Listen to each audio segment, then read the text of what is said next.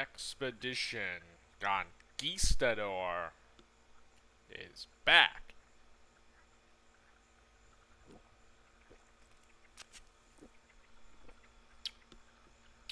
Ugh, ugh.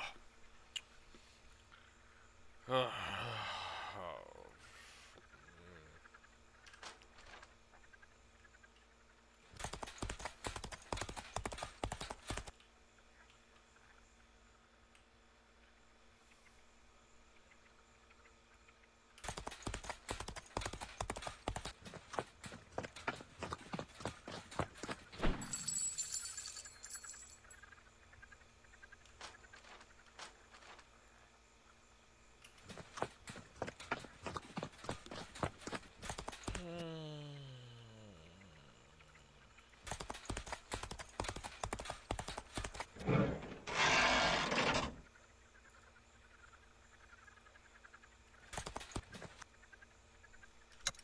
Oh, wait a minute. Wait just a minute.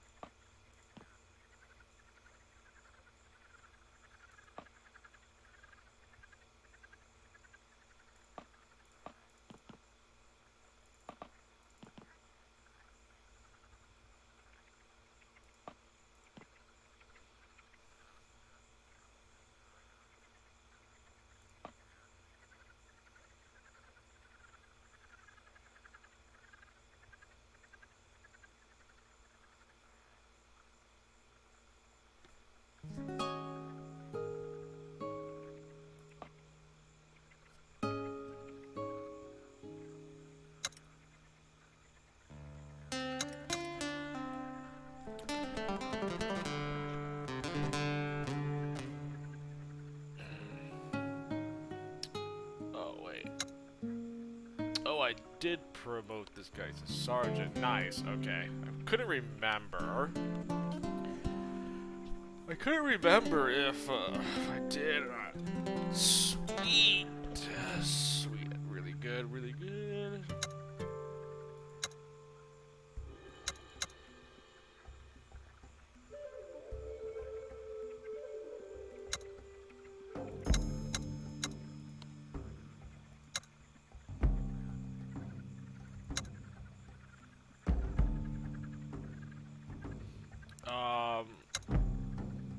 Oh, well, I guess I have, this character.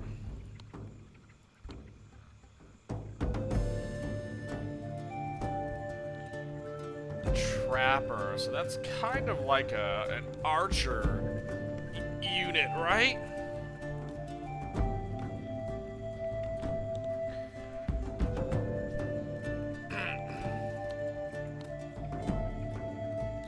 Trapper, accurate lethal shooters.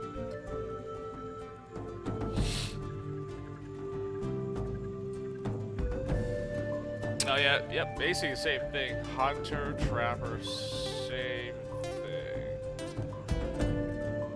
A civilian.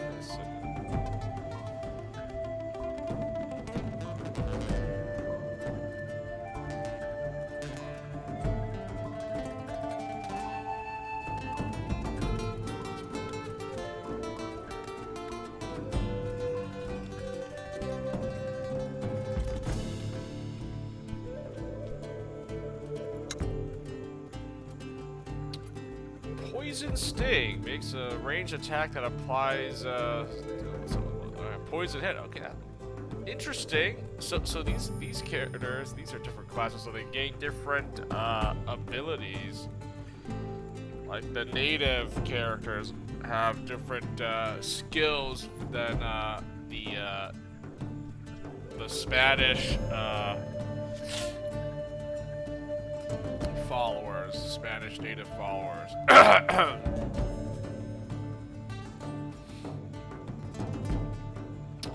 So this is like an archer character, right? So there's no point giving you this club shield. Is there a spear? I mean,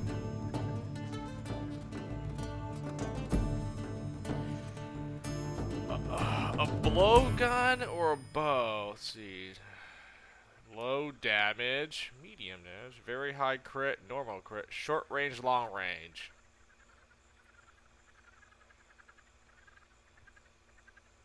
So, how is this blowgun any better than a bow or an arquebus? Does the least damage out of the three, very high critical. You know what? I'm not gonna rely on crit. I'm not gonna rely on getting critical hits. So that's for me is irrelevant having a whether it's at low, normal, or high critical hit chance. Like, who cares? Short range, long range, you know what? I've already learned my lesson with range. It doesn't matter what range. It still has terrible accuracy. So I guess you have a bow. That the bow works. You can't use an arquebus gun, so that's fine. So the blow gun's kind of like, eh. That's fine.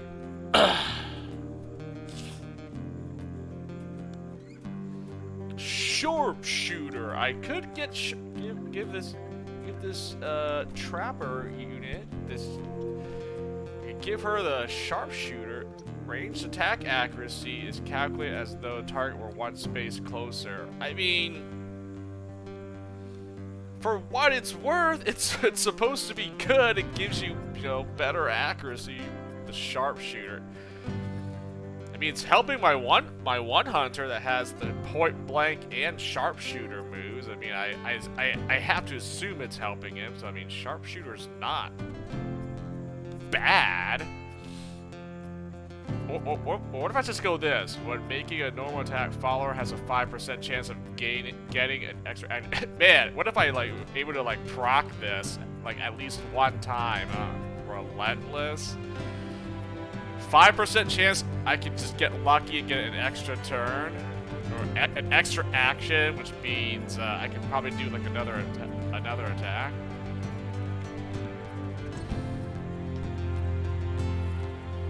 Point blank, shooting at melee range guarantees a critical hit. I gave that to my hunter, point blank and sharpshooter, but man, I don't think I've ever I don't think I ever got this point blank to get me a crit. Maybe it happened one time, but I don't remember. I need to pay attention to if my hunter is shooting his gun at actual point blank, will it actually guarantee a critical hit here?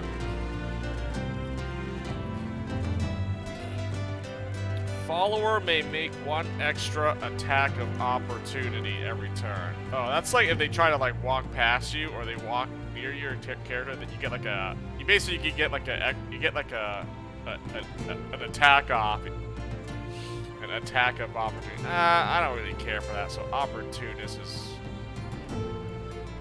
I could give you night vision. I mean, night vision could be useful when you're attacked at night. There is some usefulness for night vision. Lone wolf. That basically means you deal more damage when you're far away from allies. I don't really like that. I'd rather keep all my characters nearby in case. Lone wolf could be useful, but I just don't like that. Keen Eye ignores up to 7 points of armor. That could be good. Maybe I go Night Vision, Keen Eye. That might be a good combo. Critical hit chance is increased by half. Fortune favor. I don't really care for that. Fencer, nope.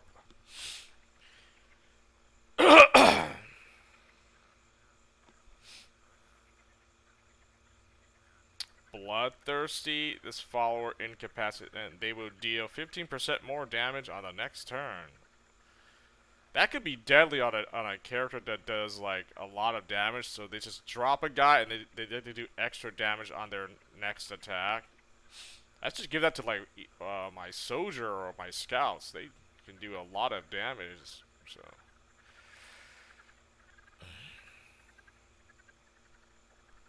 Aim low and aim high. Oh yeah, I mean,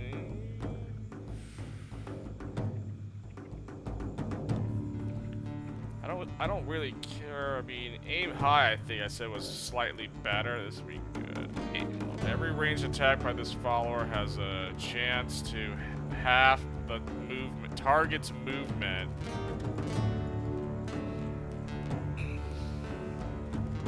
I mean, I could try this.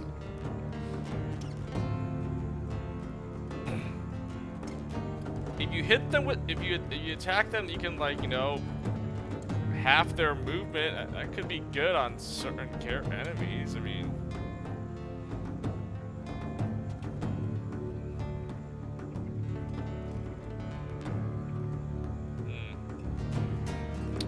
I don't know. I'm thinking I'm liking night vision, honestly.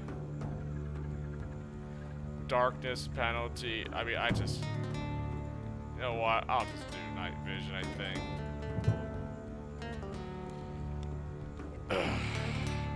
Man at arms, Ed. I mean, you are a hunter. I'm actually gonna do something here. I'm gonna give you 1 point in patrol, and then I'll do 2 hunting. I have so much guys that are good at hunting. Maybe patrol isn't. Could be. I'll try that.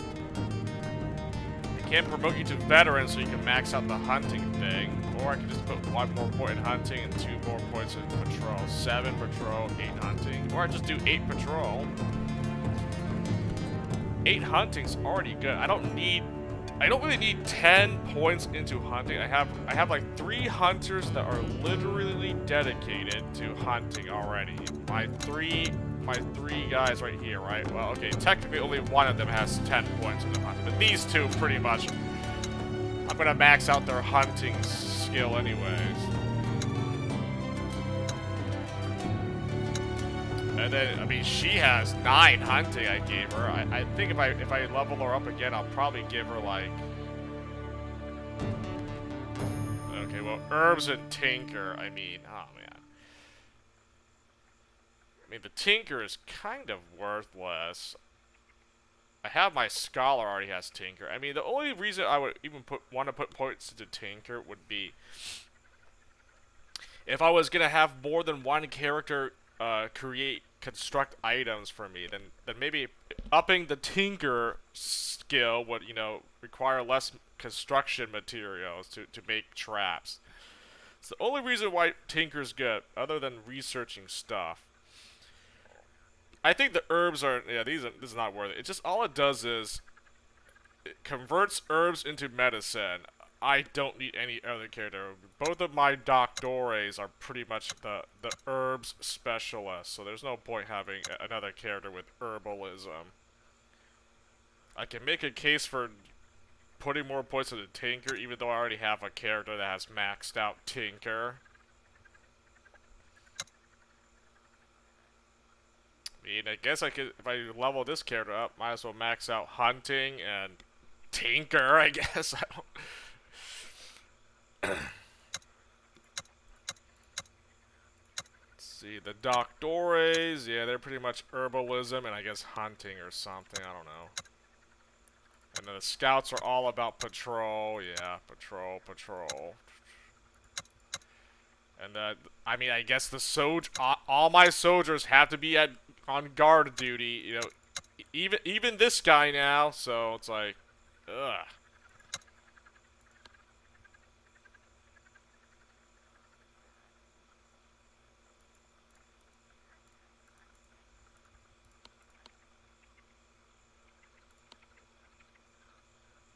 Poison Sting.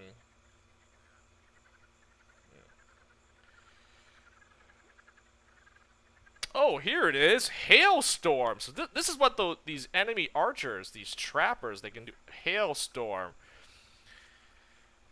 Rains projectiles down on 5 random adjacent spaces in and around the target space. Can damage ally units. So that's what this thing does. So this is basically, man, I've seen them do this hailstorm attack. It's like, man, it's a guaranteed hit, and it just it can hit multiple targets. So that's what this thing is. This is an annoying ability, by the way, hailstorm. bit, which makes enemy archers even worse. Like, wow, the native archers at least, they have hailstorm. What do my hunters get? What do they get here? An aimed shot. Yeah, that's trash. That just doesn't even compare to the hailstorm attack. An aimed shot? That's pathetic, man. First of all, look at this. What does an aimed shot do? Makes an attack with only half the normal distance penalty to accuracy. Yeah. You think that's gonna actually improve my accuracy? Probably not. I mean, I've used it on him here. I think I've used this. I tried using this, and like, man, and he's the point blank sharpshooter special. I still can't even hit it. I can't even hit a target with this powerful gun here. Sadly. Man, I actually might use this character. She might actually be might be an actual better archer because you have actual better skills here. A hailstorm attack. That is really nice, actually.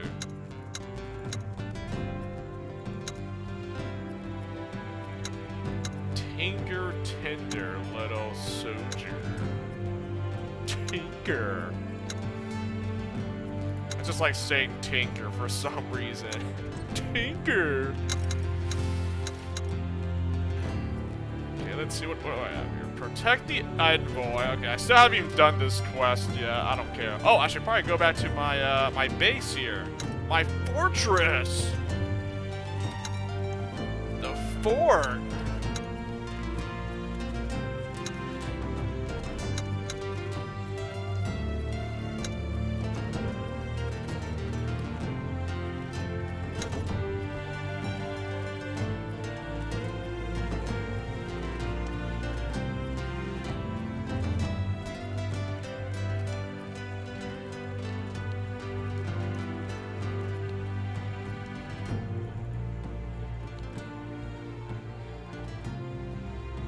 Throw a lantern full of oil to set an enemy on fire. I like that, actually.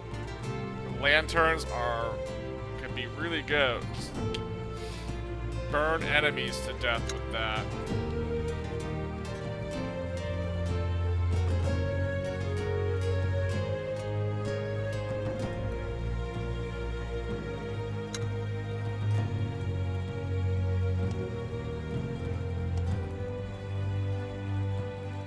Yeah, 90% hunting. You know what? You know what I'm gonna do? I'm gonna try patrolling here, huh? 85% and 90%. I mean, dude, what's the difference, man? It doesn't even matter. I'm gonna try it. You're hunting, right? Yeah. Going to try it.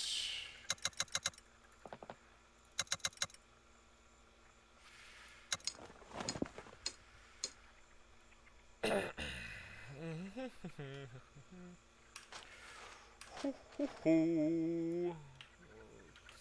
see now.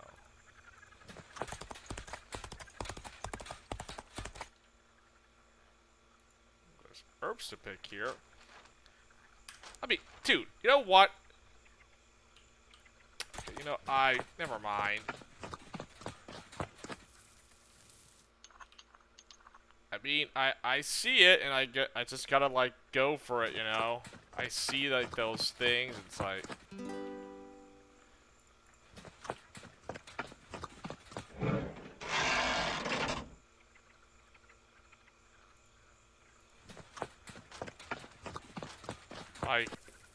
I can't help myself but to, I see, like, treasure and loot as I, try to traverse here, and it's like, dude.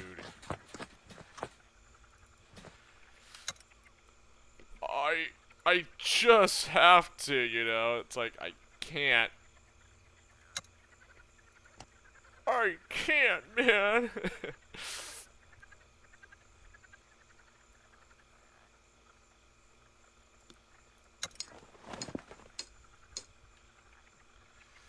It's, pretty much,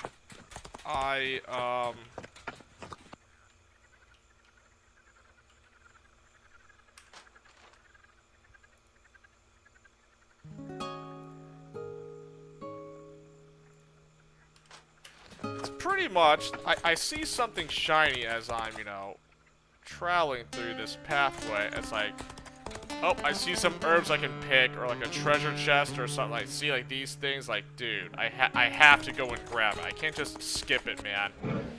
It's literally free loot that you see on the path here. Like, why would I not? Why would I not,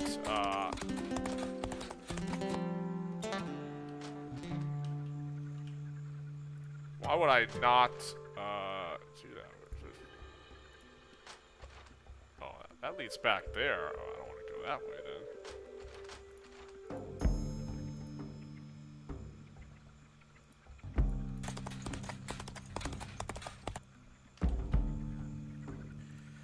Stay on the road here. Oh, I think that we'll just.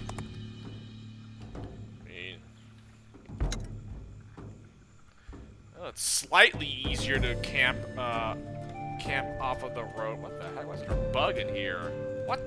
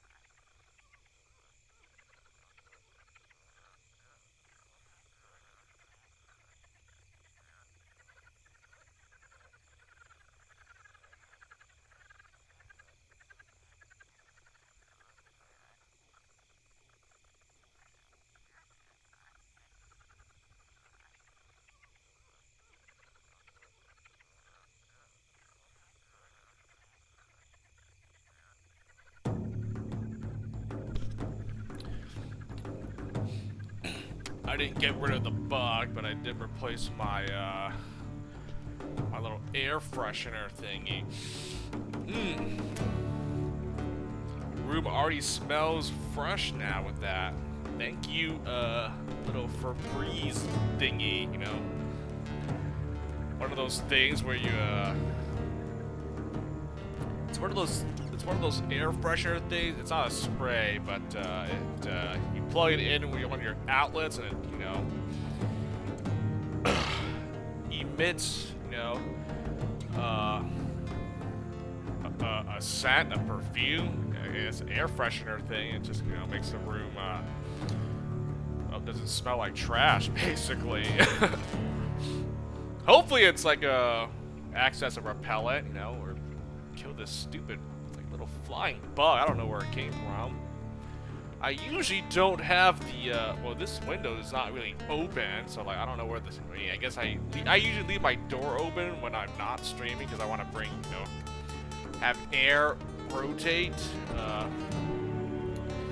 I want to have good airflow, because, you know, sometimes it gets hot in this room. Obviously, there's a lot of electronics here. The AC that I have on, like, 24/7, you know, want to make sure I get like cool airflow so I don't like freaking sweat to death in this room. It's still pretty hot this whole weekend. I mean, it's literally been 90+ degree temperature for the last few weeks here, and it will continue to be 90+ degree temperature for the foreseeable future.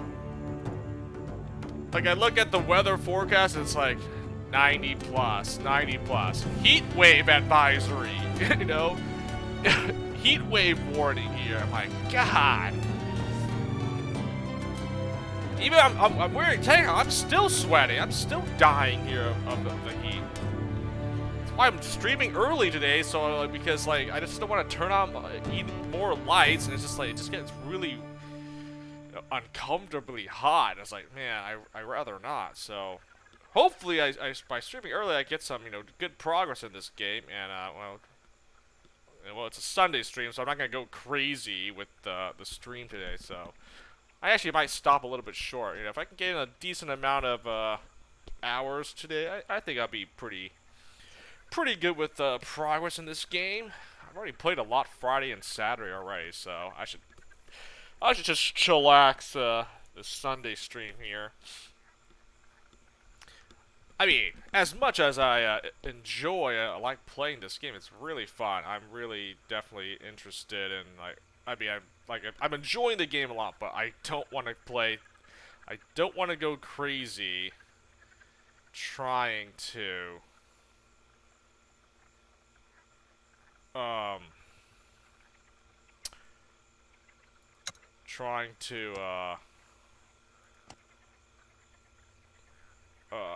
play this game like crazy hours here. Not good.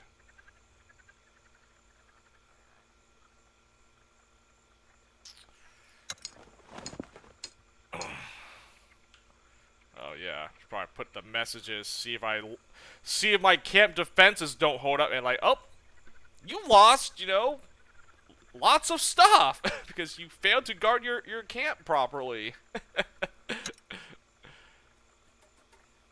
Okay, I'm crafting these lanterns. You know what? I feel like if I don't craft these traps, I'm gonna lose these resources due to theft or something. So I might as well just keep crafting like barricades, spike traps, and lanterns. Oh, cannonballs! I should probably craft some more cannonballs actually too.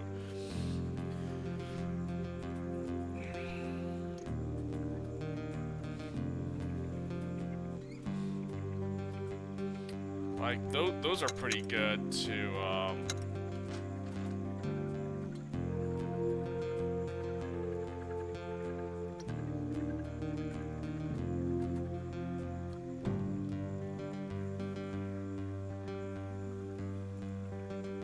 Was this the cave with that jaguar thing? I think it was. Yeah, so that's nothing.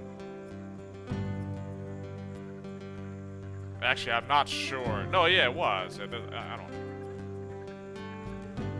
Yeah, it had to be. I mean, I did the sunken ruins, and yeah, I already did that cave. So I am just trying to head back to the fortress here because I need to go back to my base here and see what they did. You know, updating the whatnot.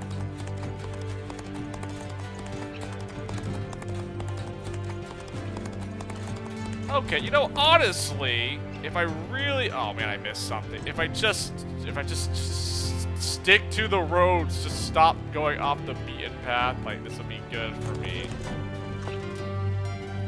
Like, I don't want to get sidetracked here. And like, man, it's just so easy to get sidetracked.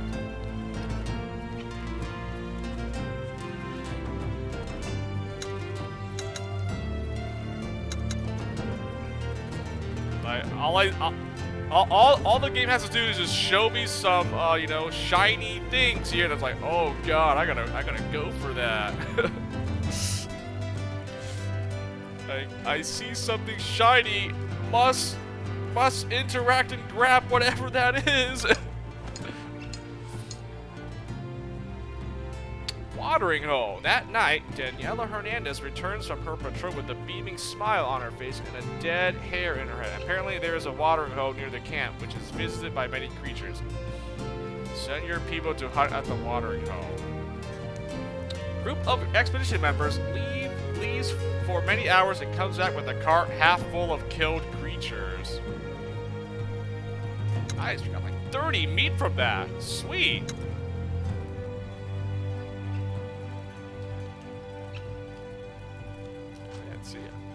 Man, I love getting events like that. You find fresh meat.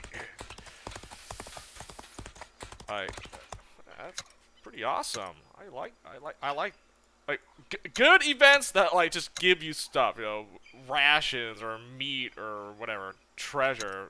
Those are like the best ones. Like there is no downside or any choice you have to make where like people can lose morale or whatever. Nope. It's literally a free stuff, basically.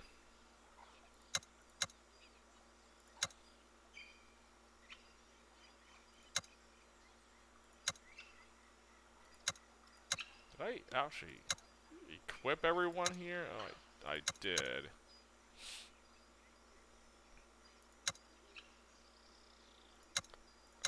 You know what? Honestly, I actually kind of want to use her. She seems like a decent enough, 25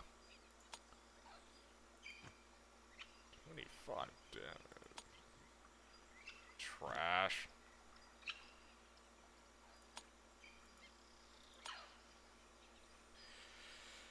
Oh, it's a bow user, but you know what? I like that you have different skills from my other hunters here, the trapper, so I actually might want to try using this character. Might be a, she might be a decent archer. I gave her night vision. Well, I guess I'm not gonna, well, you don't have the gun, so I guess I'm not gonna give you sharpshooter point blank. Night vision and aim high. Night vision, and what's that one I wanted to do? Aim low, shoot them in the legs to like reduce their move speed. I mean, that'd be pretty funny. Night vision, I don't know what else. 6 spaces, you have decent enough movement. Is that the same as a hunter? 6 spaces? Yeah, okay, it is. Night vision, and I don't know what else. Yeah, but might try this trapper. She might be a pretty good archer, honestly. So.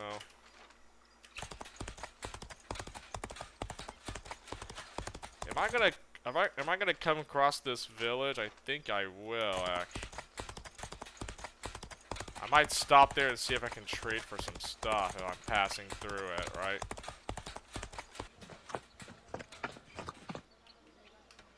Yes.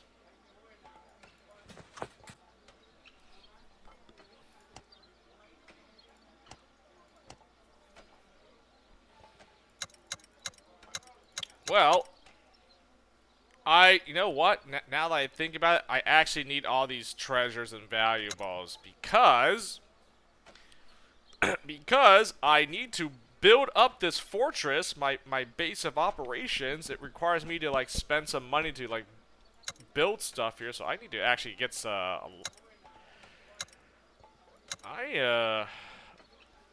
I've been trading for equipment now for a good while now, but now I think it's time if I trade for some valuables. No joke.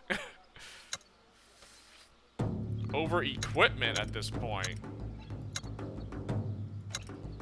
Okay, let's see how much. Low demand, dude. It's not even worth it.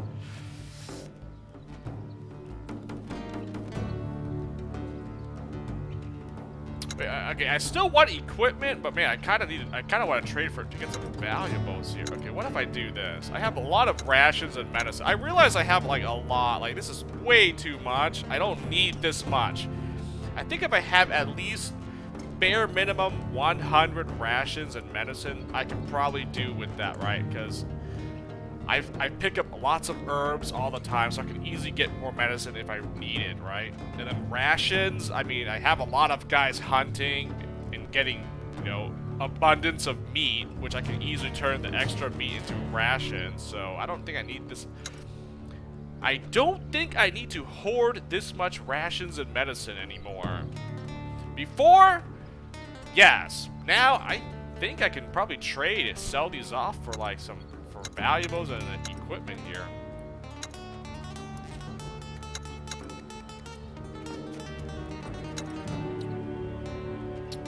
How much can I get here, huh?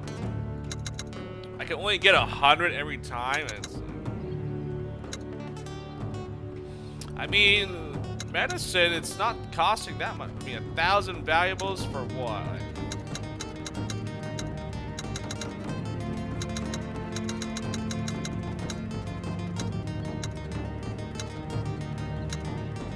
Costs a lot more rations to get 1,000 valuables. 78 meds for 1,000 valuables. That's not bad. I have plenty of medicine, so I actually think I'm gonna do that. And then I'll trade some medicine here for equipment as well.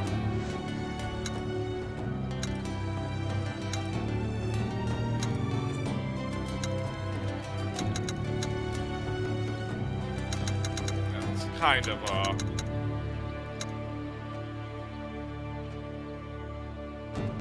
could trade some of my rations for more valuables. Kind of want more equipment, though. Let's do... God dang it, that's a lot. You know what? How about... Give me 400 and then eat some of my ration. That's actually 300. I'm gonna spend some money. That's the only reason why I'm doing this. I need some money here so I can build up my fortress. So that's why I'm trading for some stuff here. Before I head on back to the, my headquarters, I guess. Yeah, I'm gonna do that. Just armor up, max out your armor, and then we start putting points into weapon damage.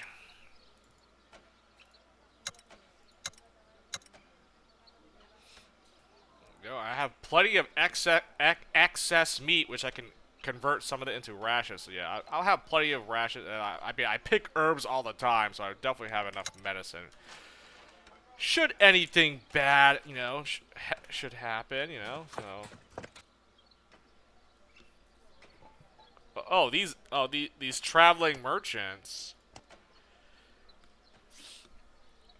Sure. What can you give me? More valuables. How about equipment here? 5 pieces of equipment.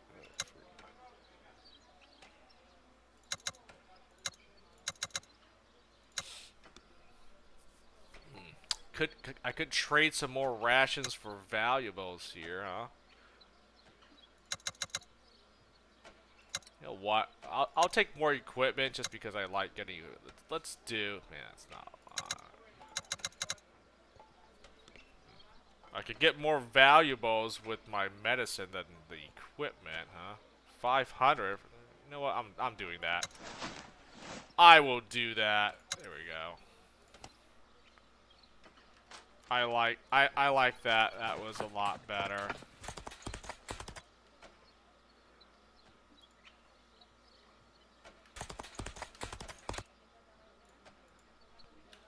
Oh, god dang it. I ended up being in the wrong spot.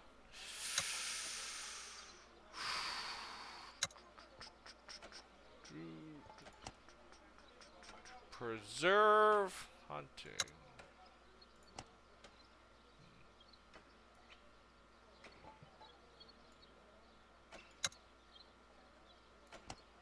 Herbs.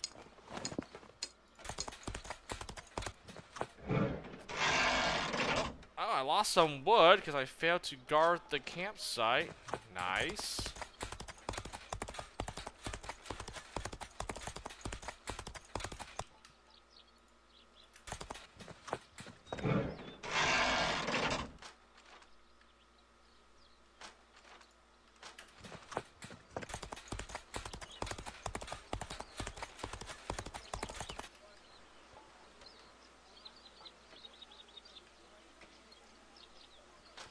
What, is it just like traveling merchants? These guys just keep going back and forth. Like they have their own established trade route or something. Like what's the?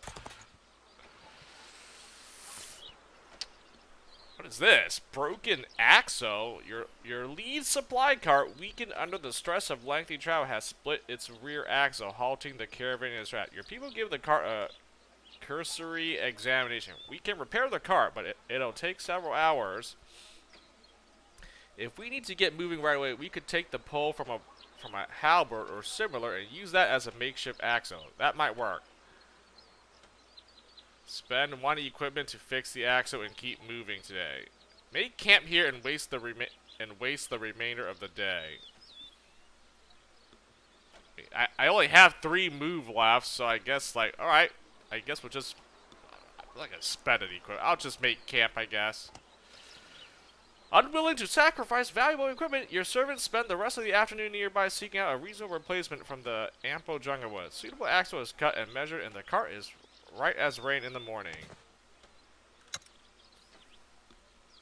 Whatever, I guess we'll just make camp now. I already spent a lot of move already, so that's fine. I am okay with that.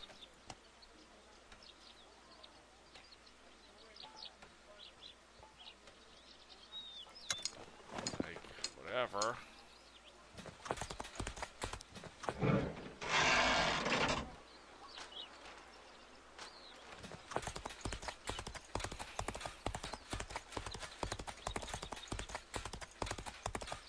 Well, I guess if I follow the road, you know, I will get back to, I mean...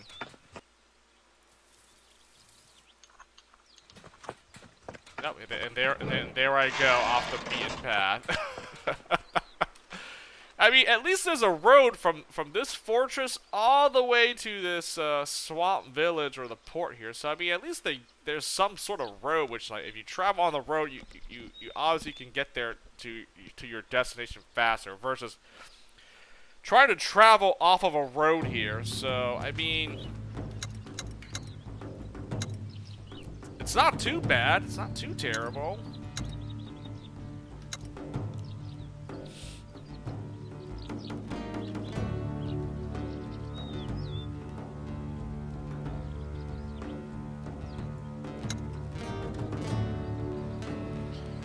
Could be worse. This stupid. Whatever. No, I'm just gonna ignore this flying bug. Oh, the lovers? Oh, what the heck? What's this? Who are the lovers here? Your sergeant Trevino politely pulls you aside after dinner to have a talk with you in private. There is something we must discuss. It concerns Rafael Lopez and Daniela Hernandez. What's going on? Are they the lovers? I've noticed they've been spending a lot of time together over the past few weeks. I wanted to make sure it was nothing sinister, so I've been keeping an eye on them. Why is Bernardo keeping... Like, dude. Hey, man, if it's just, you know... Well, it was just a romantic affair. Raphael has been visiting Daniela's tent in the evenings. But it occurred to me that I'm not sure whether you allow that sort of relationship among the members of our expedition. So Lopez and Hernandez are having an affair. What's your own opinion? I better talk to them in person. I see no reason to get involved. Let it run its course. I mean, I don't care. I mean, if it's not affecting anybody else, like, it's like, hey, you know, I think if people are going to be on an expedition this long, I'm pretty sure there might be some romance that might happen on a long expedition such as this.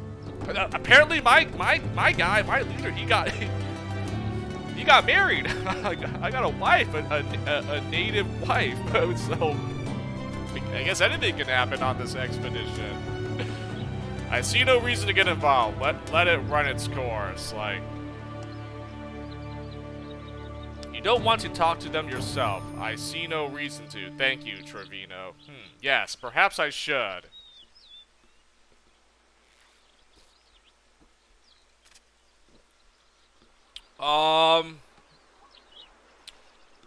Do I really care what if they're gonna be lovers or something? Like, it's none of my business. I don't see any. Thank you, Bernardo, for bringing this to my attention. But you know, if they want to get into it, be involved in a romantic relationship, this stupid bug is annoying me. Hold on. I can clap this thing. Okay, maybe I can't. Dude, it's actually really annoying me. It's bugging me. Well, anyways. Yeah, I see no reason to. Thank you. Your sergeant nods. Si, Capitan. I'm done with you. I gotta kill this thing. It's not a fly. It's just some small little flying pest or something. Also, I think something just happened here. Has become lovesick. What? Okay, this better not be like a negative trait. Lovesick. Is in love with another follower. Will gain morale if you promote their lover, but lose morale if their lover dies. What?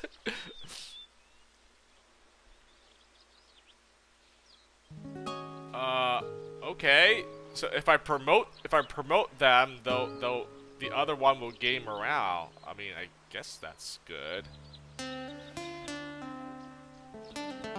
Also, first of all, wasn't Raphael, wasn't the one like his wife was murdered, right? Right? He murdered his love. Oh yeah, he was the one that told me that like some guy framed him.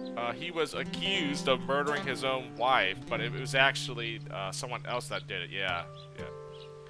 So yeah, he doesn't have a wife anymore. Okay, that's fine. Then Daniela, she's also, I assume she's single, right? I mean, oh no, she has a husband. Oh, she married a wealthy merchant. Okay, she married. All right, tragedy that her husband was murdered by a business. Oh, so she was left a widow. Okay, so okay. Well, I guess if they don't have any, if they didn't have a family or any spouse back home, then I guess it's okay. I mean, be a little bit messed up is like, I have a wife or husband back in Spain, but you know, let's just have an affair. Then I've been like, whoa, dude, like, come on. Don't you got a family back home, and now you guys are getting involved in a romantic relationship? Like, I mean, it's none of my business, but I mean, come on, man.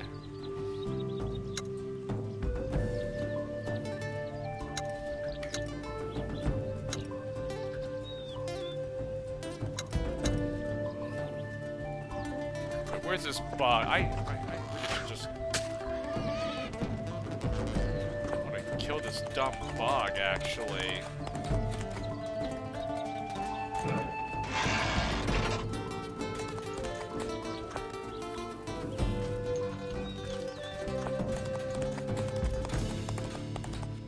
Jesus Christ, there's like so much stuff along the way here.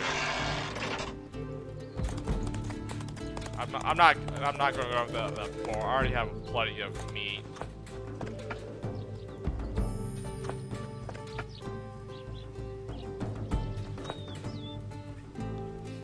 Visit the storeroom just as Umberto is inspecting the result of his people's work. He usually shows you around the new storage space, which is large enough to hold anything you might ever want to deposit there, and then some. From now on, you can choose to store some of your resources in the fortress when you visit. Resources placed here will be safe from bandits, savages, and whatever else might happen to you during your expedition. You can return to the fortress to retrieve your resources anytime you like. There it is! I have a safe... I have a storage, I have a safe area to store treasure, resources, and loot so they don't get stolen while I'm trying to camp here. So that's exactly why I built the storehouse first. Now, the thing is, what exactly can I store? Oh, okay, so it's only these 4 resources. You know, valuables, rations, and medicine. Okay. Oh, and equipment. Okay, I thought I could store like the those craftable things, or like my traps or whatever. So it's just these 4 things. Okay, well the only thing that's obviously the best thing to you know keep safe, it would be the valuables, the treasure, right? Because clearly, if I fail to guard my camp, I lose valuables, and like this is my main thing. This is what I need here. Rations and medicine, I don't really care. I can easily get these, and equipment. Well, I equip all my followers with stuff, so I shouldn't need to store equipment away. But the valuables is the main thing I actually want to keep safe. Also, I was looking through the achievements in this game. Apparently, by the time you beat the game, or I don't know if you get a better ending or not, but there is an achievement to it. If I beat the game, if I end the game with at least 50,000 valuables, I get an achievement for it, and it's probably a good ending. You know, you come back to Spain with all this treasure and loot. I'm rich. So now the goal for me is to get 50,000 valuables before I end the game here. So I need to save, keep all my treasure, my valuables safe from, you know, theft and whatnot here. Okay, wait. I actually need to spend some money to build stuff. So let me I'll put half away. That seems fine.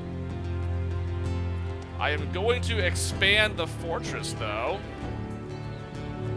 Umberto receives you, Capitan. I hope your presence here means we'll be undertaking a new project. I have many ideas for things to build improve. Here, let us discuss the options. Okay.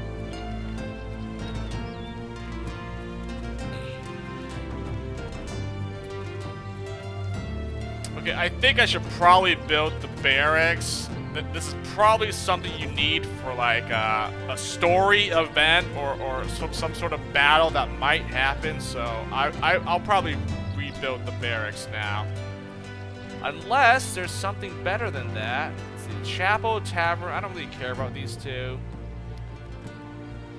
I could use the trading post. I actually could use a trading post. That's not bad. A workshop and a stable. What does the workshop do again? I can buy items. Oh, basically, it's the workshop to make traps, basically. Okay, the stable is doubles your moves for 1 day when you visit the stable. Okay, so that's basically it. That's not bad. I mean, having a stable in the, you know, doubles my my move speed for that 1 turn. That's really nice. I mean, let's see. All these are 1,000, 1,500, 1K, 1K, 500, 50. Okay, so that's reasonable. I mean, that's how much total? 3,000, 6,000, 65. If I want to build all these things, I need 6,500 valuables, right? 15, another 15. That's 3K. 4, 5, 6K, then, you know, 6,500. 6,500 valuables. I actually have 6,500 valuables on me, so. But, I mean, you can only build one at a time, so I think, I mean, the fastest one to build is the chapel. I don't really care for this. This is only good for my pious religious followers. Like, that's it. It improves their morale bonus, their morale. I mean, that's it. For the religious folks in my team, which is like, what, 2 or 3 people? It's, I don't, the tavern's better. Everyone gets a morale boost to all followers, regardless of their traits. I do like this, though. You will also be able to pick up hints and rumors from the tavern keeper. I'm actually, I kind of want to build the tavern now for that reason.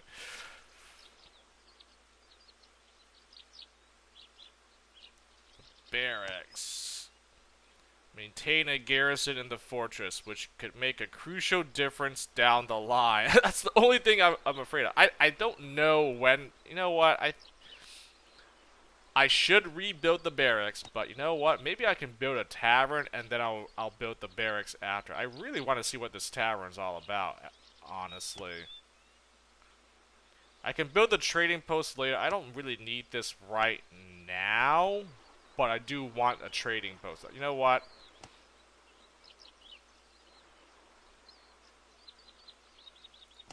I'm doing it, the tavern. Very good. I can't wait to get started, but mostly I can't wait to get it finished so we can finally have a drink around here. Yeah. My thoughts exactly, man.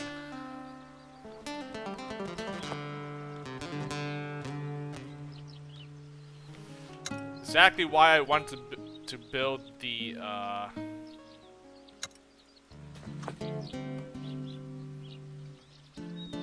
Workers are busy building a tavern for your fortress. Nice. Deposit resources.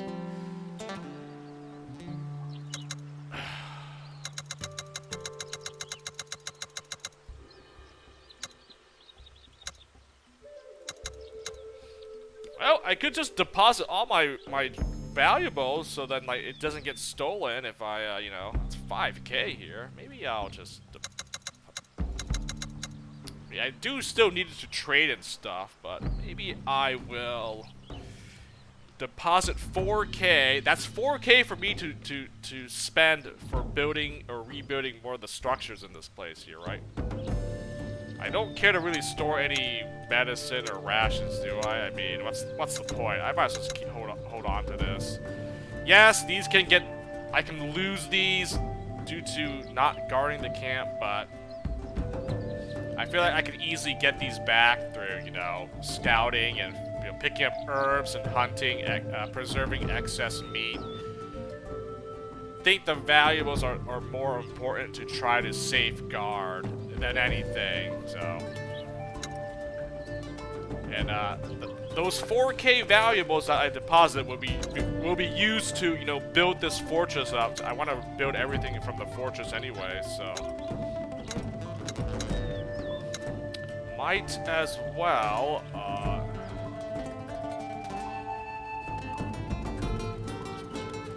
do that.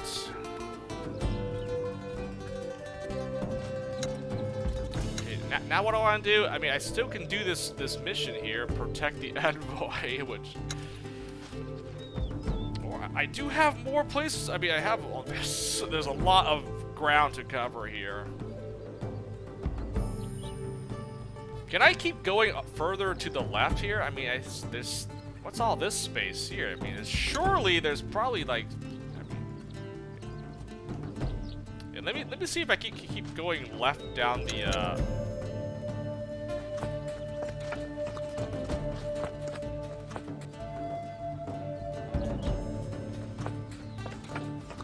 I'm curious if that is.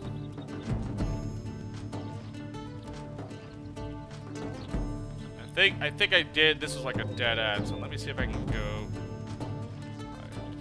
like here or something.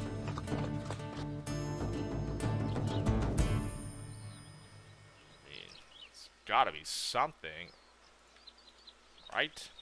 I mean, surely. Oh God, surely.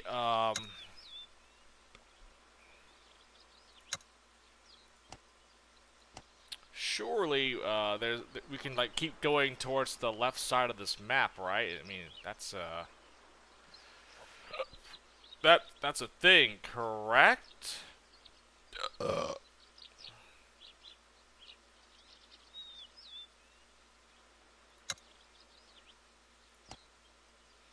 Patrol or hunt? I think I mean, I'll just hunt. Might as well just guarantee that.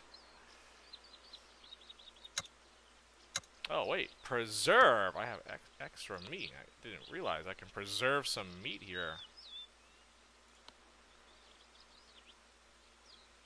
Yeah, see? See, turn herbs into medicine, preserve the extra meat, turn it into rations. 71% to guard. Yeah, I don't like that. I'm in the plains again, so that's already a bad... This is a bad area, but... At least I stored my valuables, so I can't lose that much valuables, right? So... I stored away all most of my treasure here. What would it steal, huh? Okay, I can lose a lot of rations still. Okay, and metal, those are like the two things I have a lot of. Do it, man!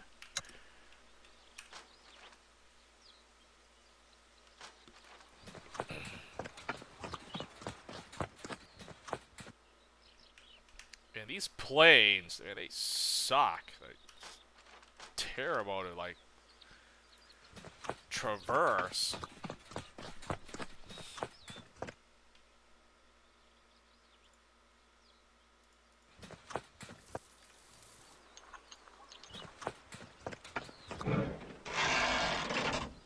Nice.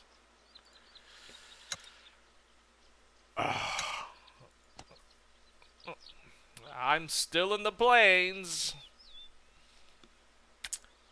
I can do about that. What is this? What are you tinkering, man? Cannonball? Oh, I'm running out of oil here. I need oil to make cannonball, lanterns, and a torch.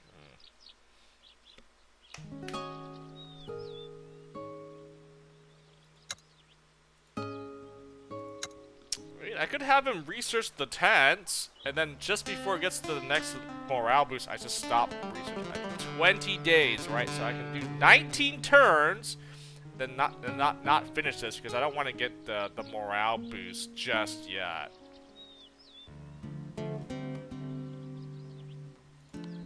Go ahead and tinker with that, and then what? Herbs? Yeah, whatever. I mean, that's fine.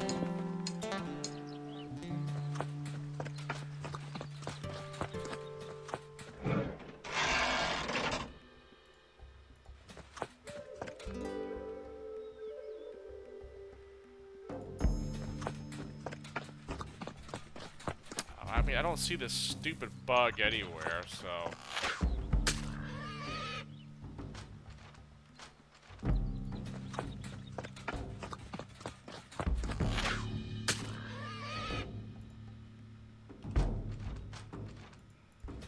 Okay, I can keep going down here. So there's oh what the heck? Event, injured horse. You hear a small commotion from the back of your caravan. Shortly, Teresa Sanchez rides up to you. Excuse me, Capitan Don Flamenco. Raphael's horse has stepped into a hole and injured its leg. It's possible it will be able to continue without being slowed down too much, but it is safer if we take the time to fix the horse's leg. We don't want to risk it giving out on Raphael. Very well, we will stop for however long it takes to fix the horse. We can't spare the time, we must keep moving. The horse will be fine, we keep moving. Kind of messed up. Yeah, you know what? I mean, yeah. I'm not cruel and, you know, not, yeah, well, let's patch up our, you know. Order everyone to stop so Sanchez can treat Raphael's horse. It takes several hours, but eventually the horse's leg is properly set and treated, and you set out again. Oh, I lost some movement for that. I mean, that's fine. Oh, wife. Oh, see? I knew it. There was a way to keep going this way. So there's a grave and a sheltered hut here, huh? Well, I'm obviously not doing this quest right now. Protect the envoy. I'm just doing other stuff. I'm literally just exploring the map still. I'm in exploration mode. Ooh, I have a lot of meat to preserve here, huh?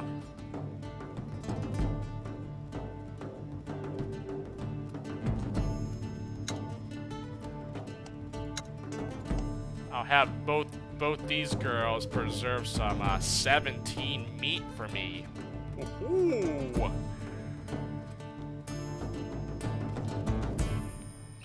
Hunting, I could probably... never mind. You just make more medicine for me, I guess. And then I guess this guy can hunt me.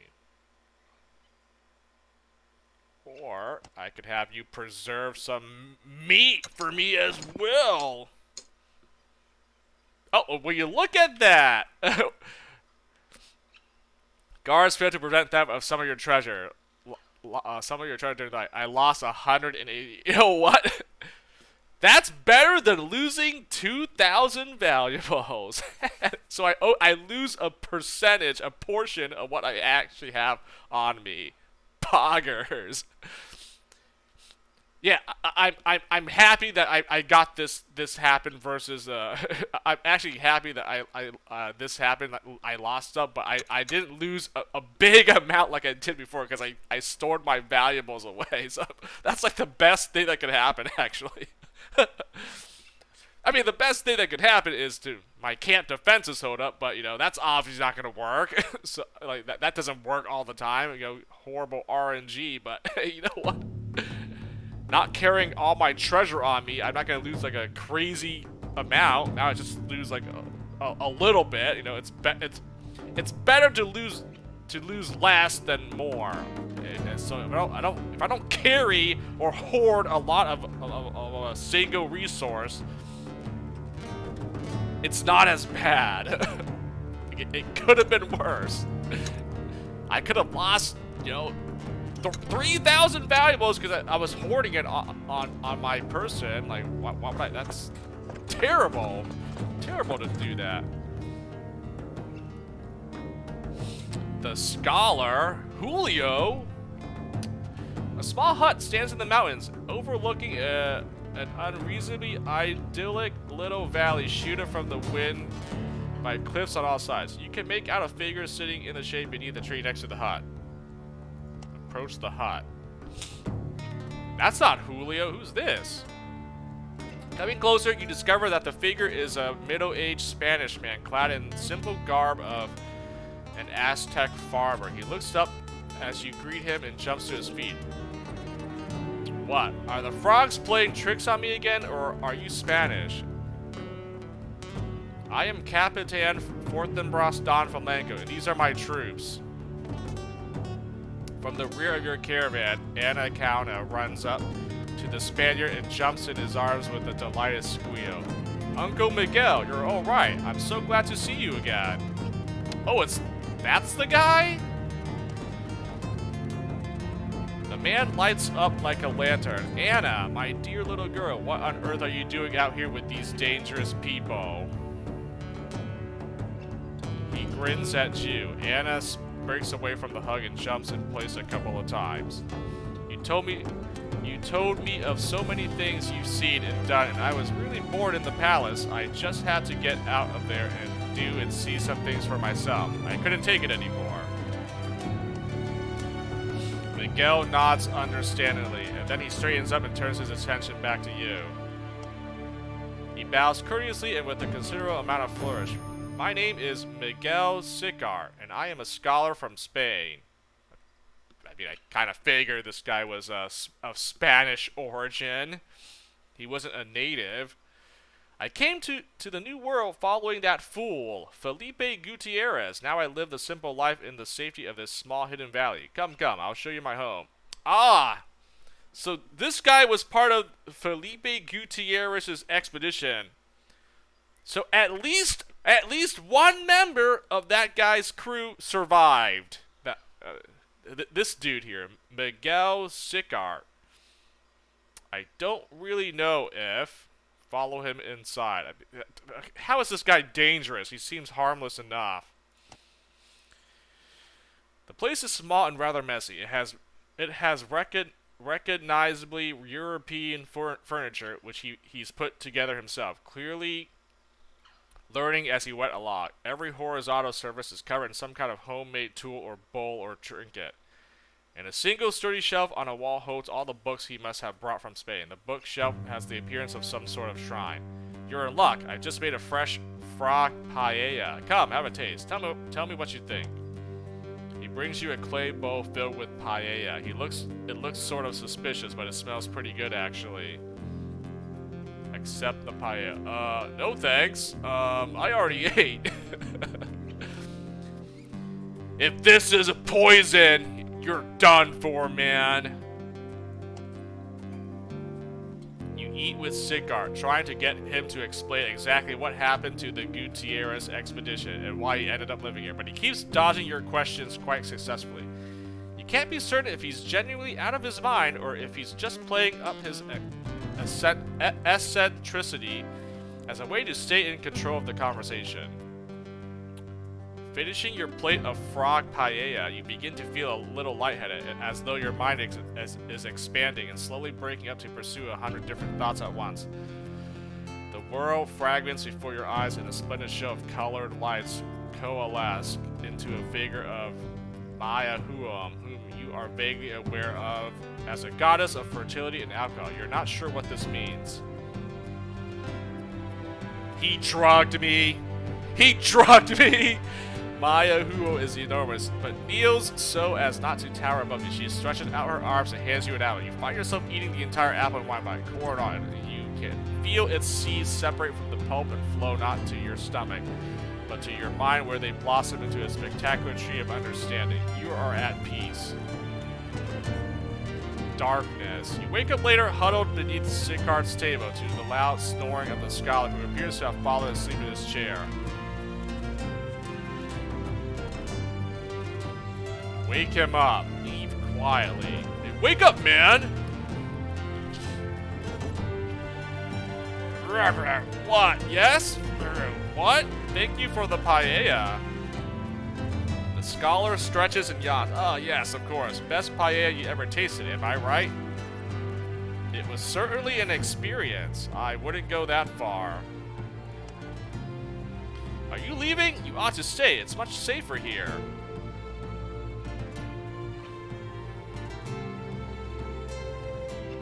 Why don't you come with me? We have room for one more. I have a fortress not far from here. It was built by Gutierrez. No, I'm afraid I really must go. Oh, can I recruit this guy? Is this guy willing to join?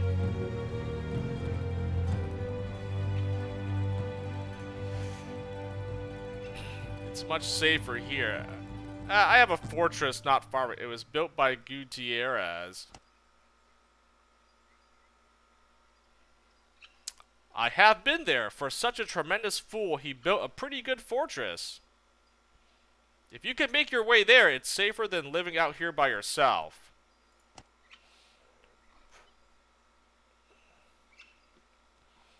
He hesitates, then nods. Then he nods slowly. Right. Thank you for the invitation. I accept. I'll pack my belongings and return to Gutierrez's fortress. Good luck. And to you as well, senor. Oh, what the heck? Should I have done the first option? Like, hey, why don't you join us, man? Aw, dude. Dude.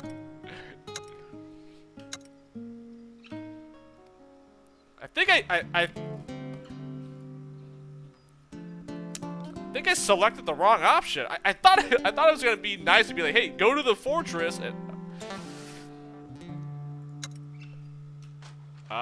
hey, should I head back and see if he's can I like alright, you know what, let me head back. If he's not here, I'm gonna restart this and recruit him or attempt to recruit him. Aw, oh, dude, I thought he would join and be like, hey, can I join you guys instead? He's a scholar! You know, I only have one scholar. I could use another scholar. Wouldn't be bad. Another person with Tinker. Tinker here. Oh, dude. I didn't know. I did not realize that,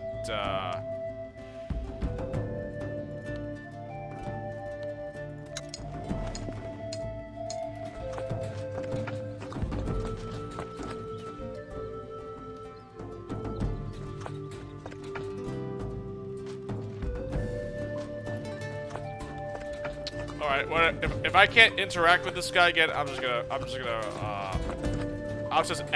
just request if he would want to, you know, join. What the heck? I'm literally here. God, at camp actually.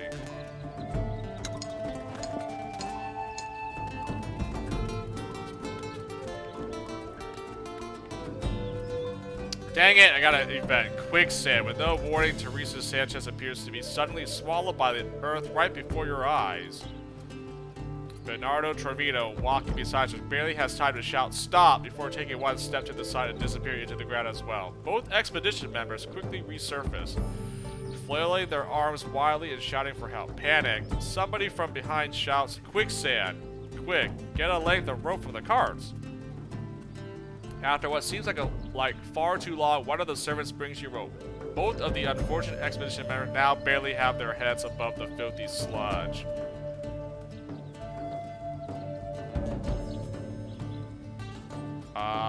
I think I should rescue my Doctore first, right? I mean, if he gets injured, I can at least, you know, have, you know, her patch him up. Rescue Sanchez first. You throw the rope out to Teresa Sanchez. The Doctore struggles to grab hold of her new lifeline and then clings off for dear life as you and some of the servants pull her out of the quicksand. Meanwhile, Bernardo Trevino is getting louder and more desperate. Throw the rope to Trevino next. Once Sanchez is safe back on the stable ground, you throw the rope out to Trevino, but his head is no longer above the surface, and he can't see the rope. You grab the rope and jump in, putting your arms around Trevino and hauling him out of the pit. It looks like you swallow a lot of sand and dirt. He will probably be sick for a few days. God dang it. Moderately diseased. I mean, at least he didn't die, so... Wow. Quicksand event. Oh, that wasn't good. That was, rather unfortunate. Wow, so this scholar guy... I just sent him back to the fortress where it's safer. Oh, man, I should have asked this guy to join. Dude! Alright, I'm reloading. Oh, I guess I picked the wrong option. I could have recruited this guy, probably, but I chose to have him... Hey, go live in the fortress instead. It's much safer there than by yourself.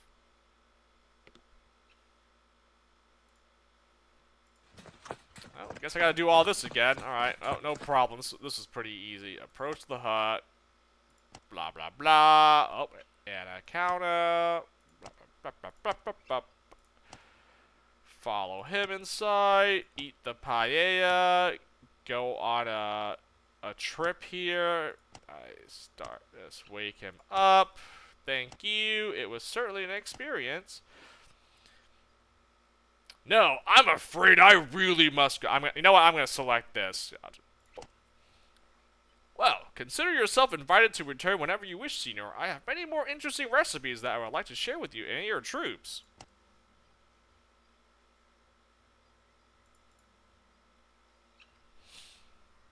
Oh. I can revisit this guy. You managed to locate Miguel Sicart's hut again in the sheltered valley. The scholar is nowhere to be seen as you approach, but he opens the door almost immediately when you knock. Admittedly, there isn't far to the door from any part of the tiny hut. See, you're Fortinbras da Flamenco. Welcome back to my wooden palace. Oh, blast it all. I had a tremendous bird-eating spider stew on the pot last night, but I finished it up. I'm sure it was transcendent. To what do I owe your return? I wish to invite you to join me. I have rebuilt Gutierrez's fortress, not farming. Just want to make sure you're still safe. Okay, I'm not gonna select that because then he just goes there and Ah, how kind of you. Yes, quite. All is well here. Thank you. Are you done exchanging pleasantries? Sicart withdraws back into his hut.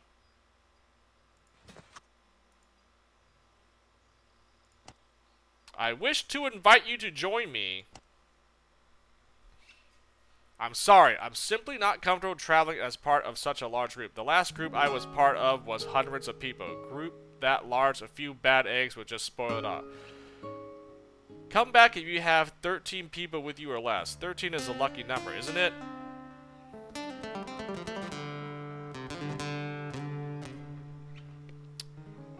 Really, man? Really?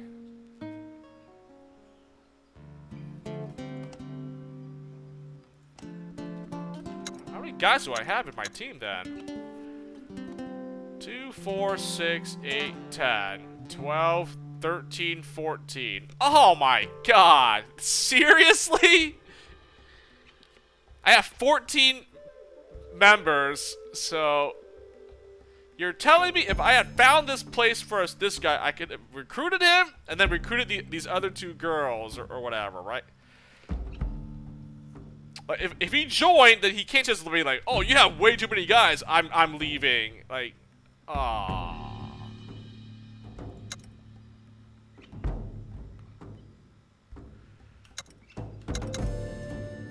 Oh, well, you know what? He's a scholar. I mean, it's not like I was going to use another scholar for anything, right? I already have Julio here. I mean, what, another scholar, what? More tinkering. More tinker. Like, what else would a scholar do? I would never use the scholar in battle anyways. I mean, another party member would have been nice. Scholar or not, I could have just used an extra guy just to do stuff for me, but...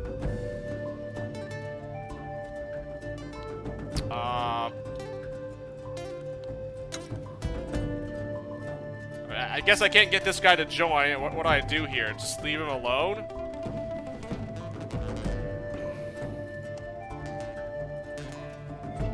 I mean, you know what? Whatever. This guy won't. I can't get him to join, so I might as well just send him to the fortress. I mean, maybe he'll do something there for me. I have rebuilt Gutierrez's fortress, not far from here. If you can make your way there, it's safer than living out here by yourself. I mean, I can't recruit this guy because I have too many party members, apparently. I mean, he's a scholar. He was not. I was never going to use this guy for battle anyways. A second scholar would have helped my diplomacy stat. Would have helped my diplomacy, and, you know, I have a second person that can tinker. I mean, man, give me, like, another soldier or a scout. Like, another soldier would be nice, right? I need more guarding. Another scout so I can actually patrol and find treasure. Awesome. I don't need any more hunters, you know. I'm good on the hunting. I don't really care for having, like, a shaman or a doctor. I mean... No, a third healer wouldn't really help me, so yeah. So, like, honestly, it's just... soldiers and scouts. I need someone that can scout for me just so I can get better patrols, and then just another like warrior or soldier or whatever, so I can put them on guard duty. That would be perfect if I could get another party member that is specializes in guarding or patrolling. That's it. So I mean, would have been nice to have another scholar just for the heck of it, but.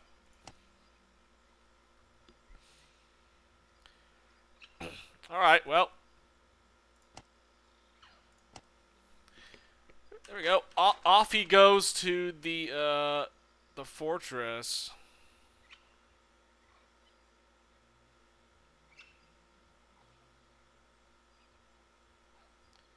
"13 people with you or less." So, if I knew where this guy was, I could have recruited him before I got the, those other two girls joined me, huh? Alright, well, whatever. I mean, I've sent him to, to live in the fortress. It's, you know, probably safer than living on his own here, I guess.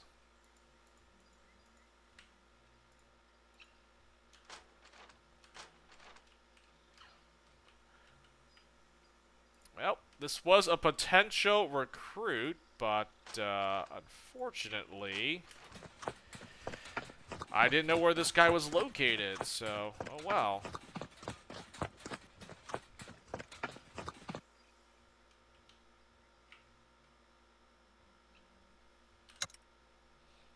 Raid burial grounds.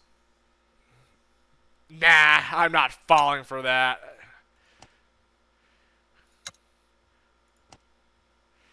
Can't fool me. I mean, tempting. I don't want to lose morale, do I? I mean,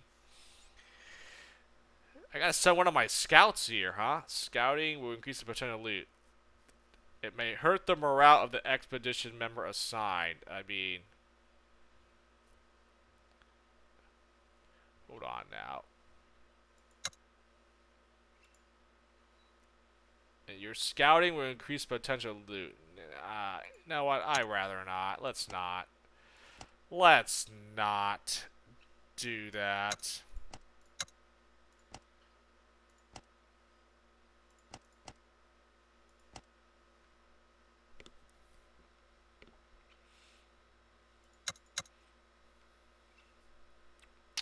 Probably could get some treasure out of it, but if I don't, and they get, you know, they might lose morale because it's a grim task.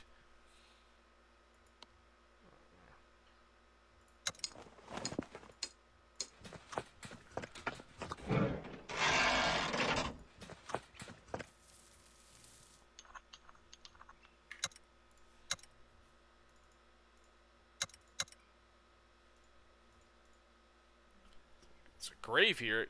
Utilitarian grave. Hastily erected cross marks a grave here. Though the marker was clearly made in all haste, it was made to last, and its text is still readable. You exhume the corpse, the buried corpse. The skull bears clear signs of trepanning.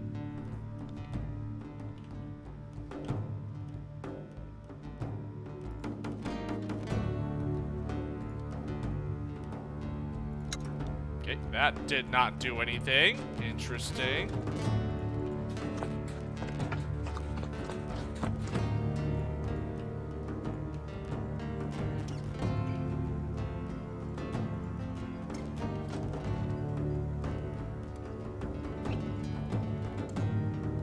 Mysterious cave.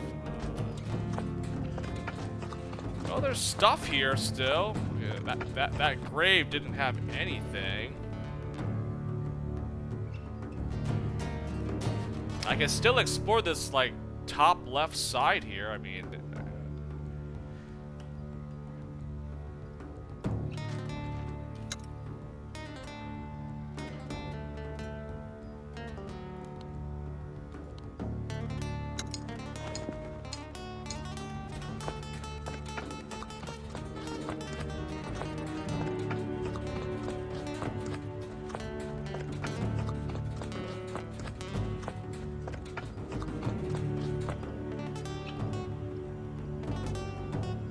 definitely a path here, that's for sure.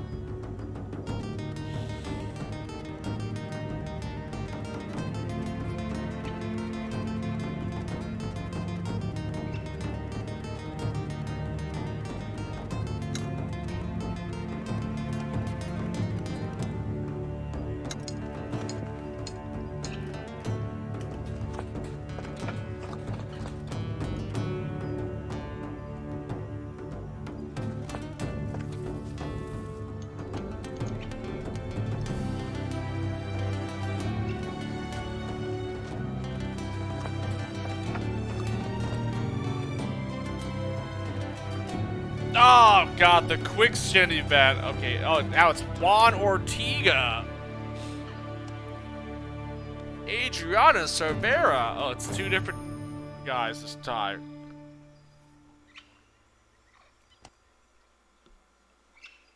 Okay, hold on now. Instead of my Doctore and Bernardo, Juan Ortega or Adriana. Okay, well, she's one of my hunter. I already have two other hunters. I actually do need to use Juan, so unfortunately I'm gonna rescue Ortega first, and then rescue her. I mean, someone's gonna take some damage, and I just.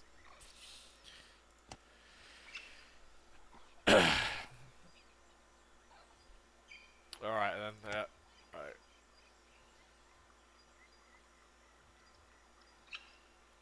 Oh, probably sick for. Okay, same thing. All right. Oh, whatever. We got the quicksand event. You know that's a crappy event. You know, someone took some damage, but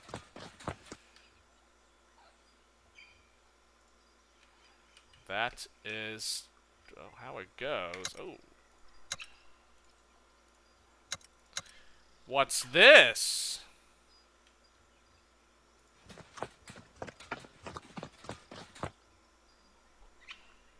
Fountain of Youth. What? That's not real, is it? The Fountain of Youth. High in the mountains, you discover an ancient Olmec-style stone archway at the mouth of a great cave. Etchings in the stone seem to tell of a great gift from the gods, a taste of immortality awaiting those brave and pious enough to pass through the labyrinthine caverns that hide many dangers. Enter the cave.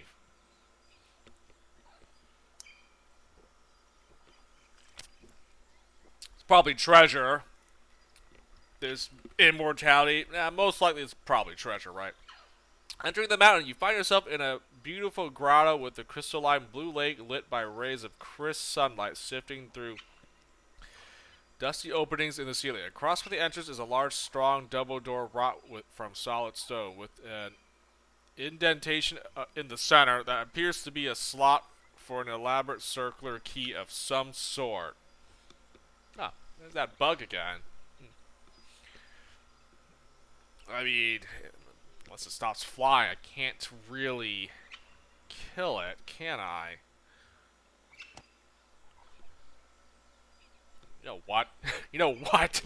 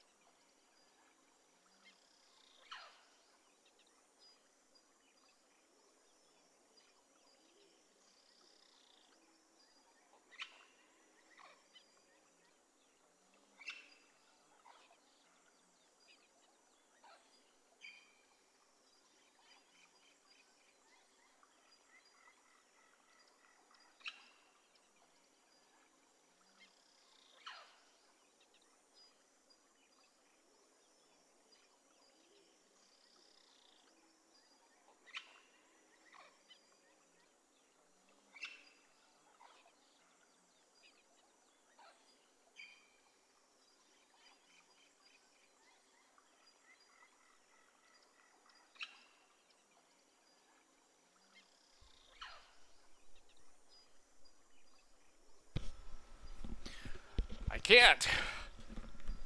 I see it flying, and then now it's like I can't. I don't know where it went. Like, ugh. Like, if I can't spot it fast enough to, like, you know, clap this thing,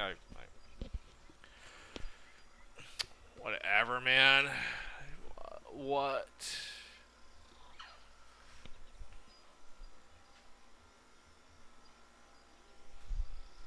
Ugh. It's not that annoying, I guess. I mean, it is, but not enough for me to try to, like, hunt this down. Detailed inscriptions in the rocks surrounding the door explain that the key has been split into 3 pieces, each piece located in a different part of the caverns. Guarded by terrible dangers, you inspect the tunnels leading away from the main grotto, and there does indeed appear to be 3 of them, each marked by a large glyph etched into the rock above. What the F is this thing? Tunnels are very cramped, and bringing your entire expedition into each of them would be foolish. You have to choose one of your people to accompany you to get each of the keys. What the heck?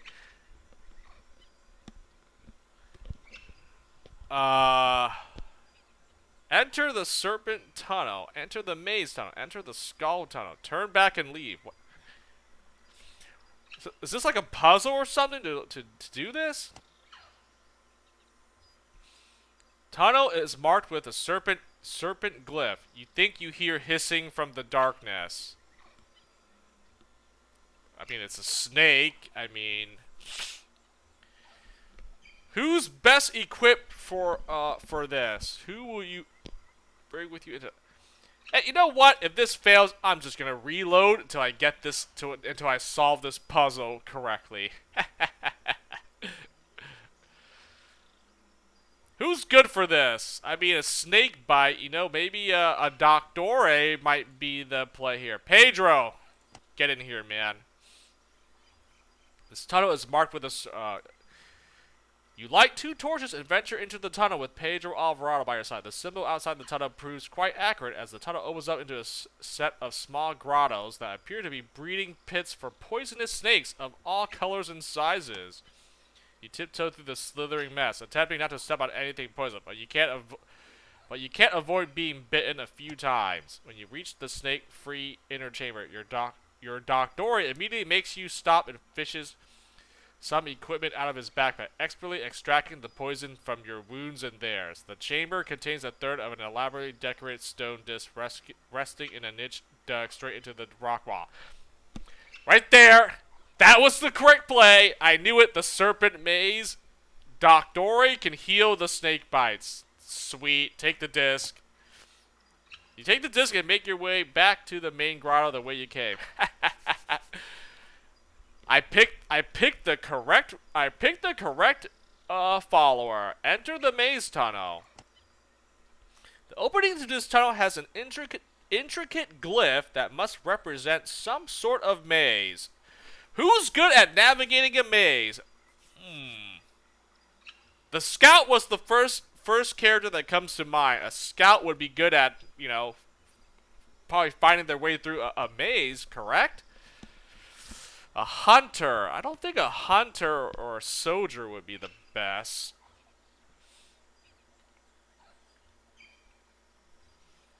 I think I bring my scout, honestly. Anna Vidal.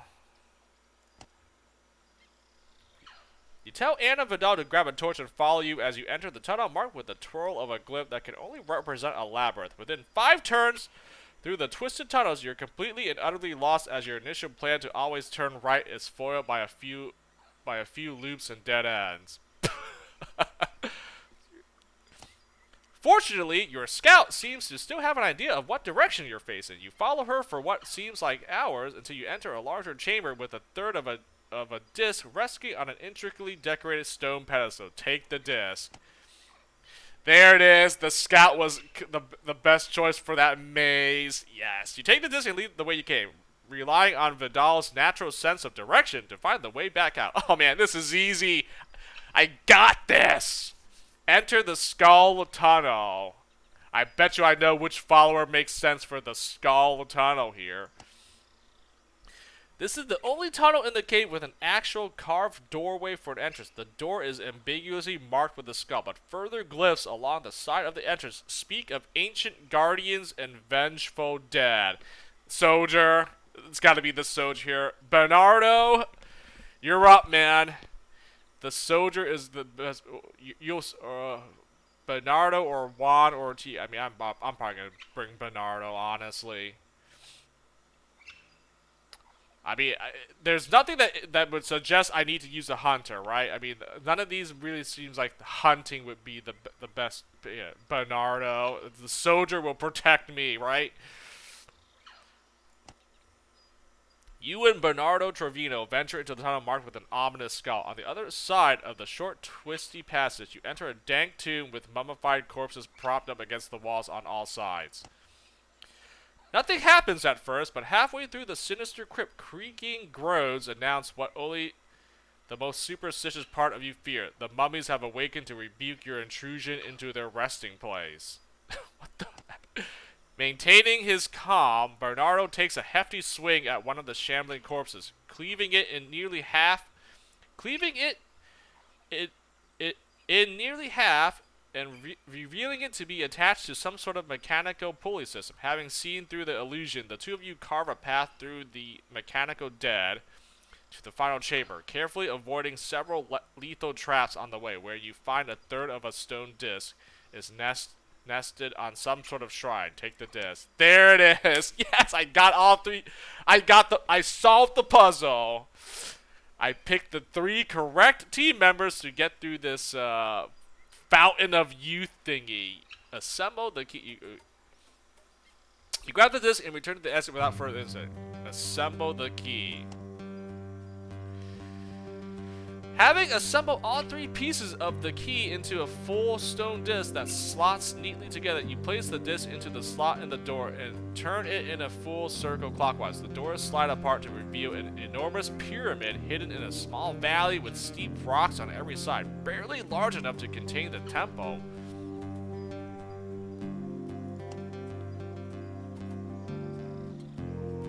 As the awe-inspiring sight is revealed, a furious dispute is ignited among your servants. You don't even have time to understand the cause of the argument before one of them produces a dagger and thrusts it into the throat of another servant. In the blink of an eye, you have a fight on your hands. What the heck? Defend yourselves? Oh man, I'm not done with this. The food? What's going on here?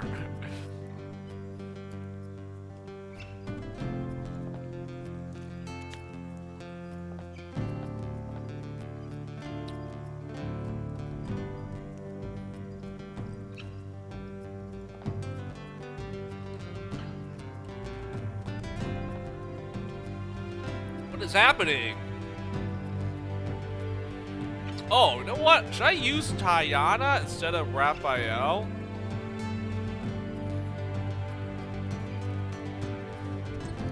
No, wait. I probably shouldn't. This might no. I learned my lesson. I should deploy my best guys for this. This seems like it could be a tough battle. Bring my strongest guys here. Yep. I'm bringing both soldiers because I think I might need them both, and I have 1 scout and my strongest hunter, I guess, Raphael. Yeah. I'm not taking no chances with this one. Right there, eliminate 10 enemies. Yep. I gotta bring my best guys here. What the heck is going on?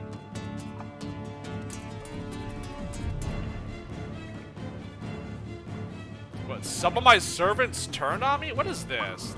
I see a scout. I see some hunters here. What the F?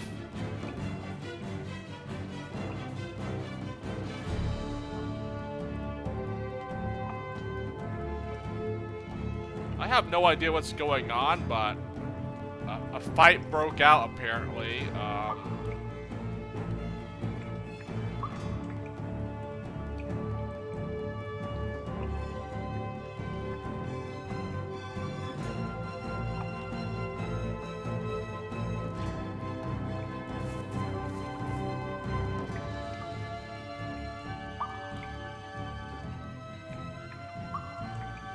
Darkness penalty. Great. I should have brought someone with night vision here.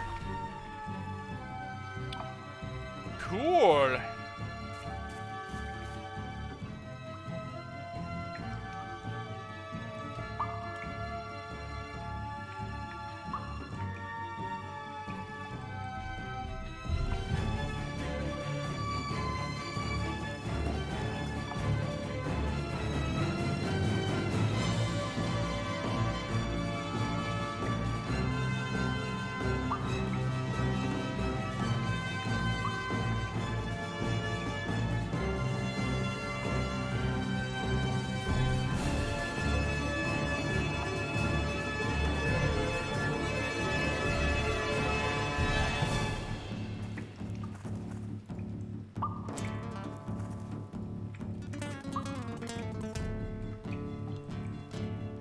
Smoke bomb. Throws a bomb that has partial cover and space around it.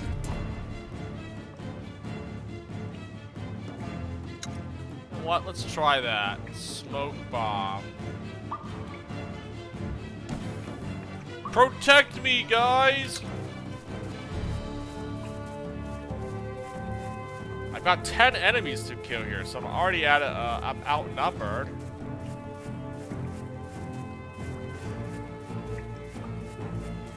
Hopefully these enemy archers also suffer the darkness penalty. Oh, who am I kidding? They're not gonna suffer any accuracy penalties. Like, what? It's only my hunter that's going to suffer any accuracy penalties.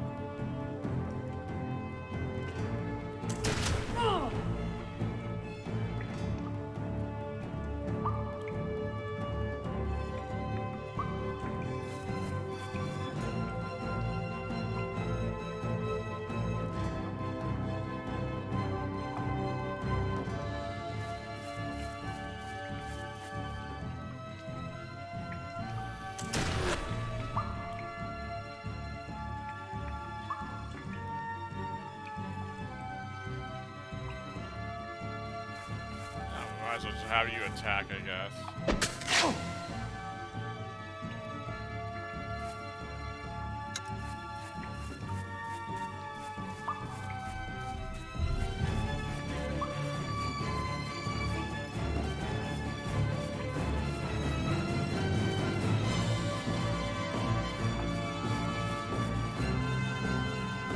Oh, they're not trying to shoot at me or anything. It's kind of weird, but...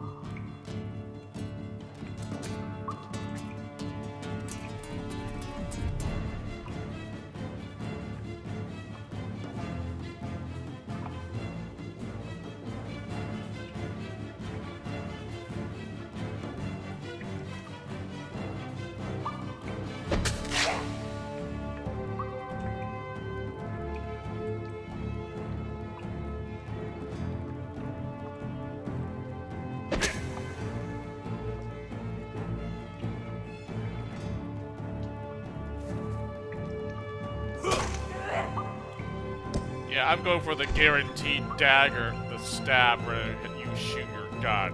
It's... You're obviously gonna miss. That much I already know, so, like, there's no point to...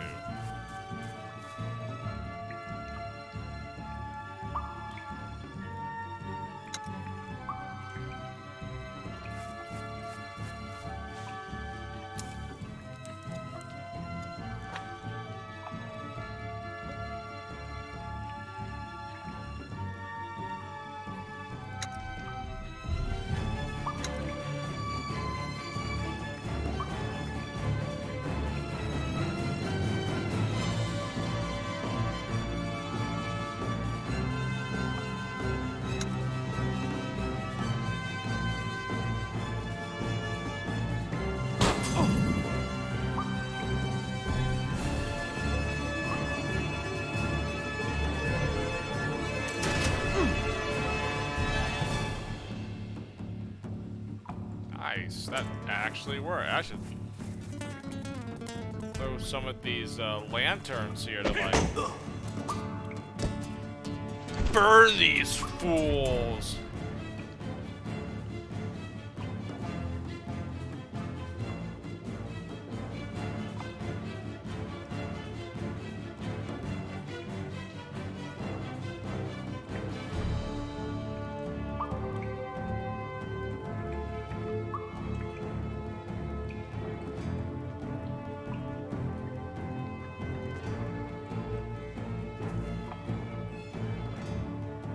See if I can get a good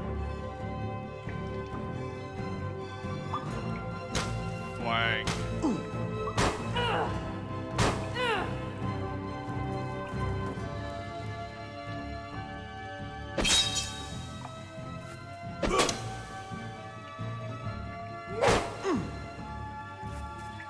How long does this smoke thingy last for? Pretty good, man. Provides good cover.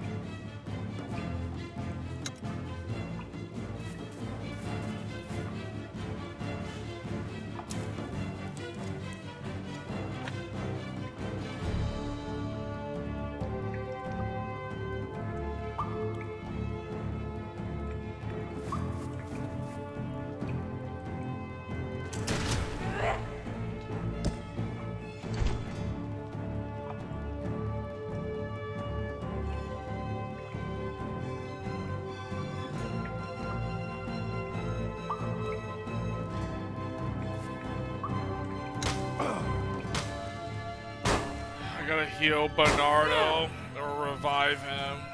I'm gonna burn these fools so they can't even get past me, so.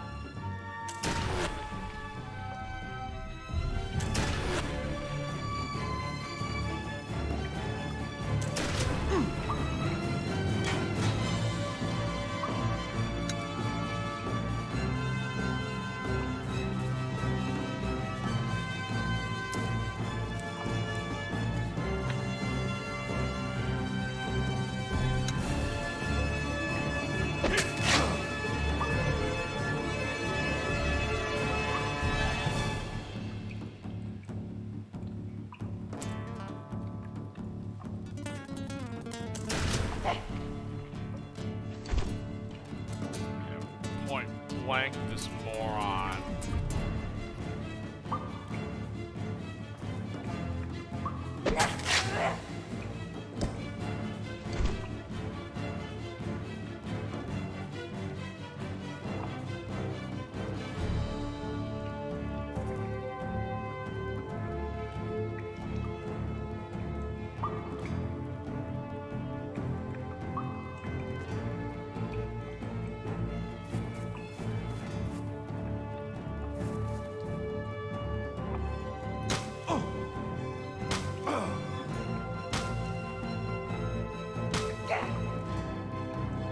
Revive my soldier here. Oh god, please don't attack my Doctore.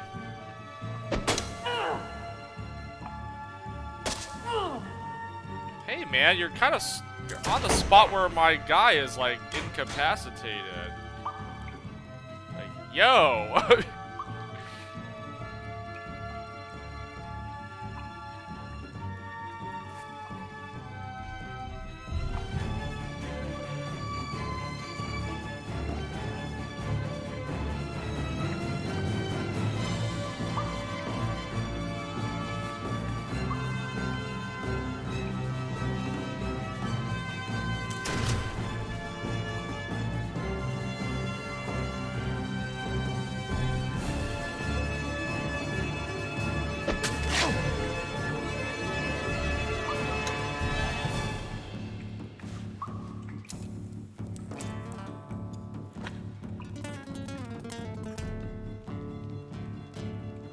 this guy's dead.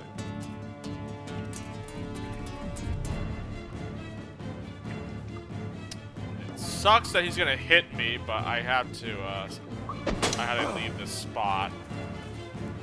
He's dead from the burn damage anyways.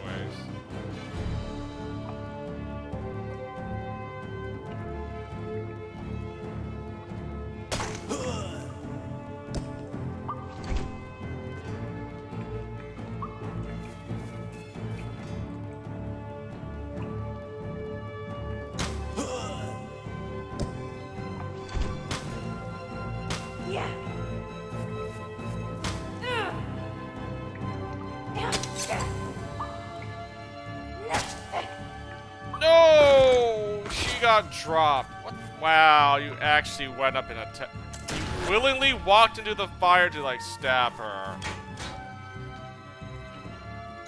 Wow.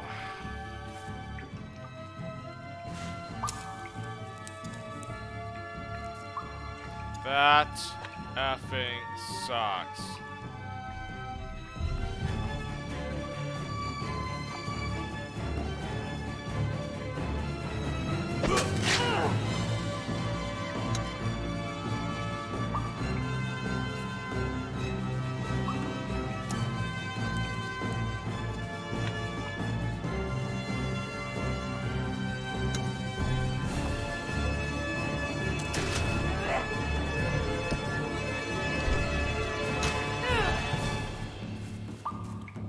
Dang it, well, whatever.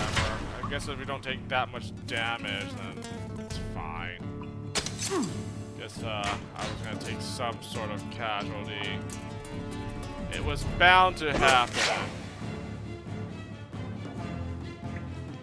I hope I get a flawless victory, actually.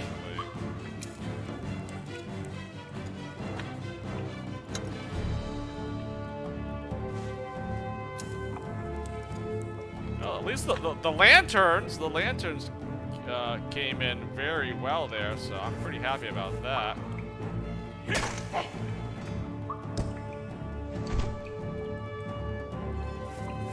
The lanterns did their job, so...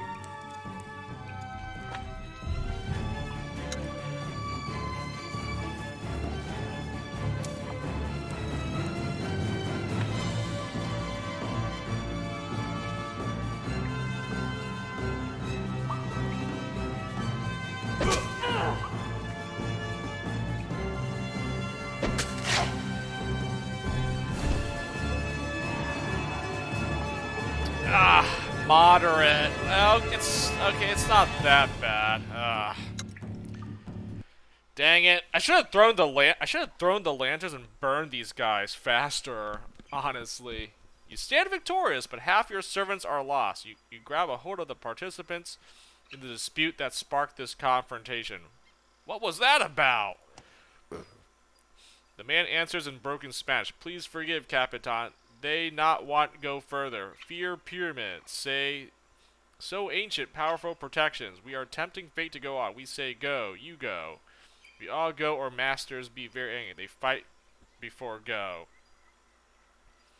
They are fools. I would not have forced them to go. Well, they were right. We go where I say we go. I would not have forced them to go.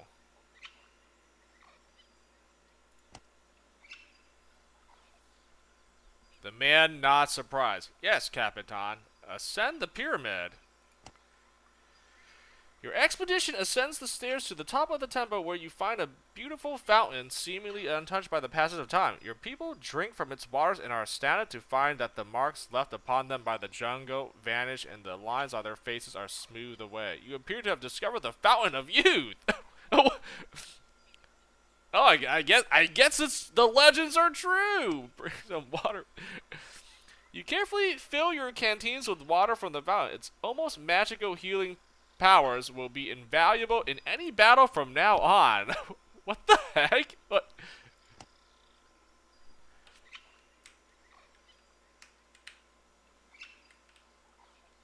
I discovered the Fountain of Youth. Cool. I guess you can't visit. That was a one-time special event. The Fountain of Youth. Proud followers gain morale. Open-minded followers gain morale. 250 experience. You have received 6 Fountain of Youth waters. What the? Oh, let me save. Save it up here. There we go. There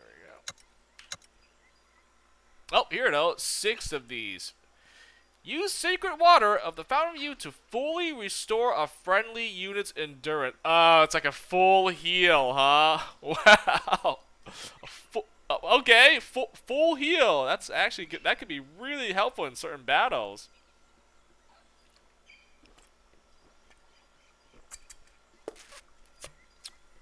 A full heal.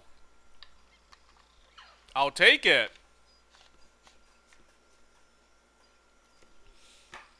Not bad. 250 XP experience for that. Sweet, I have 300 exactly. Nice. Oh, that was pretty cool. I actually liked that. That was a really good event. The Fountain of Youth, mysterious cave. What the fook? that was pretty good. Explore nearby caverns. That was pretty good. I will admit. That wasn't bad. Who took injury? Oh, they took injury, but the Fountain of Youth fully healed them. Nice. Everyone, no one took damage. Effing sweet. You know what? Here we go. Anna, explore the nearby cavern. Let's try that. I mean, I'm already here, so I might as well just take it. Sweet. What are you doing, man? You are researching for me. Yeah, I was gonna have him tinker with some more. Man, the lanterns. That was good, man. I threw a lantern. I burned some enemies and stopped them in their track. That was pretty nice, actually. See, that's when using those traps come into play there. I was outnumbered. There were 10 enemies, so I figured, you know what, I gotta stop them before they, like, surround and drop my guy. They managed to get 2 guys, sadly, but throwing the little lantern, burning the tiles here, so the enemies taking the burn damage, actually helped me greatly, so... Pretty good about that. Pretty happy about that. I'm gonna head back to my fortress. I think whatever I was building should be done, right? How do I check that, actually? Hold on, let me...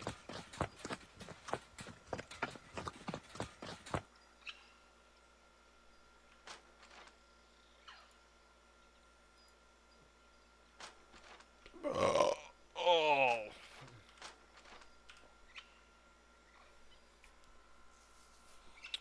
What is it? This thing? Your workers are busy building a tavern. So how long is that going to take? 6 days and will cost you 1,000 valuables. I'm at 246, 239. So... Oh, yep. It should be done. Oh, it should be done. All right, I'll head back. We head back.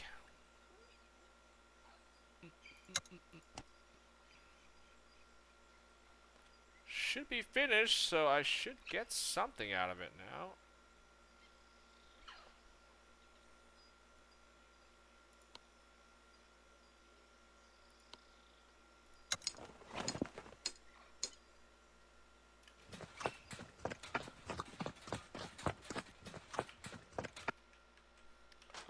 Is there anything else to explore here, by the way?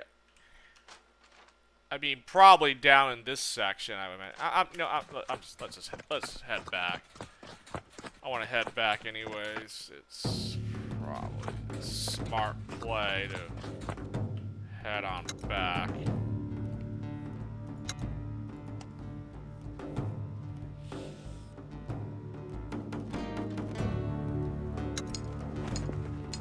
Lost 40 rations. Cool, man. I definitely love losing stuff because we couldn't guard the campsite properly.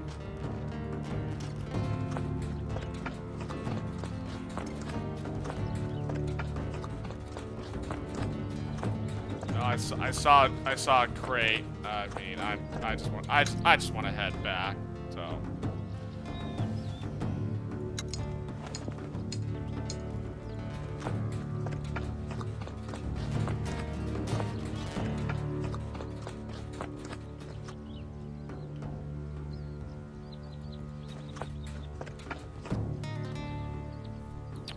Umberto's workers have completed the new tavern for your fortress, and they are once again at your disposal. Tavern finish. Buy a round of drinks at a time to gain a small morale boost for our people. You can also ask the tavern here if he's heard any rumors that might help you on your expedition. Find Miguel Sigar. Oh, this guy is here. Ask around and find that Senor Sigart has arrived safely and has taken up lodging in one of the smaller rooms near the barracks. You find him there poring contentedly over some books brought by the servants from Spain. I'm glad to see you made it here safe and sound.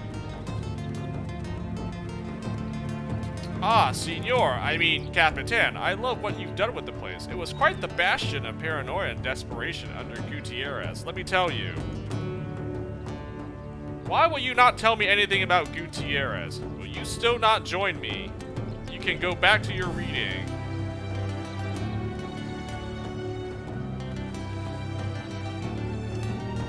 His face drops a little. I'm sorry, Senor. I have a lot of unpleasant memories from that time, and I feel like they are finally well and thoroughly repressed. There is no really useful knowledge in those stories anyways. I think you'll find out in due time. I still think this guy, he must have gotten a lot of his crew members killed, and then he probably died himself, or something must have happened to this Gutierrez. Either that, or he became like he turned out to be like distraught with failing the expedition. He probably ended up becoming one of like a cannibal or something. Wouldn't that be something? He becomes. He turns into a crazed lunatic, and you gotta fight the guy or something, huh? Maybe, and maybe that's why this guy left. He saw something bad happen, and that's why he won't explain it. Like, I'll figure it out, and I'll eventually figure out what happened. Will you still not join me? I'm sorry, I'm simply not comfortable traveling as part of such a large area. The last group I was part of was hundreds of people. A group that large, a few bad eggs, I would say no more than 14 people, including myself. Well, I hope you can make yourself useful while you're here. Very well, enjoy the books. I've been helping around the fortress, but it leaves me plenty of time for my studies. Speaking of which, I should get back to work.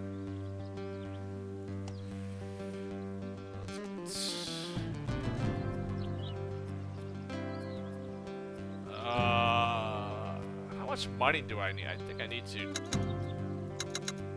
grab some cash to build another structure here, actually. Expand the fortress. Umberto receives you, Captain.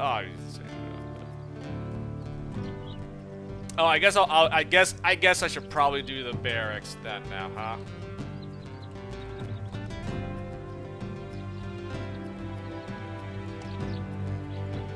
I actually need more money. 15 hundo? Jesus Christ. I'll grab. I won't have enough. I won't have anything to trade though, but I need to.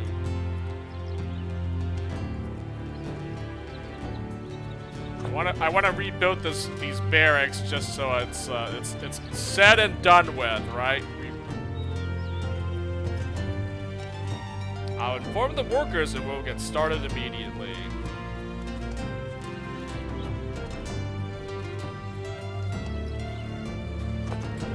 There we go. Working on the barracks now. The barracks.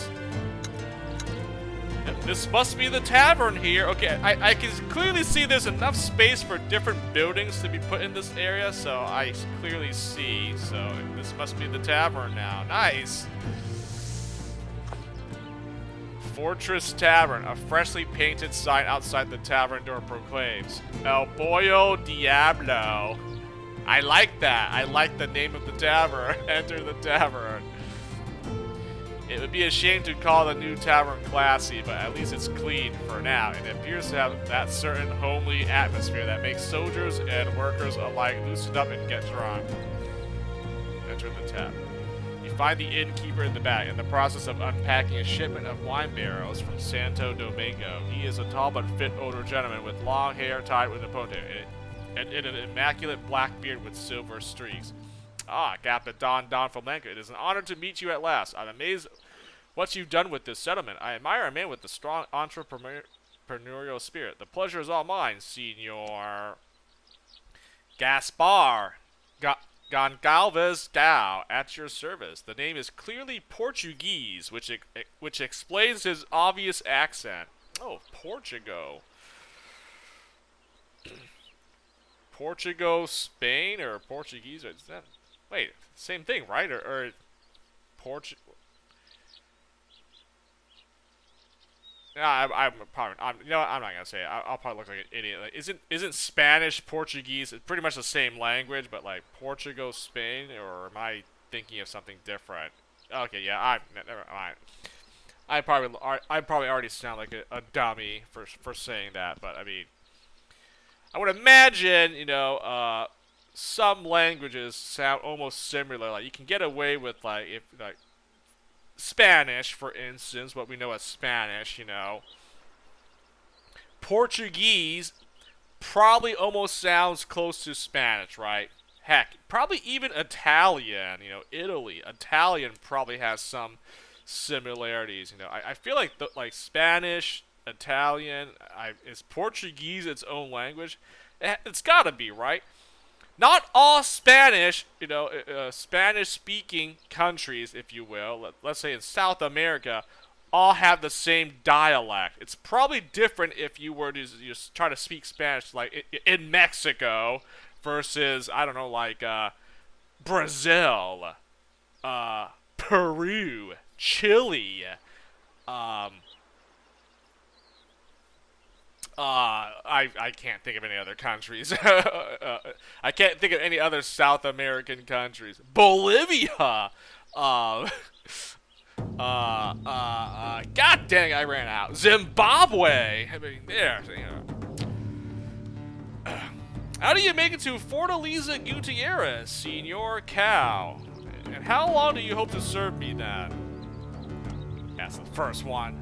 Please, I would be honored if you would simply call me Gaspar. I arrived via Santo Domingo not a week ago. I was eager to come here and serve your garrison as soon as I heard of your expedition. How do you hope to serve me then? Ah, as your tavern keeper, I will keep your people satisfied and give them a harmless way to relax and spend their wages. If, in the course of supplying your men with drink and good food, I should pick up a few rumors or concerns among the men that you might benefit from knowing, I will of course bring them to your attention. He gives you a servile bow. I am sure I will benefit from your service, Gaspar. He bows again. Buy a round for everybody. Leave. I don't have that much money on me though. Buy a round for everybody. Buying a round of wine for everyone would certainly raise morale. Drink is hard to come by in this land, though, and such a gesture would set you back no less than 1,000 valuables. It should also be noted that it probably wouldn't have any effect if your people are already loyal. Never mind then. I don't actually have that much on me.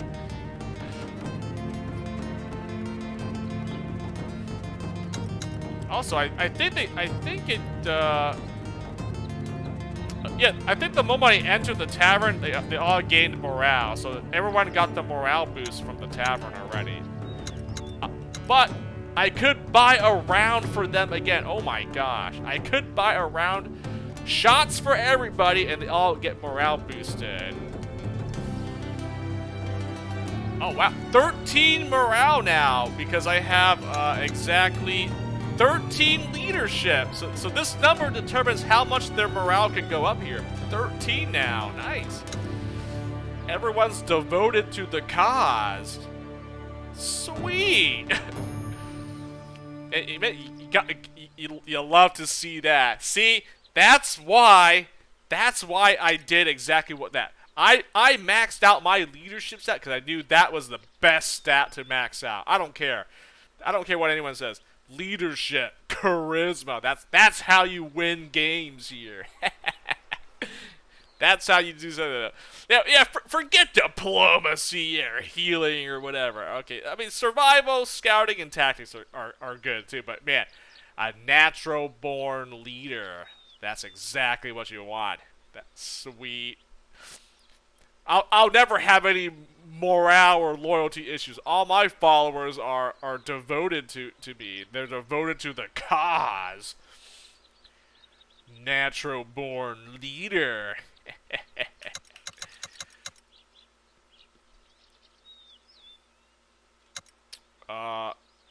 So is that it? Your average duty measure are sitting in a corner chatting over what's on. Workers and off-duty guards have assembled in small clusters around the room. Gas bar comes out from the kitchen to greet you as you enter. I can't buy a round for anyone. Can I speak to the tavern keeper and learn of any rumors or interesting events that's going on? I actually have to buy a round for everyone before I can get like any useful info? Is that how that works?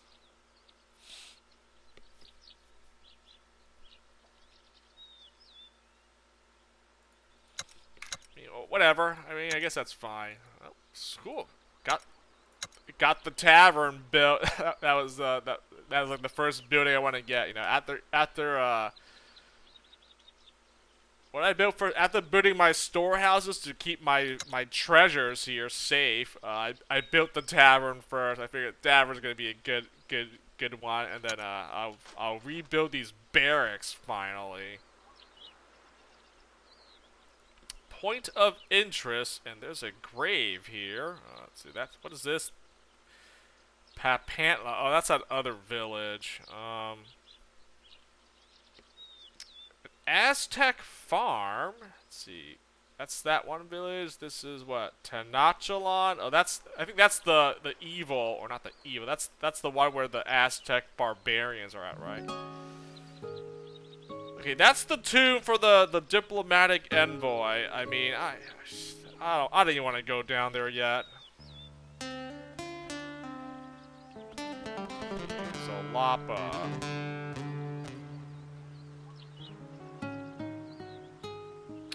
Well, there's something here. There's a point of interest, and there's like a grave. I mean, maybe this grave might not be useless. So.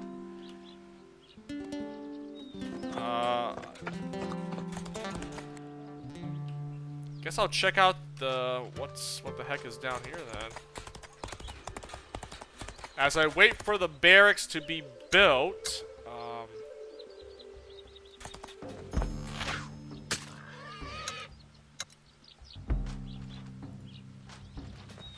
So I should always periodically come back to my headquarters, my base of operations, until all my buildings are built here, so. Definitely want to do that.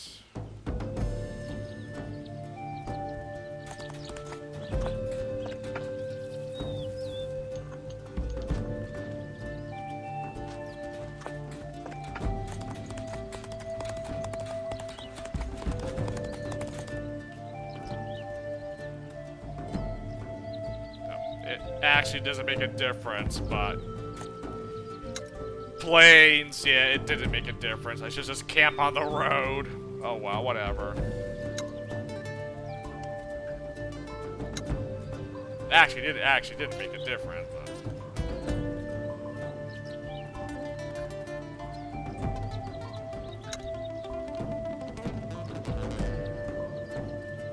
You know what? I'm gonna stop. I don't care. I mean, I don't even need to use this morale boost. Everyone's like max loyalty at this point. This one will not go up any higher, right?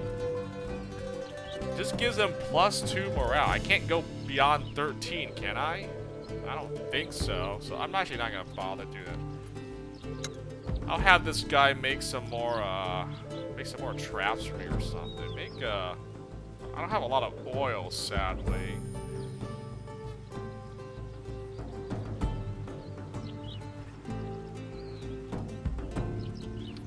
Rope for nets. I have a lot of metal. I'm afraid that I might lose a lot of precious metal, so I should probably construct a trap that uses metal. So I guess I'll make spike traps. I was gonna make some more barricades, but wood and rope. I have a lot of metal, which is kind of concerning. If I, don't want to lose my precious metals, it's better off if I just. I try to use a resource that I have an abundance of because, I lose it through theft. I'm going to lose a lot, so I might as well just use up, as much metal as I can here. I don't have that much wood, rope, or oil, so I won't lose a big amount if that's the item, the resource that gets stolen from me, right? Like, I can lose a lot of rations, medicine, and metal. I don't have that much equipment. And I have a piece of valuables, I mean. I have a piece of equipment, which... Oh, here we go. Oh, Bernardo. Replace that.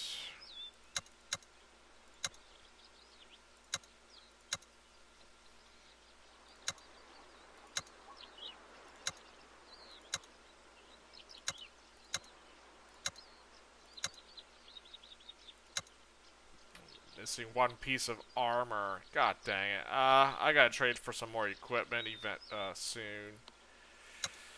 Soon-ish. Oh, I have 300 XP. I could promote my scout here finally to get her to,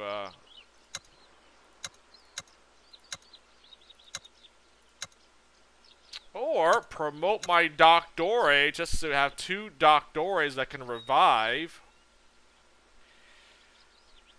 Let's see. I don't care for you. I'm never gonna use a civilian. Like,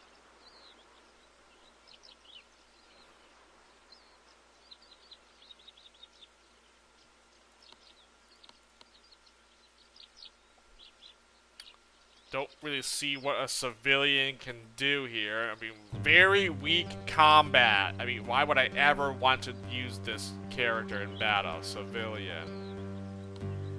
You also have no skills here. You have no skills if I level you up. Versus, I don't know, like another character. It says they get skills here. Restore, cure, revive. A civilian actually has nothing. This is like a worthless unit here. Civilians. Like, they don't even get any special skills or anything. Like, the only thing good for her is she has higher camping skills. That's the only reason I would ever, use her. Like, I'm already good on all of these, so I don't even, I'm not ranking you up. My Doctore seems like a good candidate. I don't really need either hunter now. I'm good. I also could get my scout, have both of my scouts veteran. That is nice. Or I could have one of my other soldiers, or maybe her, a trapper.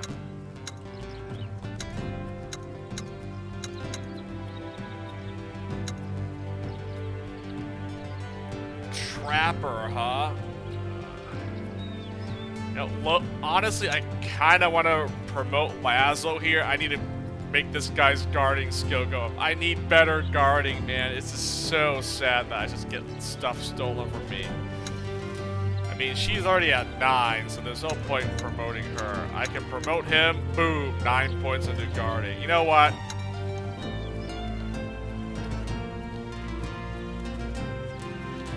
I think I gotta do it. I gots to do it. Block evade.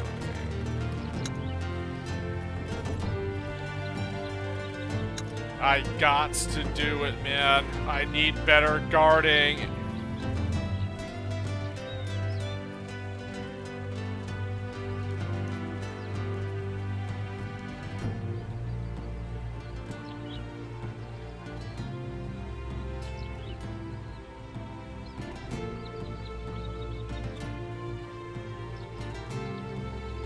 I mean, I'm probably never gonna use this guy, but how about this? You know, you want the Strider? Strider's not bad.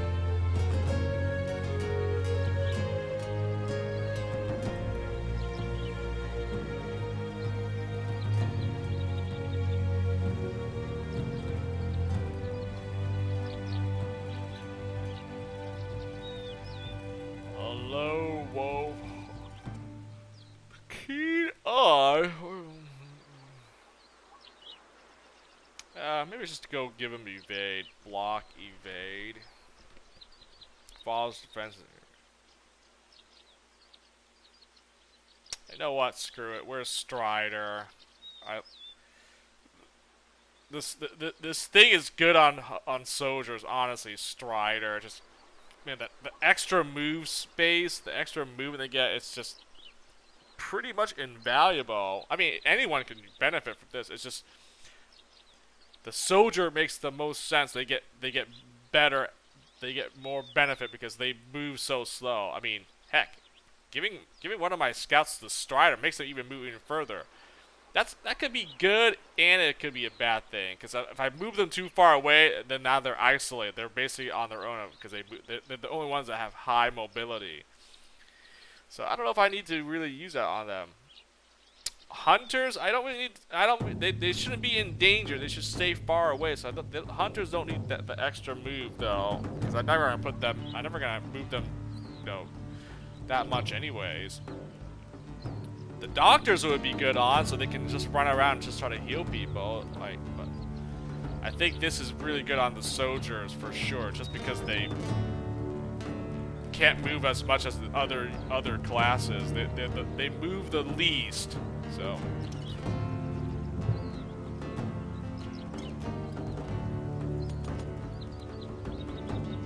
like look at this. 4 spaces, that's all the soldier can move. It's like really sad. How about this? 6 spaces for a trapper, 8 spaces for scouts, 6 for a scholar, 6 for hunters, 6 for doctors, 4 for a civilian. Yeah, so 6 is like the 6 seems like the average. 4, 6, and 8. So yeah, you can already see the numbers here, huh? Moving 7 spaces on a hunter and a doctor, it would be nice, but you know, the 9 spaces on a scout, god damn, that's slow. They can just move crazy. So whatever. I promoted him because I just needed freaking high guarding stats for all 4 of my soldiers here. So otherwise, I think I might have promoted her instead. This hailstorm seems really nice. Or I just get my scout and just be done with it. Have both scouts at veteran rank. Really helpful.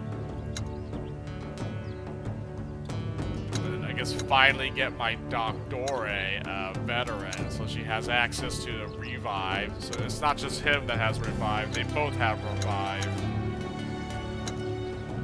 But I think getting that guy to soldier here is well, let's just say now that they have 4 guys guarding, hopefully this helps out. I'm praying that it does help out, though it doesn't look like it's doing that much, sadly. Sadly, it's still pretty bad.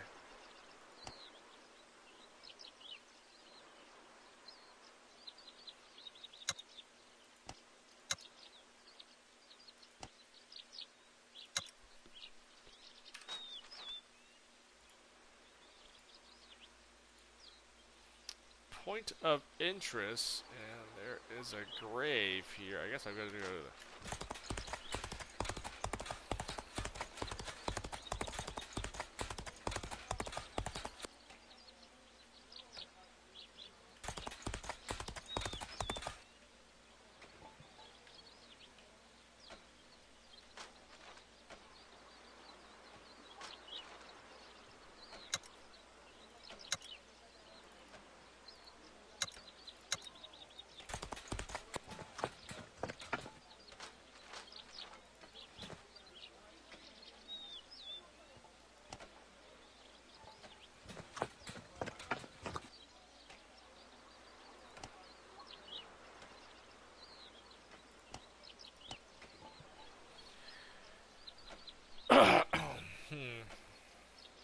I could trade for some valuables, some treasure here.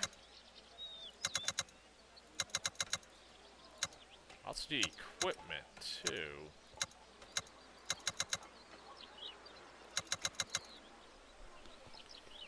Let me see. I do need some treasure and some loot, so I can still build up my fortress here. Equipment. You know what? I'm gonna trade my medicine for... Yeah, give me 1,000, please. Yeah, that's fine. I'll do that, and then I'll trade some rations for like... Oh man, that's kind of a lot. 3 pieces of gear. I mean, I'll do that. I'll just do that. I don't need that much. I just need to... who needs it? Her? Yeah, there we go. I thought, there.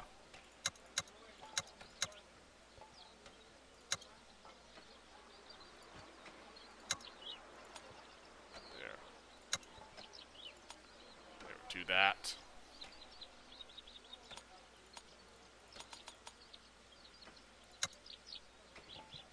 Yeah, just make sure the guys I actually use in combat. I mean, I have these 2 hunters. I mean, all 3 hunters have maxed out gear. I don't use all 3 of them though, but yeah.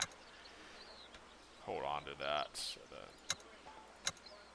Doctore 25. Not using you. Not using you. Not using her either, and not him as well. I mean, these 2 guys just get the job done. There's no point using these 2 unless I really, really have to. Honestly, there's nothing different about them. So, I don't want to use her because, well, she got traumatized, which... I don't know if that has any effect, but I just don't see the point using Isabella ever, sadly. I mean, yeah.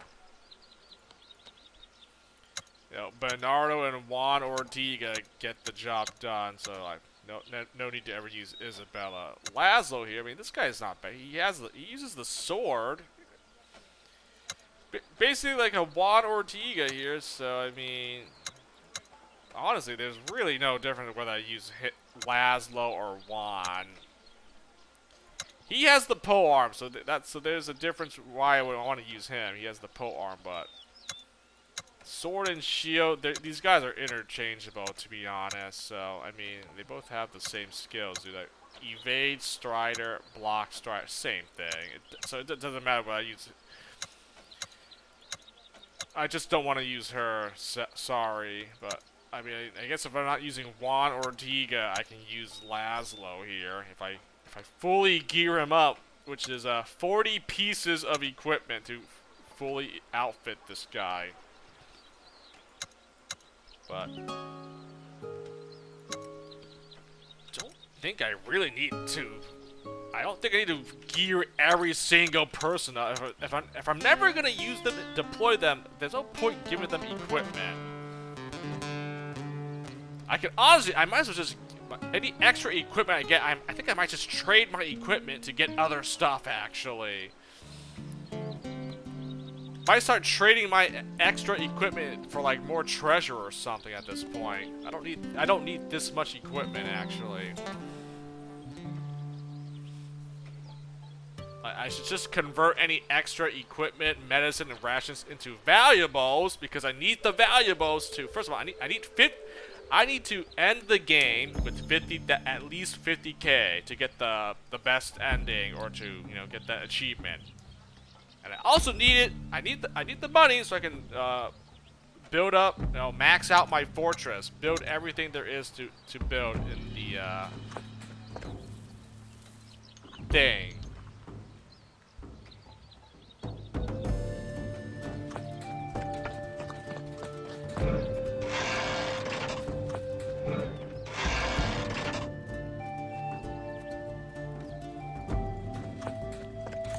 So, like, yeah, I need the valuables, the treasure, immensely for whatever it is I need it for.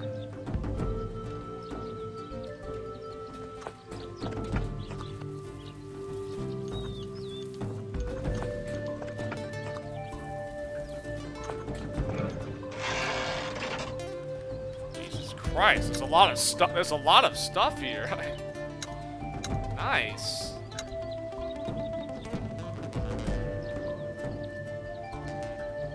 74% guard. I don't know, man.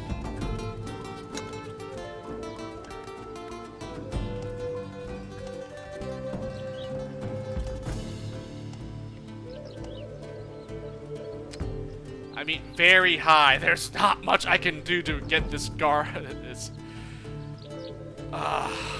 whatever. Let's just pray.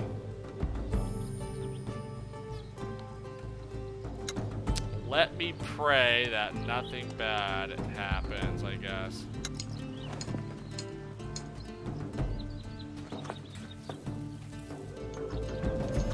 I mean, look at it. Look at all these herbs I'm getting. These are basically, you know, free medicine. Free medicine here, so.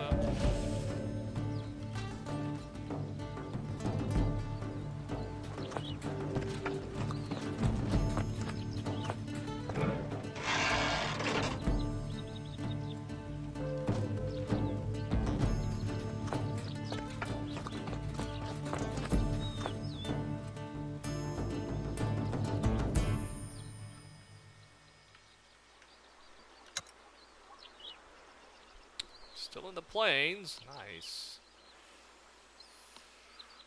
I have one of my doctores converting the herbs into medicine. Yeah, that's good.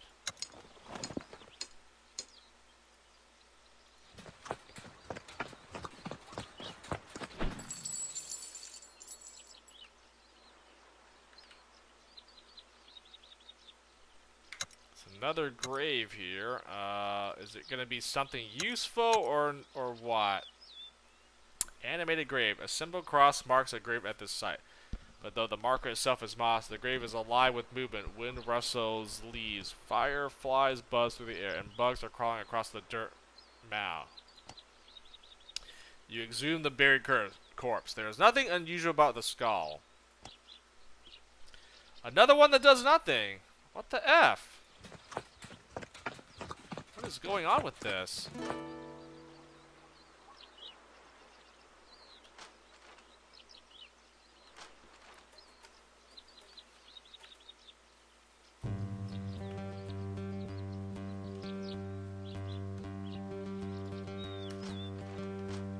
Something here? Hold on. I can't move any further. Is that... I thought it was a watering. Oh, it's just a stupid little river.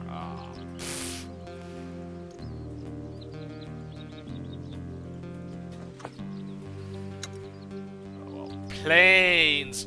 Get me out of these godforsaken plains!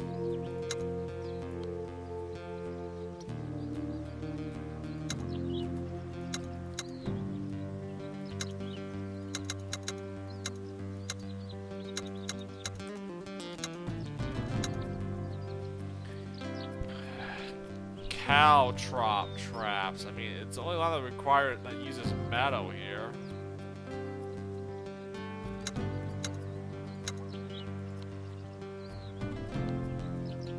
I mean, I guess I could still use these. I guess I'll just have him tinker on some caltrops. I could use these traps. I just feel like this is like the. I don't find this one that a lot. You reduce the moves of the first unit that moves into the space. Barricades obviously good. It prevents movement. You know. The net trap, you lose a turn instantly the moment you walk into it. You know. The spike trap, you take a good amount of damage stepping on a spike trap. I just think these caltrops are like. They seem the least useful, you know. You lose some movement if you walk on this. That's odd. I haven't found this useful versus any of these other traps that I've been using.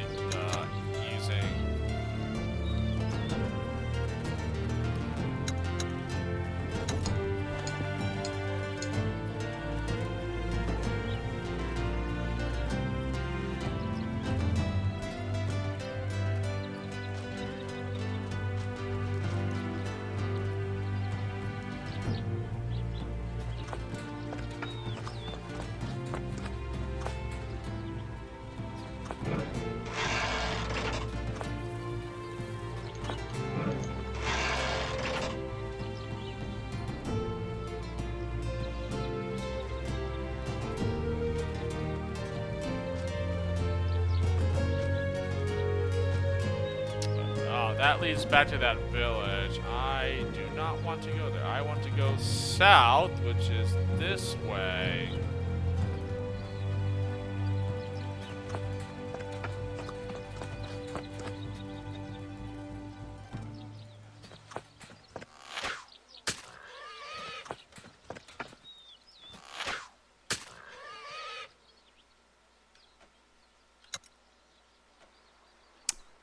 Well,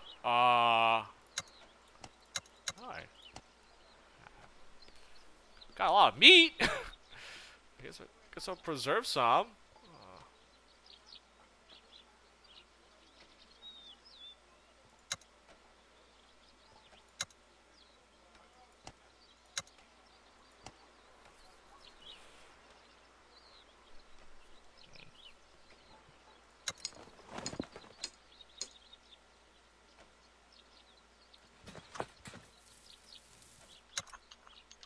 Like that, I lost some valuables because I failed to guard the camp. 190. Hey man, it's not that bad. I don't have that much on me. Yeah, I mean, again, better than losing 2,000 valuables that one time, huh? Because I had so much on me. Abandoned settlement. Oh, I see something here, huh? Other stuff. Oh, there's a watering hole over here. I can use that to refresh my movement.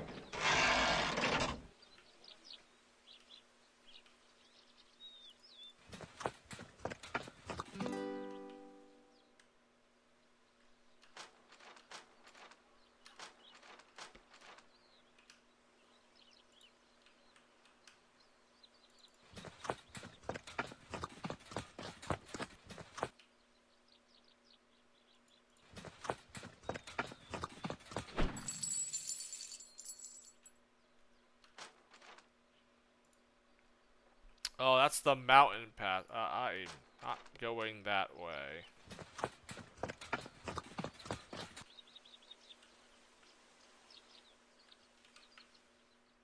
Abandoned settlement, huh? What is up with this thing? Let's see.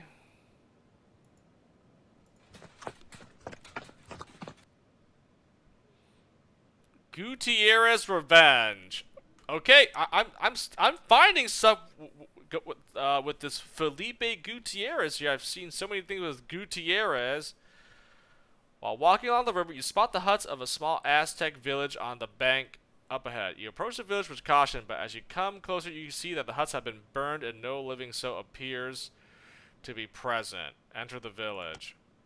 Upon entering the village, you find that a hasty palisade has been erected alongside the side of the town, facing away from the river. Trampled tents, unmistakably belonging to the Spanish military, lie scattered along the fortification, and broken weapons and equipment litter the ground. Some of the huts still have pots of preserved food.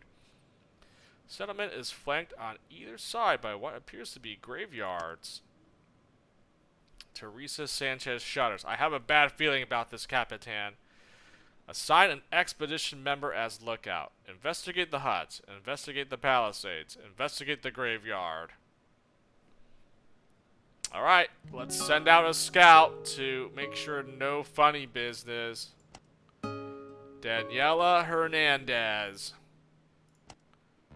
You order Daniela Hernandez to keep watch outside the abandoned village and sound the alarm if she spots anything suspicious. See, Capitan. I'll keep an eye out for trouble.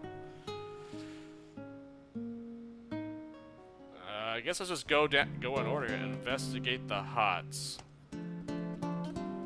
Your people systematically check the jars in each hut and supplement your expedition's food stores with anything sufficiently preserved. Most of the food appears to have been inedible for many months. But a few of the pots contain consumables it wouldn't kill you to eat yet. The largest of the huts has no food, but contains an interesting scrap of paper that somebody must have dropped during the fighting. Well, I'm actually kind of getting a little bit hungry as well, a little bit famished. I might take a break, or maybe, I don't know if I should call it. I could still play for like at least another hour or two.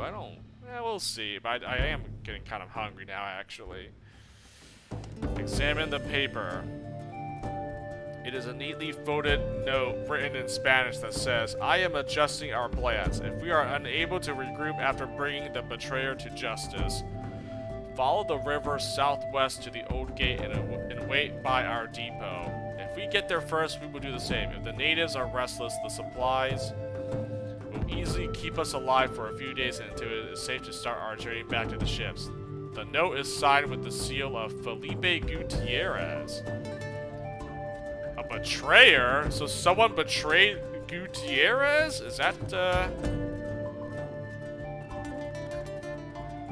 Interesting. The palisades are visibly deteriorated and must have stood unmaintained for at least a year. But they clearly weren't very impressive to begin with. They do appear to have been Spanish-made, as they don't resemble anything you see in the Aztec construct. You note that there are bullet holes in some of the wood facing away from the village, which suggests that the attackers were Spanish or at least armed with European weapons. Both graveyards are placed so close to the town that you presume whoever created them knew nobody was going to live in the town anymore. One graveyard has a score of primitive wooden crosses arranged into 3 uneven rows. The other consists of about twice as many similar crosses. Some of the crosses in the smaller graveyard have Spanish hats and keepsakes hanging from them, whereas the crosses in the larger set are unadorned, but clearly both graveyards must have been created by Christians. You're finishing up when your lookout Daniela comes sprinting into the abandoned settlement. Friends, Capitan, the locals are coming. They're going to attack. How long? Are you sure their intentions are hostile?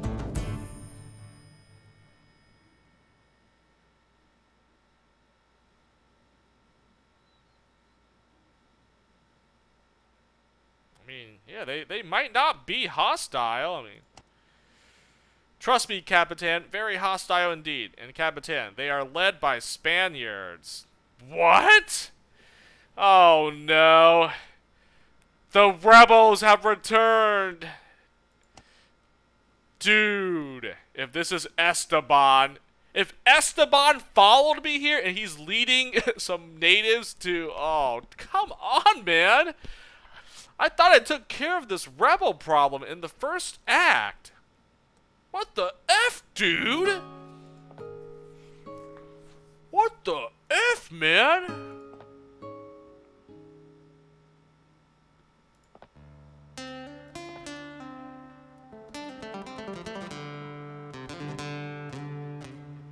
should bring an archer, huh? Raphael. Let me try. Ah, never mind. Nope, Raphael.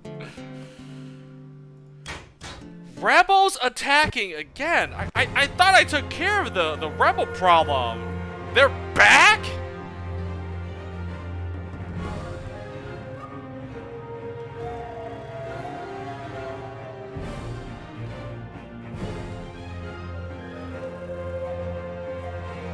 Get everybody to escape zone.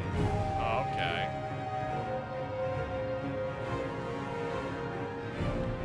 I mean, I could kill these guys. I don't have to escape. I mean...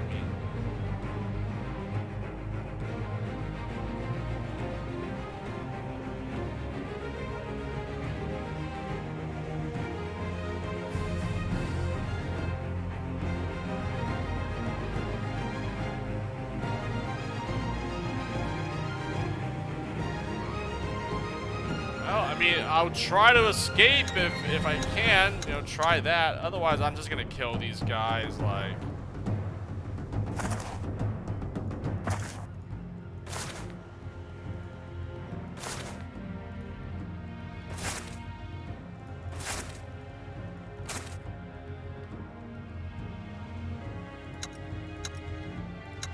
Can't really place any traps in any good spot away from my vicinity, so, I mean...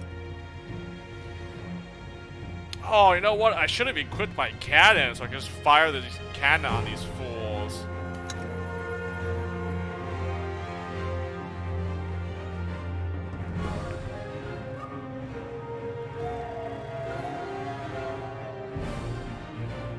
Okay, well, here, I see here's the spot where they can't go any further, so maybe I set up a defensive formation right about here, huh?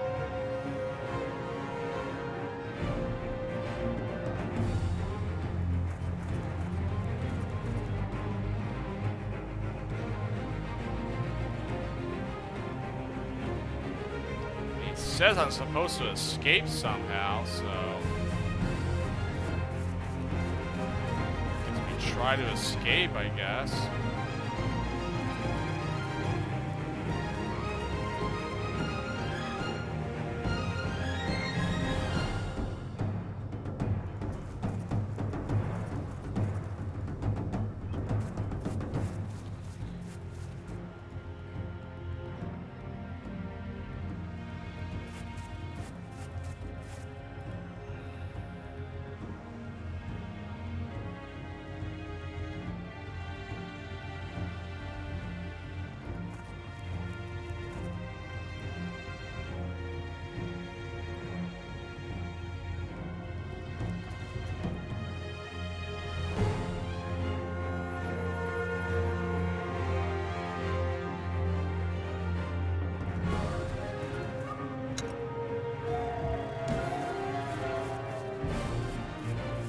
Should I just kill these guys? Like, is there any reason to, like, escape? I mean... I can't really escape when these guys are kind of, you know, in my way here, so...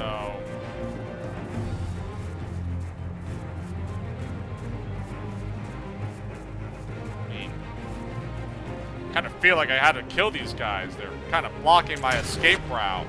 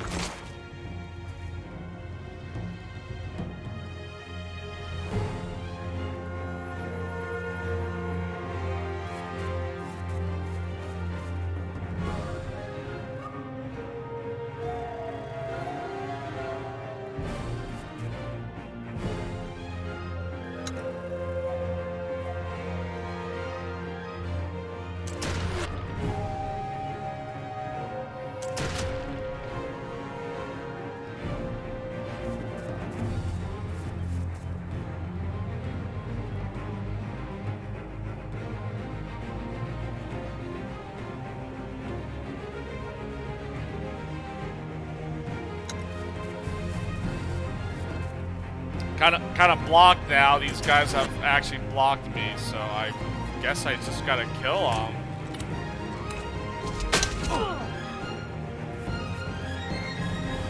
Nice. Good old hailstorm. That's a sick ability.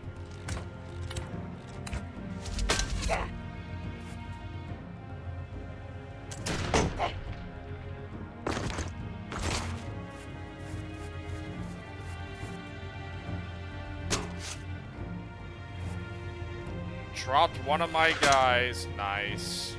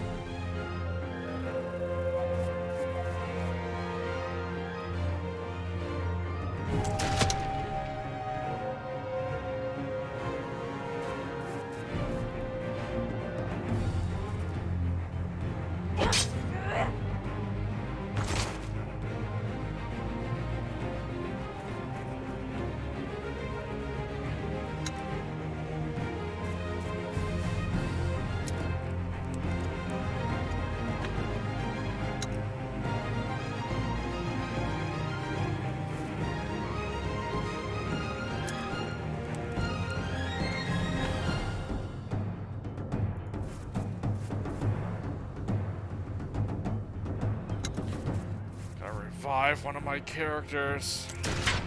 Deal with these morons. Like, they're blocking my path. I can't escape. They're actually just blocking me. Kill these stupid archers and hunters here. You shoot your dumb arrows at me.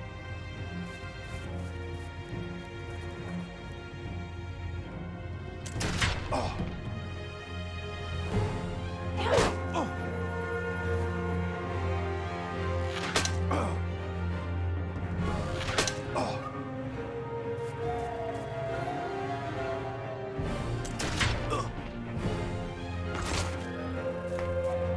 Literally every shot connected and dropped him.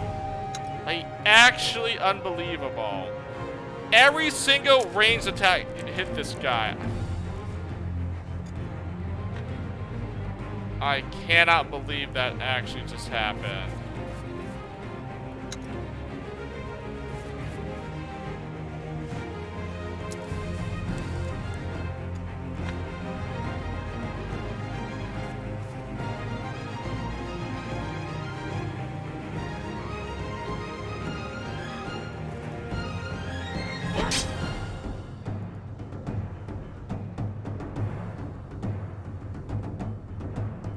Effing unbelievable, man. Like,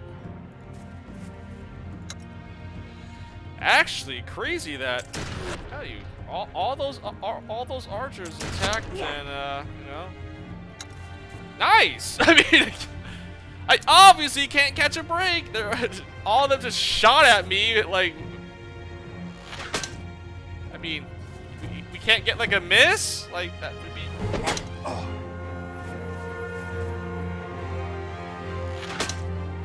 No, of course not. We can't get a lucky and just have them miss an attack. Nope. All shots have to connect, actually.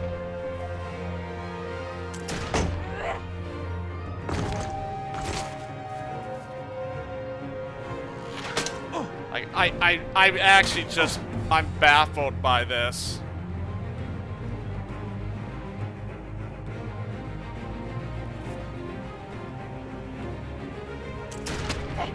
At least I have point blank and sharpshooter on this guy.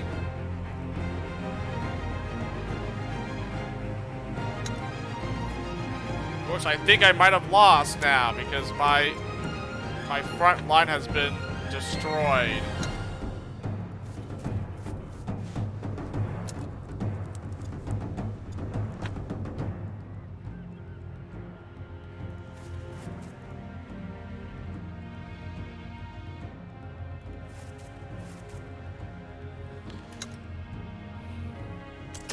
Oh, maybe I get lucky and they stop shooting at me here.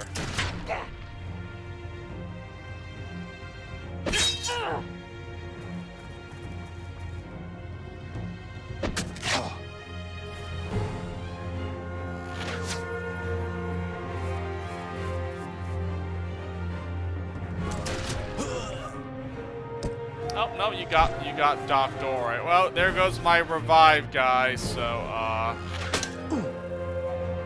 I guess this battle's lost. I mean, like every single enemy archer kept shooting and connecting. I don't effing get it.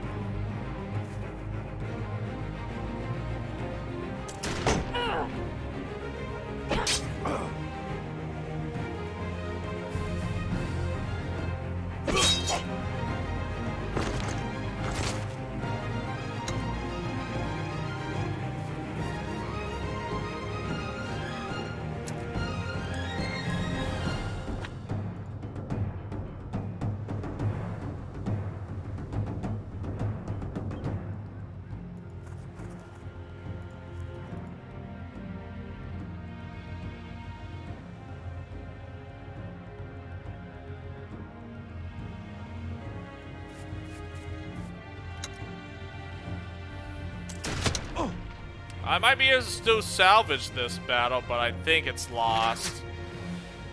Think it is probably a lost battle. Let's see what happens, I guess.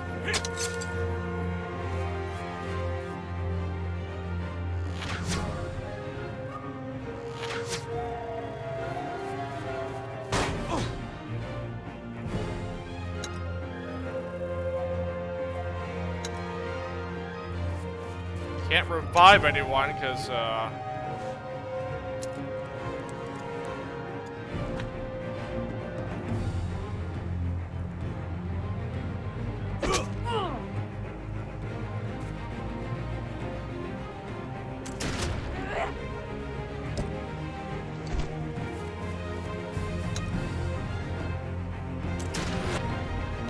I'm literally relying on my hunter to just sharpshooter and point blank them. Fresh pizza. Oh, nice, man. All right, I guess I'll take a break. I need to eat some food. Eat some food.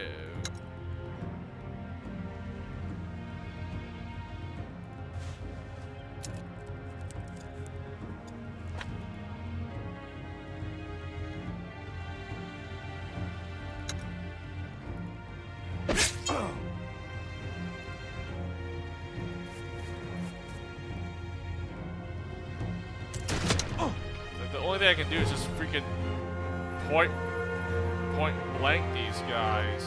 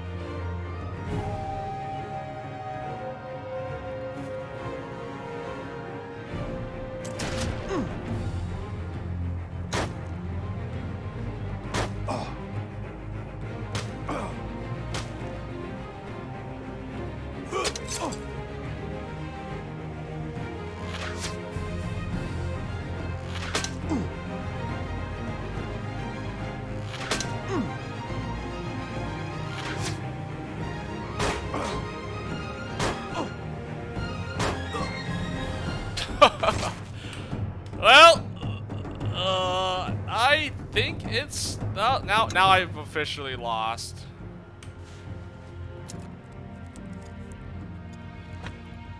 Now this fight is lost, I believe.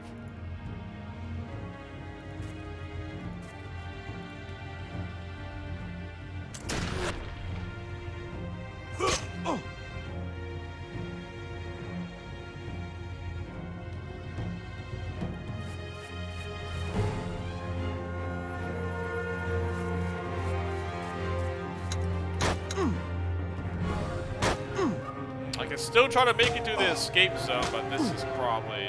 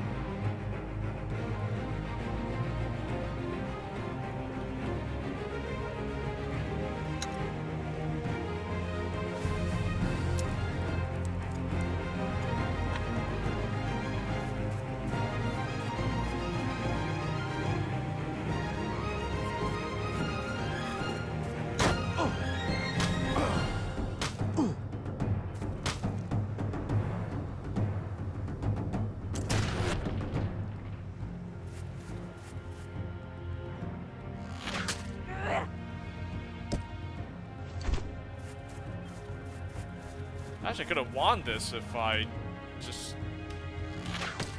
The stupid enemy archers didn't, you know, I don't know.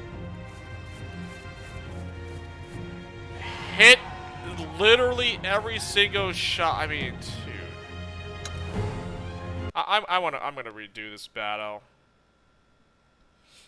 Victorious Union people regain your composures and check on each other and the enemies. All the attackers are either dead or die, and sadly the Spaniards are among the former. Like, what? Examining their belongings, it's clear that they were subordinates of Felipe Gutierrez, though you have no way to say what side they fought on when that expedition apparently turned on itself. You add their weapons and trinkets to your stores and move on. I mean, I won the battle! I did win the battle, but at what cost? Gutierrez's treasure has been added to your map. What the heck? When did this happen?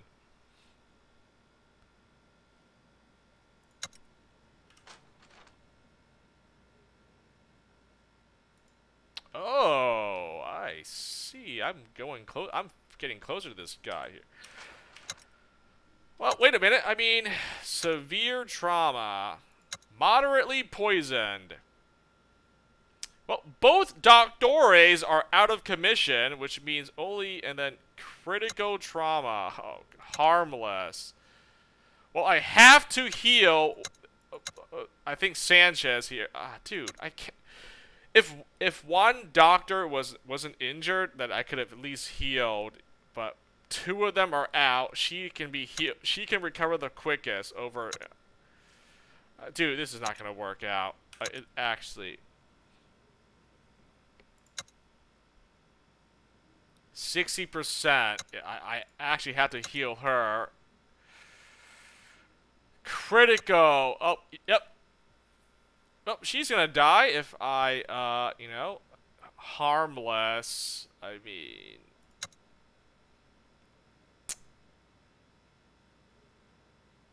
I think it's pretty much over at this point. I mean, I don't think I'm gonna get out of this without. You know, just for curiosity, what would happen if their health deteriorates?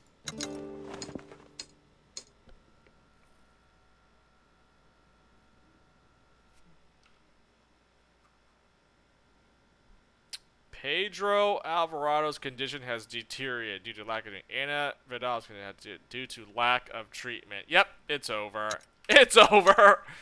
Critical. Oh no, harmlessly pushed. She's still not healed. Fatal trauma. It's over. It actually just. I have to reload. Dude, all my guys got dropped.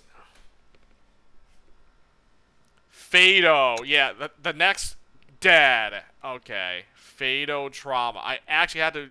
I can't even heal her because she's in Fado condition. He's gonna go to Fado because he's in critical. I can't.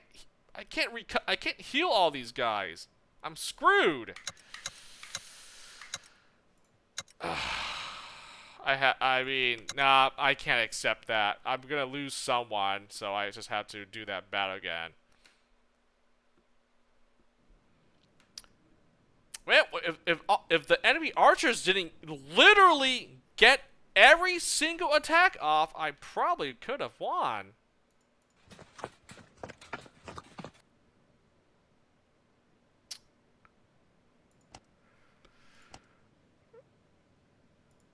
I could have won if I... Where is it? Daniela Hernandez. Oh, that's the treasure. Okay, that...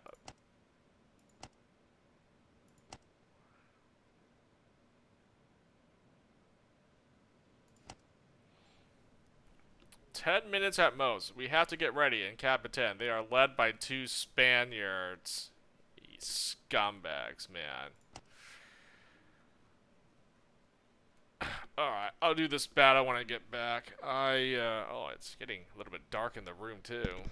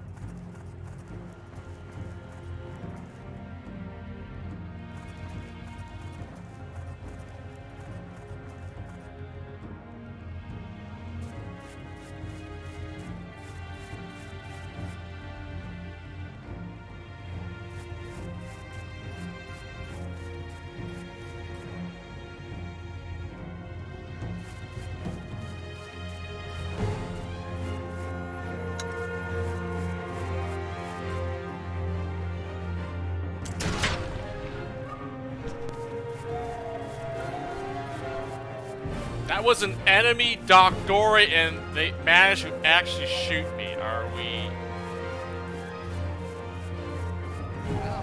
Whatever. Enemies. The AI cheats. They have infinitely better accuracy with their range attacks.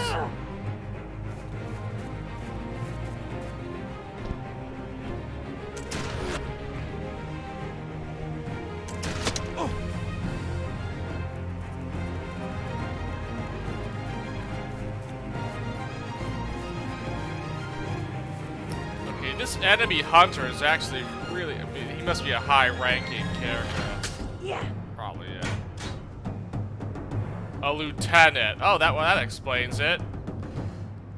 That explains it. Oh, wow, yeah, these are Sergeant Doctor. Yeah, that's... Okay, well, I guess everything makes sense now. Now I get it.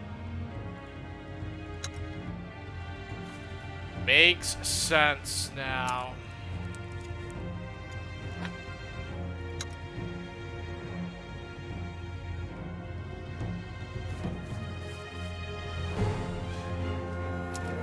Sergeants and lieutenants here, huh?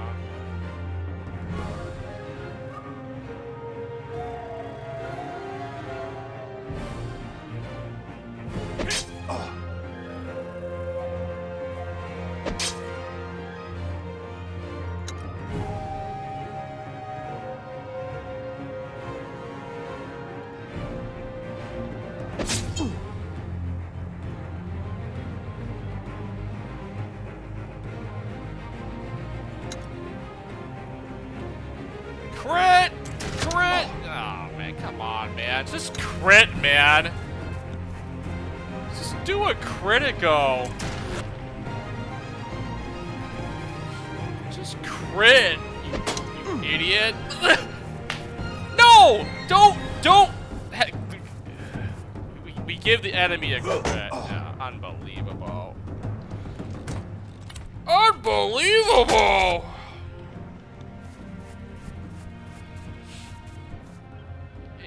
You give the enemy a crit, but I do not get a crit.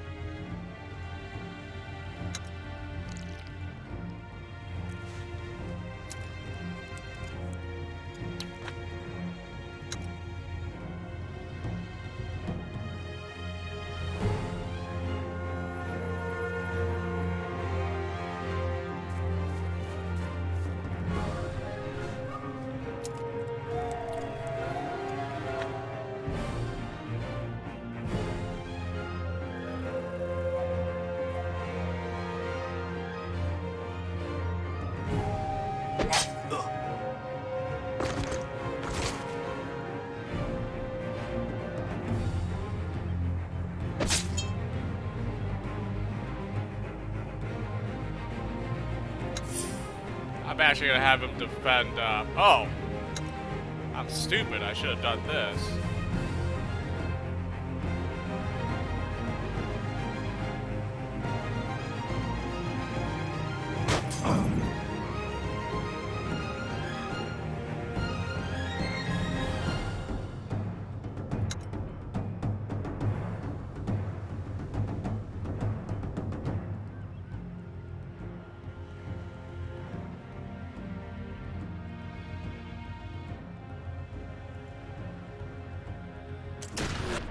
I don't expect this to ever work. Quick shot.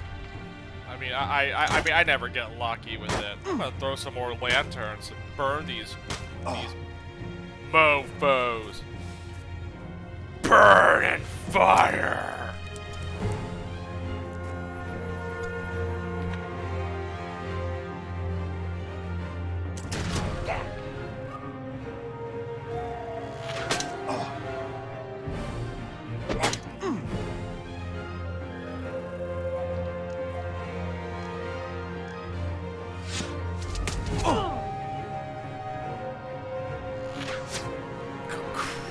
The fook!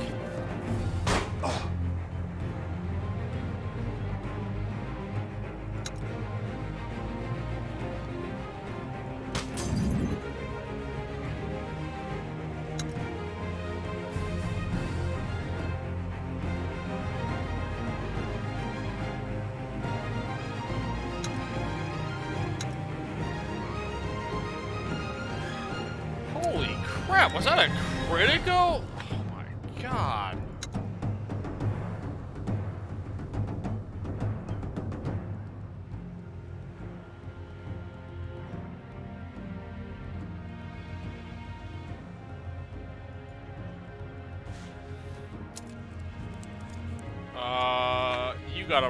You gotta run for your life.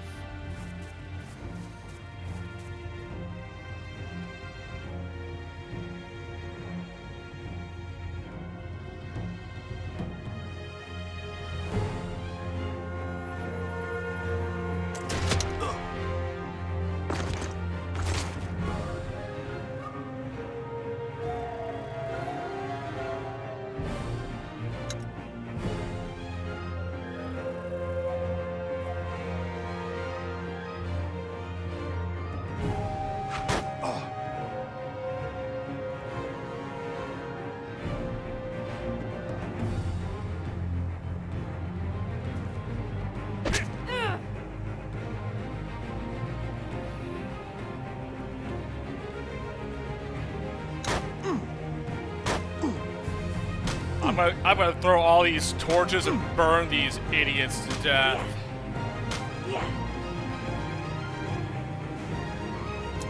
I don't care, man. Die in a blaze of fire.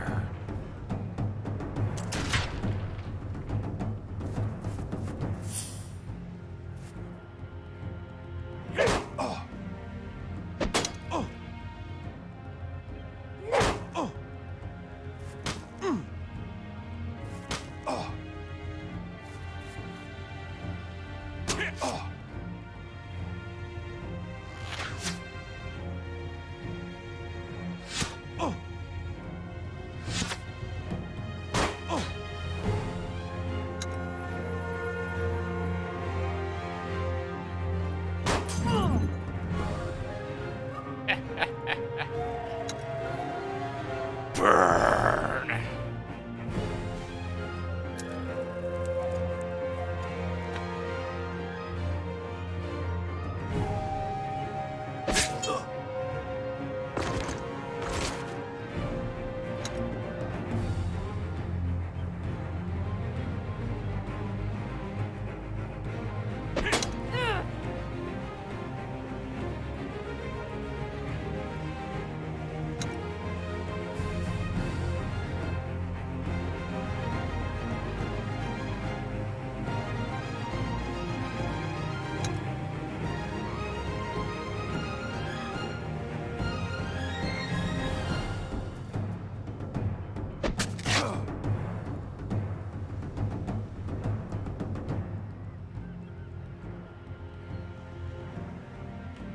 I guess if I try to move him, he's going to get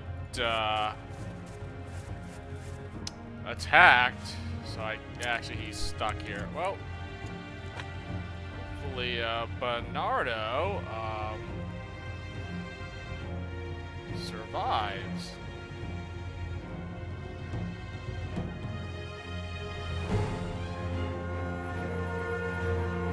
Partial cover. How is this partial cover? Whatever, man.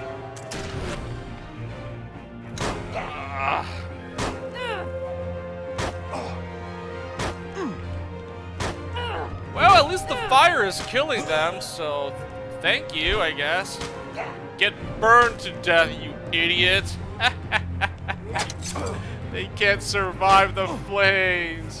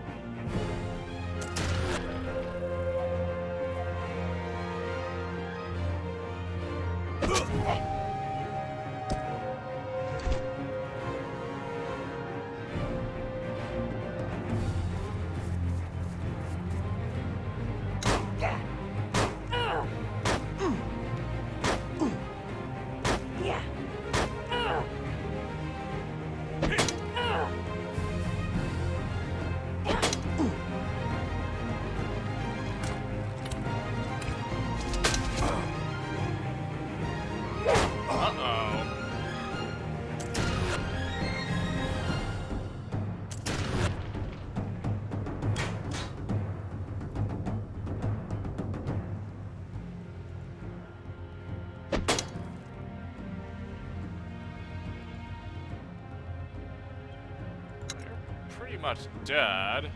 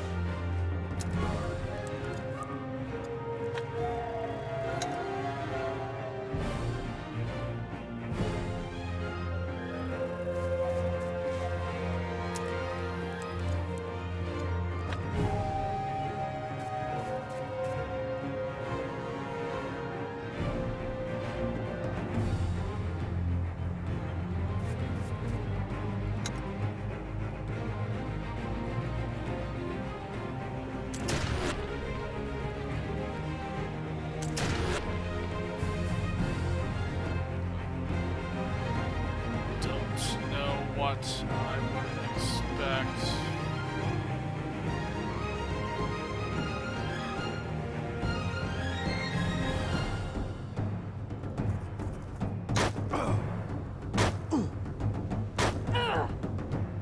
Yeah.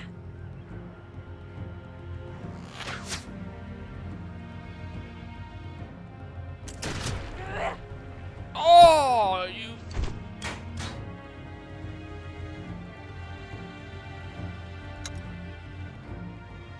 That's it.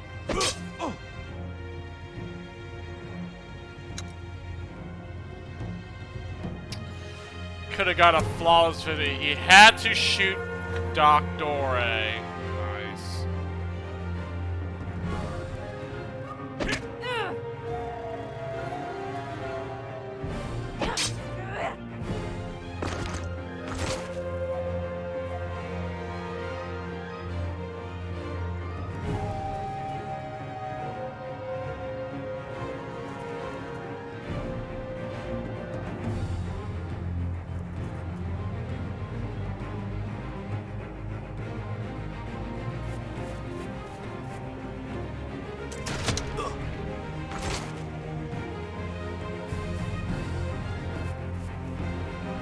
Oh, you scumbag.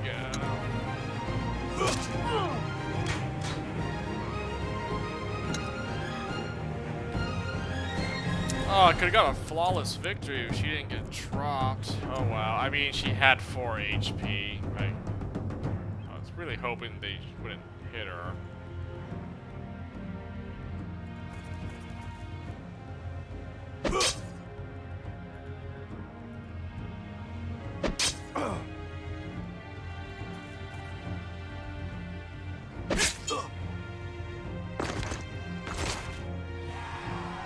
Harmless. And look at all this equipment I lost. What the fuck? Dude. Dude.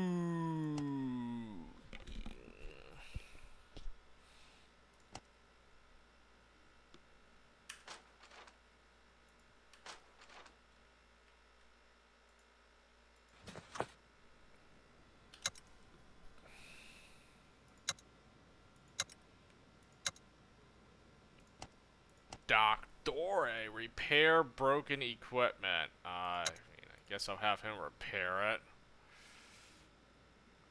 A lot of equipment got destroyed in that scuffle.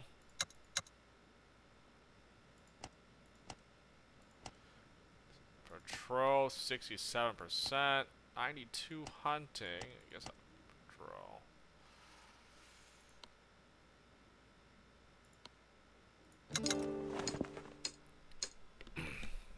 Barracks rebuilt. What'd that say? Go started. Barracks rebuilt. Wait, does that mean it's done? I actually, I think it's done. Yeah.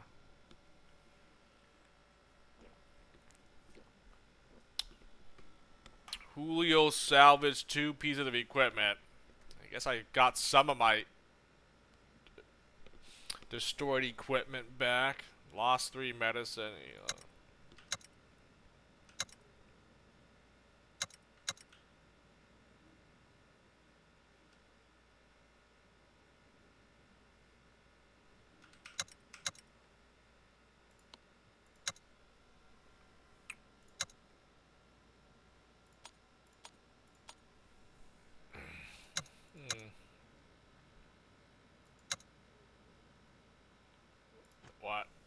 removing their equipment, their melee, range and armor, range and armor.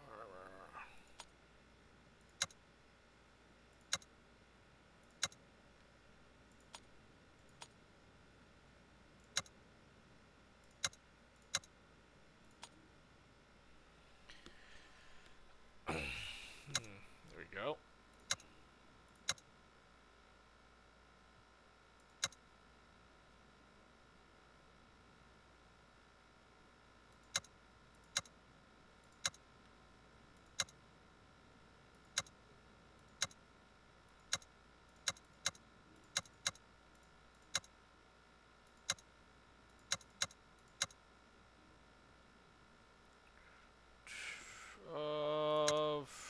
You know what? Sure, man. You're free. Guess I'll just give this guy armor. Maybe I'll use him in one battle just to see. I mean, he's no different from Juan or Diga. Literally, this has the same setup, right? Just different passive, though.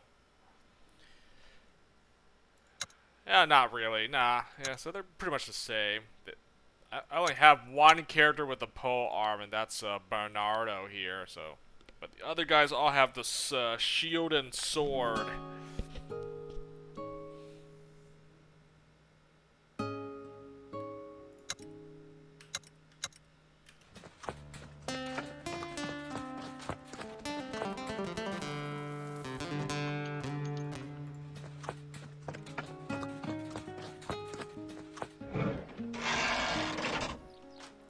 I can go back to my fortress or go to this Gutierrez's treasure. Man, I bet you there's like another battle here.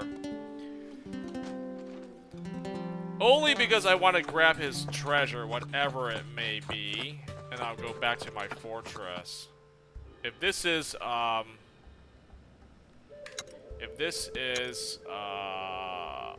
another battle, so be it.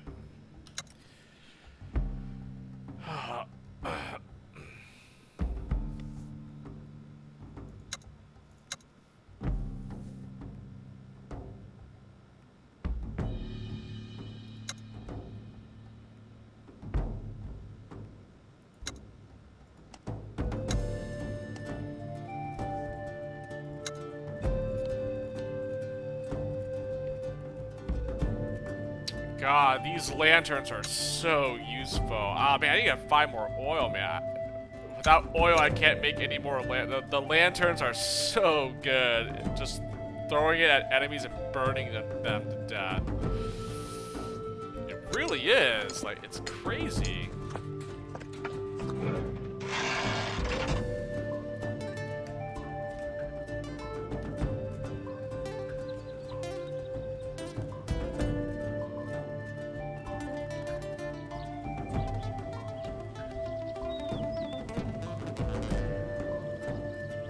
Oh, what the heck? Didn't know you could close this little tutorial thingy, the tag. I've just been used to having this here because, you know... Yeah, get this out of my face! Little tutorial thing. I should've, like, realized you could get rid of that, like, or get it off the screen if you don't really need to look at the tutorial anymore.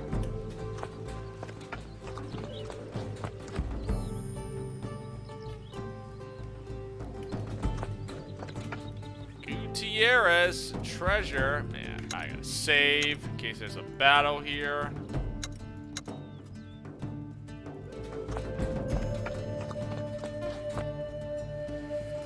Gutierrez treasure. Making your way slowly up the river, your people seem a little on edge. Perhaps it's excitement about the possibility of finding some of their long-lost countrymen alive. Perhaps it's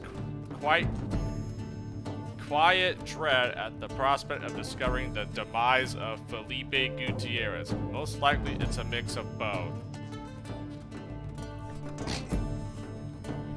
You're keeping an eye out for anything that can be described as the gate, and eventually a pretty promising candidate shows up among the tree tops a little ways into the jungle. Giant stone arch that looks like it ought to be the entrance to an enormous temple, which seems to be standing all alone between the trees. You leave your horses with the servants and take your followers to investigate the arch. The arch itself is uncharacteristically plain, hewn from rough stones, as though whoever erected it somehow never got around to etching in the typical Aztec symbols that you see many times on your travels. You pass through it without incident and stop to survey the ruins of the modest buildings on the other side. Far from an enormous palace deserving of such an imposing gateway, 3 small stone houses is all you find. Search the houses. Inside one of the houses, you find what must be the remains of Felipe Gutierrez. There it is. He died. A skeleton sitting on the floor, propped up against the old stone wall, clothed in the withered remains of once fine garbs, bones long since picked clean by whatever vermin lives in this part of the jungle. Old traces of blood on the floor illustrates his path towards what became his final resting place. Next to his hand lies his beautiful banner with his family crest. His other hand clutches a piece of cloth, part of the uniform of an officer of the Spanish Navy. It is soaked in dried up blood. So he did get killed. He did die. His expedition failed, and what was left of his crew either deserted him, like that scholar dude, Miguel, or those other Spaniards I saw. They became nothing more than rebels, I guess, or I guess they must have staged a mutiny because of something he did, and then some of them agreed and some of them disagreed. So yeah, I think a mutiny must have occurred, and then yeah, his expedition literally just fell apart, and then I guess he died.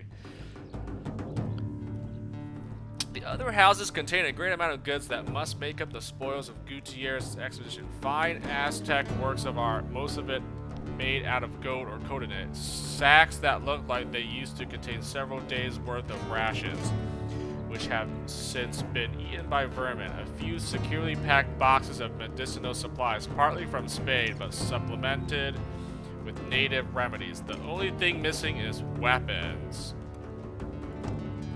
You send somebody back to get the horses and salvage everything that's salvageable. Before you leave, you're compelled to give Gutierrez a proper burial. Julio Barreto picks Gutierrez's banner up off the ground and races, admiring it as it unfolds. This is a beautiful banner. He would want to be buried with it.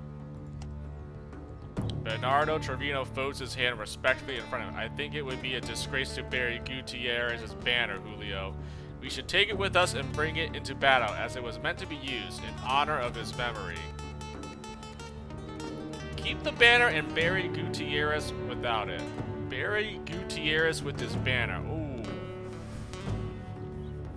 Hold on now. I think, is this going to...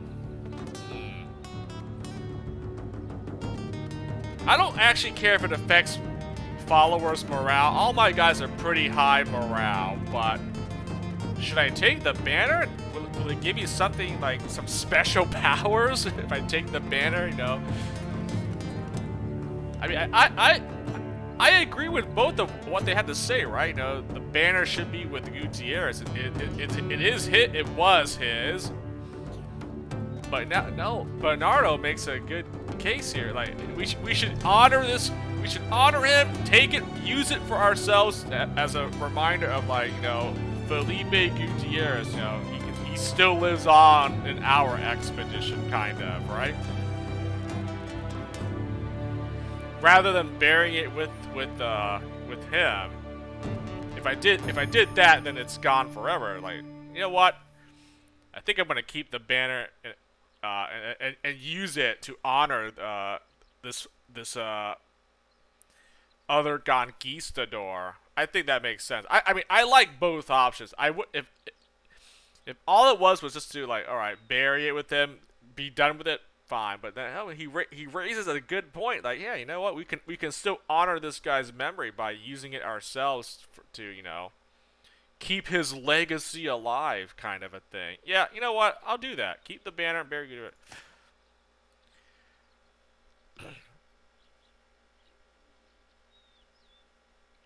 Disapproving murmurs pass between some members of your expedition when your servants cover the fresh grave of Gutierrez with dirt. Also, I actually saw something happen. All members lost morale. Really?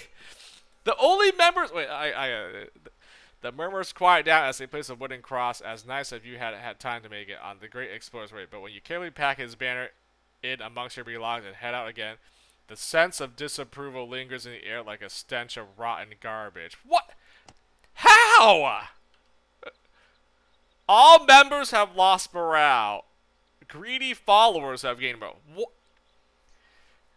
One Gutierrez banner. What the F is that? Oh, here we go. Place a banner that doubles the morale of units within one space of the banner. Oh, it's an item at least. Gutierrez's banner. Like, what?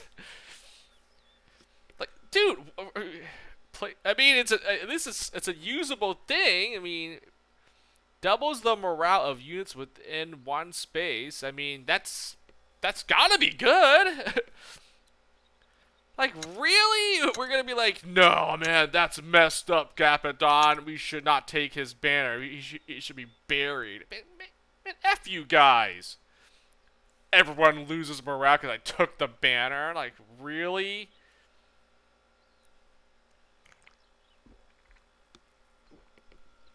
No. I refuse to go back and bury it with him. I think it's better off in our hands. Look at that. Nice item I can use. A trap or whatever the heck. It's an item that can be used in battle here. Which, you know what? This could be useful somehow, I think. Doubles the morale of units. And, you know, honestly, doubling their morale actually does something here. I believe... It says here, I think morale actually modifies the crit. Critical hit chance is half the character's morale, and the damage multiplier is determined by the website. So, see? So, the higher one of my characters' morale, they have a better percent crit chance. Half of the character's morale. So, basically, if my characters had 10 morale, that 5% crit chance. Now, the banner doubles that morale, so that means 20 morale, 10% crit chance. Hey, I like those. I like the higher crit chance. Man, crit chance is it might be useful, and I 13 is the highest I can get my character's amount. 26 more, 13% crit chance. Dude, I can't pass that up. I cannot pass this up without not taking his banner here. Yeah, give this to me, man. I deserve it anyways. I found the guy. I found out what happened to his expedition here, so it's rightfully mine. I mean, the guy's dead. Where he's going, he's not gonna need it anymore, right? It's not like he can do anything with it in the afterlife, right? So, just funny that the suggestion was, given to me, and it's like all of my members, including the guy that suggested it, lost morale. I guess the greedy followers would like that because greed is good. So, well, thank you, Felipe Gutierrez. You rest in peace, I guess.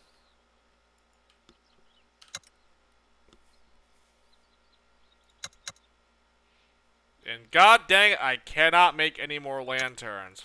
Fudge. Don't have enough oil anymore. Dude.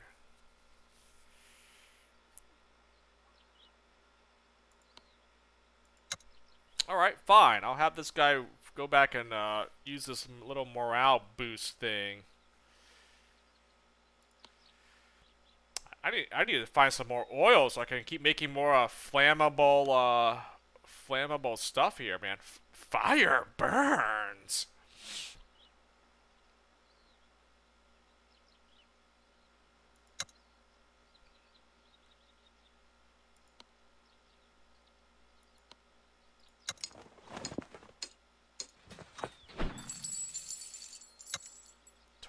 Meat.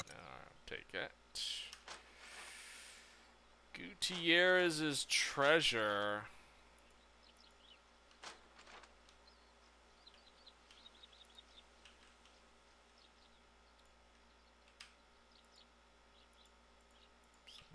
Can't really do anything else here.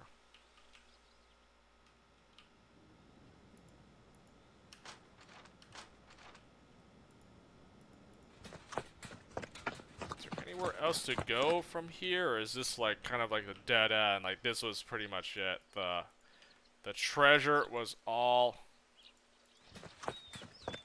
you were gonna find.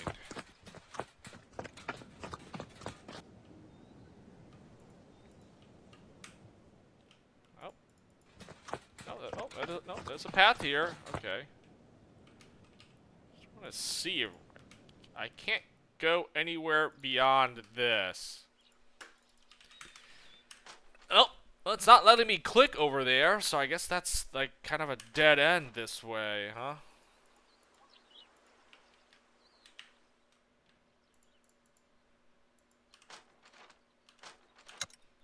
Alright.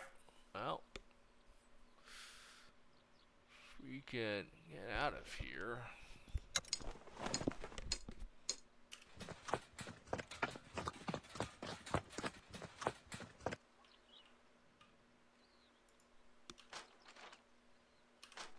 Okay, I obviously cannot go this way. Alright, fine. I guess...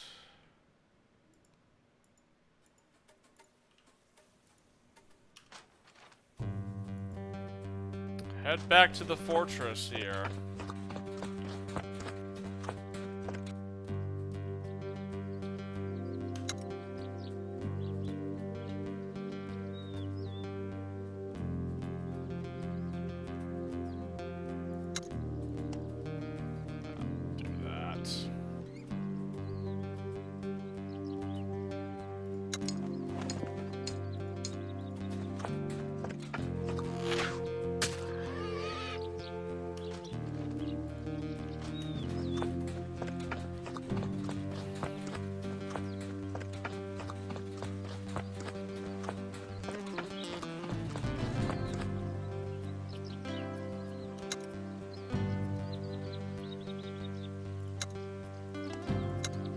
Preserve. Get some rations here. Alright. We're heading back to, oh, I should have stopped at that town to see if I could trade for anything. Ah, it's all good. All good. G.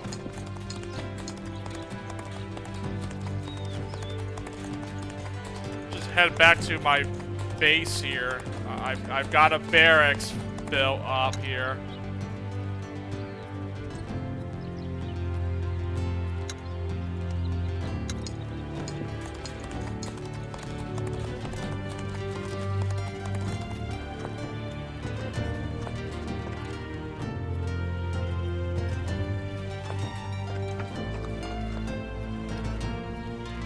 Umberto proudly meets you in the courtyard and takes you straight to the newly rebuilt barracks. They're spacious enough to hold a large battalion of guards in addition to your own expedition members. From now on, your fortress will slowly attract a contingent of Spanish soldiers for your garrison. The strength of your garrison could end up determining the fate of this entire region. The more parts of the fortress you restore, the faster your garrison will grow. Oh, so this does do something after all here, huh? Visit the barracks. Though the furnishings of your barracks are somewhat on the Spartan side, your expedition members seem overjoyed simply at the chance to sleep in a real bed. Perform a head count of your garrison. Your barracks house 20 soldiers, none of whom would hesitate to die to protect your fortress should the need arise. Oh, so you can... okay, I bet you this thing's gonna do something for the barracks, huh? Okay, I guess the barracks does do something. And I'm gonna store away some money here. I need to hit 50K. 50,000. That's the magic number.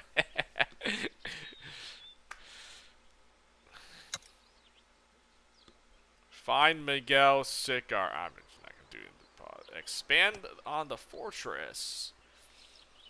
Rebuild the chapel. I mean, that's pretty easy. I don't really care for that, though. Build a workshop, build a stable, build a trading post. I honestly kind of want the trading post. Your stable and workshop, I mean, yeah, they're fine. Chapel's the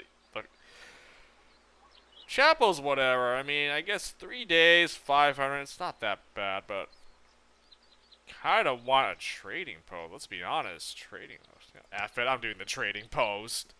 Wait. A workshop, that's for making stuff. A stable's just for like double your movement for a turn. Yeah, the trading post seems the most useful. I think the trading post is gonna get 1,000 valuables, right? Alright. Go ahead, man. Construct this here.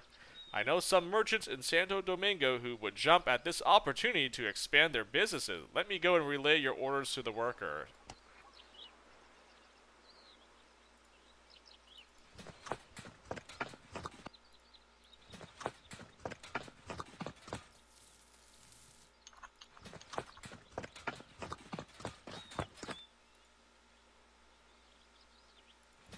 Oh, you know what? Workers are busy building a trading post. Let me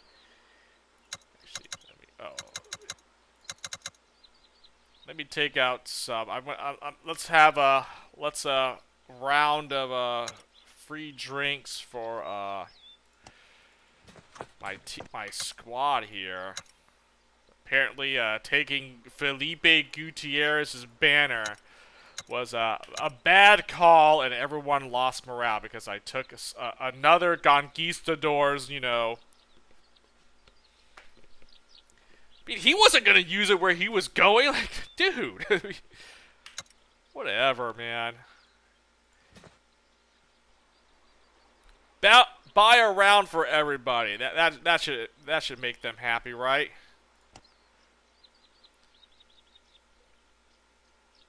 The next round is on me. 1,000 valuables. I'll just do it. Why not? Let's see.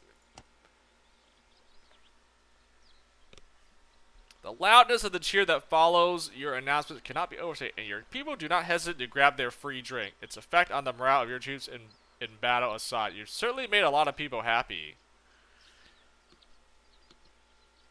Well, I guess it did something. I mean, whatever. Anything I should know about Gaspar? Oh, here we go. Finally. Gaspar picks up a glass to polish the spots. I don't hear a lot of complaining from your people. They generally seem to be in good spirits. They trust in your leadership, and they're satisfied with the way the expedition has been going so far. In my opinion, you have nothing to worry about, Capitan. That is why I went for the leadership stat. That's right there. A natural-born leader.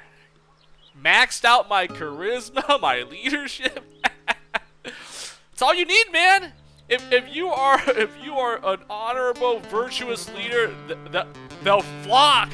These guys will flock to want to join my squad and want to, you know, they'll for sure be loyal. That's what I want to see. Yeah. Let's go!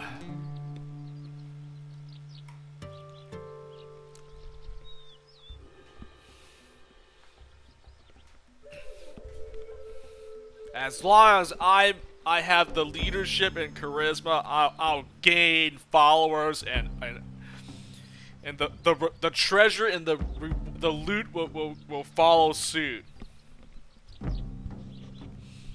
If they're willing to die for the cause, all the better, you know. I'm not gonna have any deserters or you know, cowards here. Only loyal members. For the Alliance! I mean, for the expedition! Right. Piece of equipment here. The Alliance!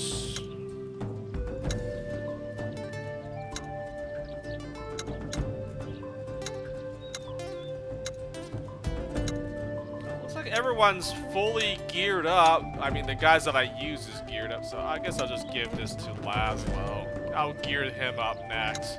She's already geared up, right?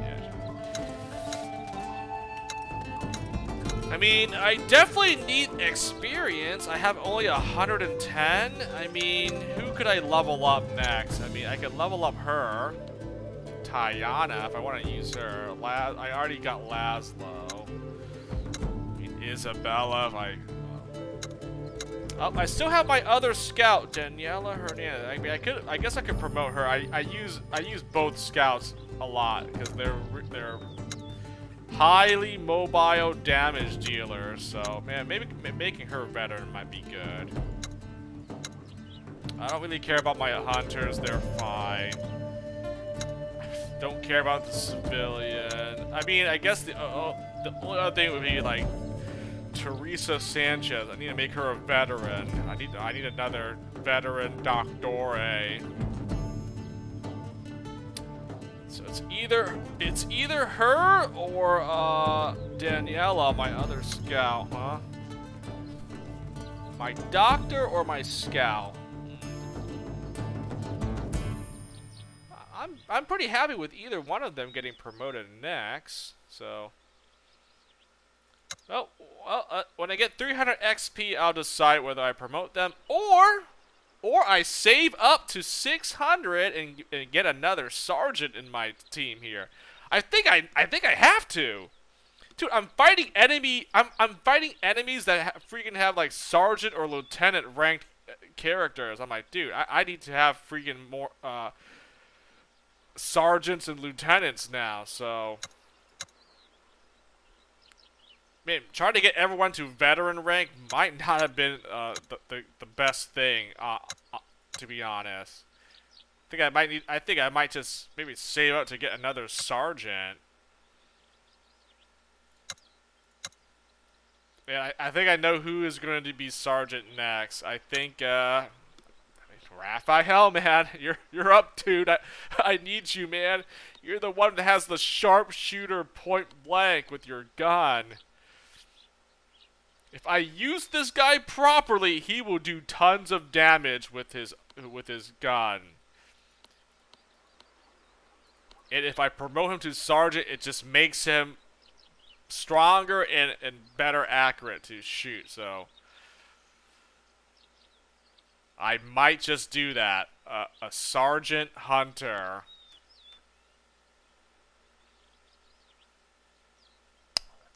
I already have Bernardo. I mean, I want, like I said, the only ones I would want to be a scout would be nice, a hunter for sure, and then if I can make 3 sergeants, one of my doctors could do it. Then my lieutenant, that would be for my one soldier. That would be the lieutenant rank. But I definitely, if I can get a hunter to be a sergeant, that would be really helpful. I think I do. I think it's him. I think I just use him. He's the. I mean, the guy. I gave him 2 good passive abilities that help out a lot. He uses the gun, so I think it only makes sense to make this guy the sergeant. Unless for my scouts, I mean, I guess they do more damage and have better defense, but.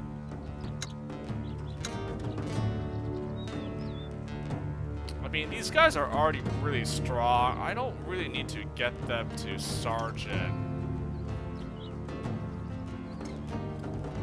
I think it's better for a hunter rather than a scout. Hey, what's up, Biggly Diggly? How's the conquest going? It's going really good today.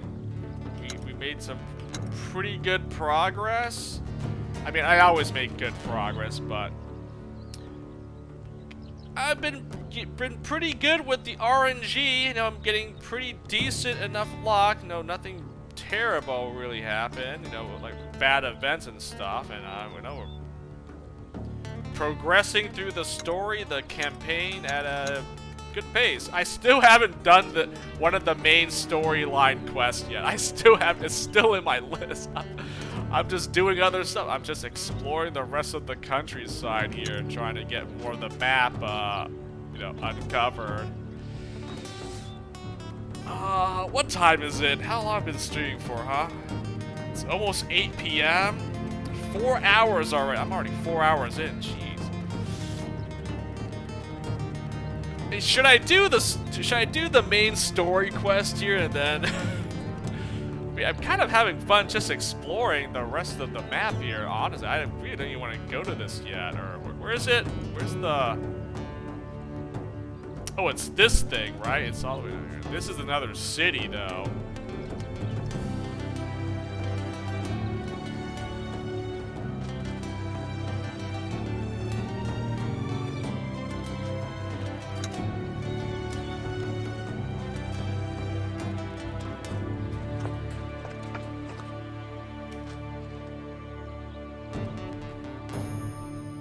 Aztec Farms. I mean, there might be more stuff here. I don't know. Like, I'm having fun just exploring here. I don't really want to go to these landmarks, but I mean, I probably maybe I should here, huh? Now there's an Aztec farm here, and here's another native settlement. This might be a hostile one though, but I mean, I could. There's nothing where else to go, though.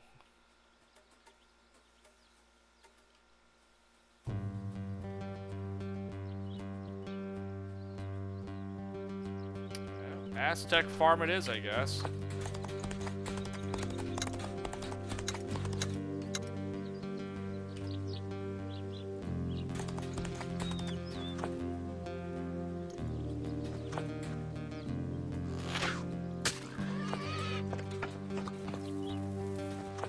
Oh, there I go again. I go off the road because I see shiny items here. I always do this. I love it.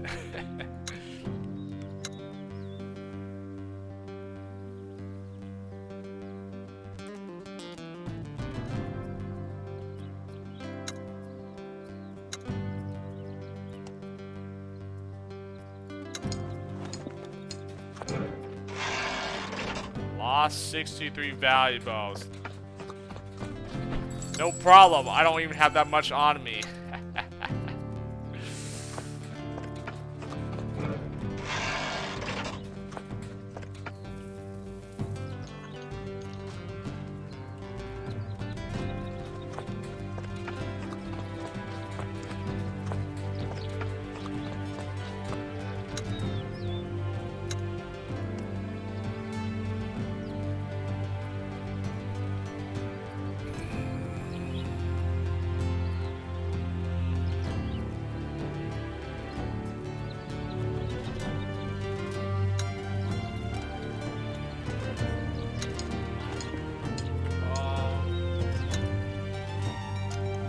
I'm good on medicine. I have a lot. Okay, I should go to the next town to trade. So, all right.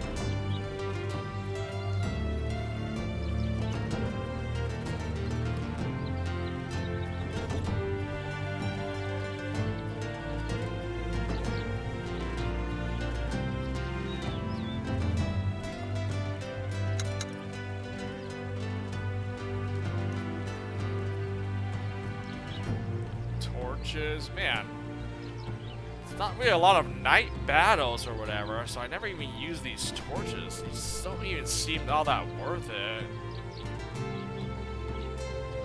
Like, the caltrops and these torches are like...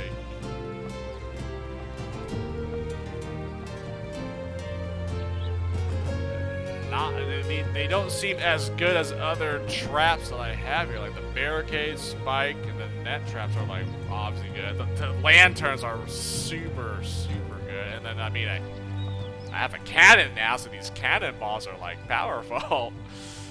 I just don't see me ever using a torch or these caltrops, to be honest. Just kind of whatevers.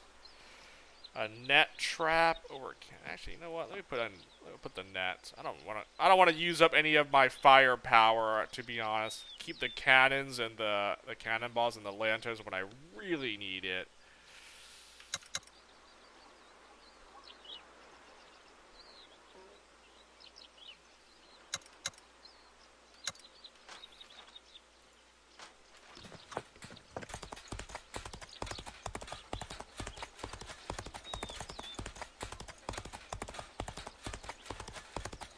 Nope, I'm not grabbing that. Not grabbing that.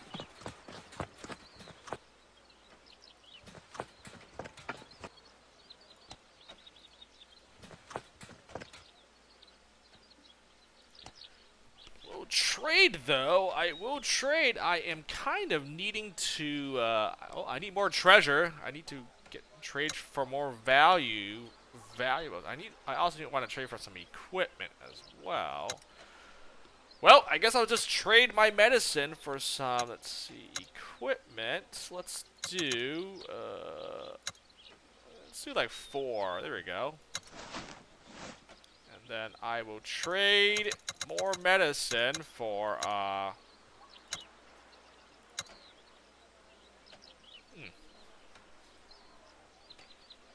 It's like almost half of my medicine supply. You know, I'm pretty good, man. My team is relatively always healthy. No one's injured badly, so the medicine really doesn't do anything for me.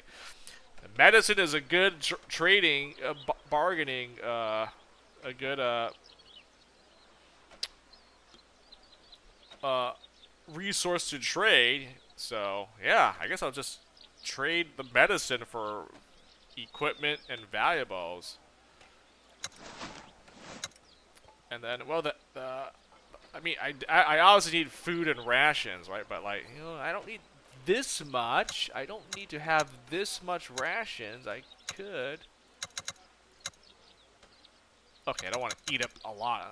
Maybe to get, like, 2 pieces of equipment with my rations here. 38, yeah, I'll do that. I want to have a decent, I mean, I think, like, the minimum would be to have, like, 100 rations and 100 medicine. I mean, I know I dipped below this, but I'll easily get 100 back. And then, I think those rations are good. I mean, it's not like I'm gonna be in bad shape with my food here. I have plenty of hunters, so I'll always get, like, extra meat. And so the rations, I might even make this number go low if I don't need to hoard this many rations, honestly.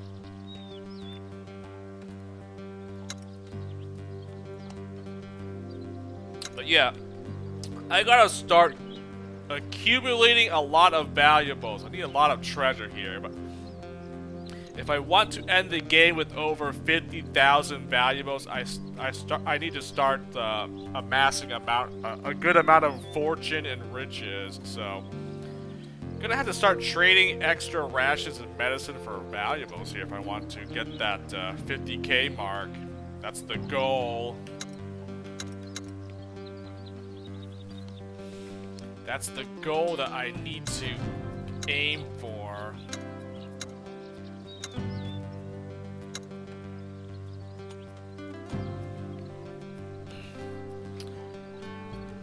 I mean, I'm good on equipment. I honestly have extra equipment, you know, because I'm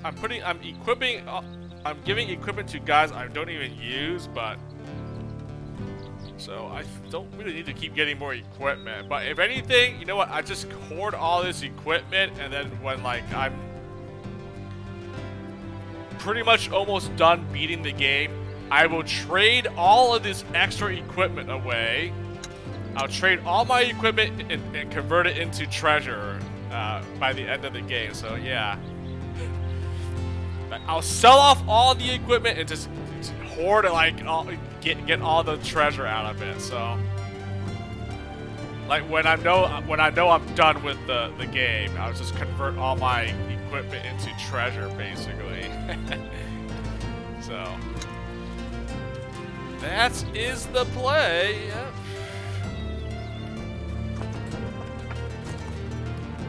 See, I pick herbs all the time. Like, you always find these medicinal herbs everywhere.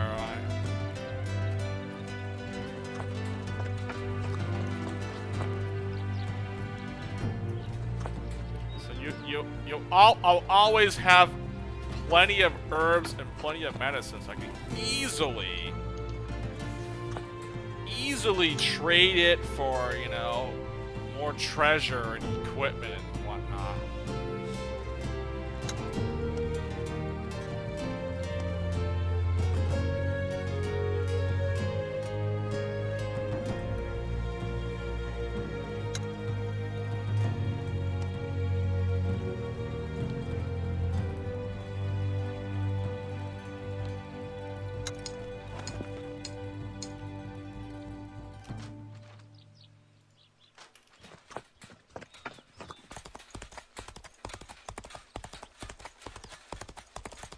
Oh, hold on. Oh my god, I see a lot of...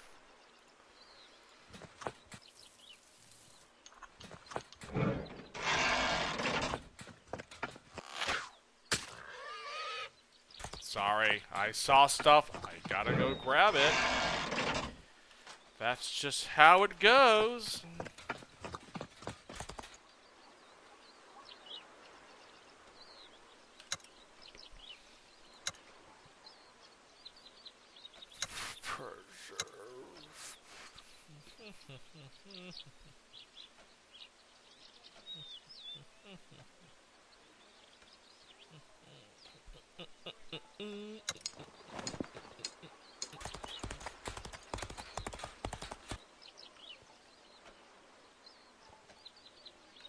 I see a crate. Darn it! Okay, no.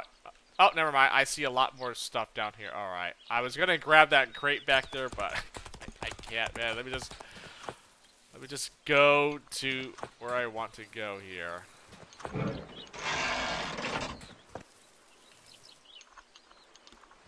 You know, I'll grab all this stuff just because it's, you know, give me this.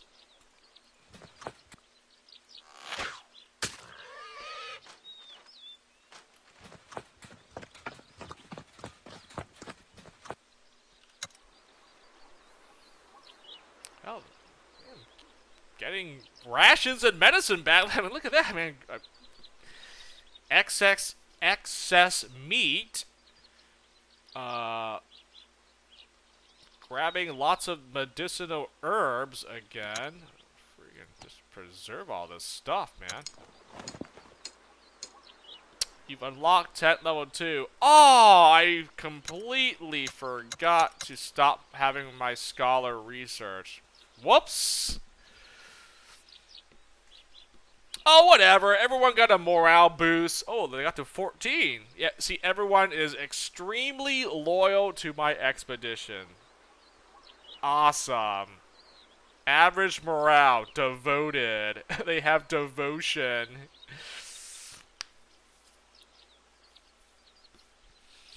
Yep.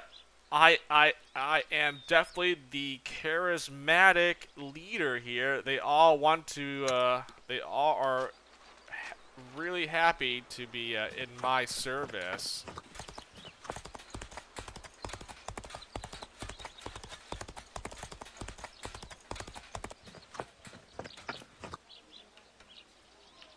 Alright, might as well save.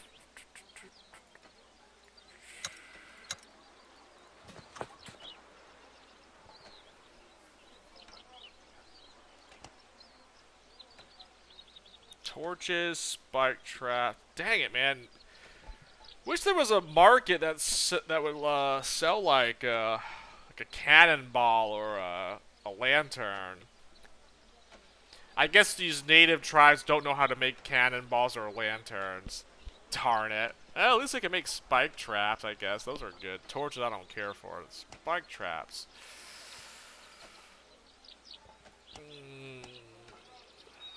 Trade with the villagers. Merchant has expensive prices.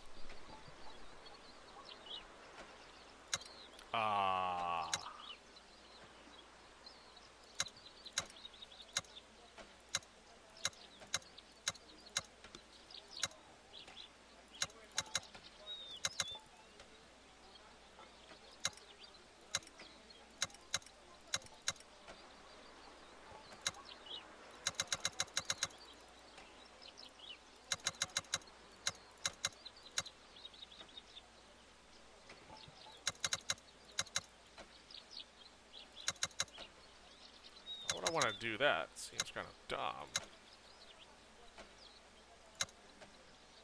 Could take some of your equipment with my rations.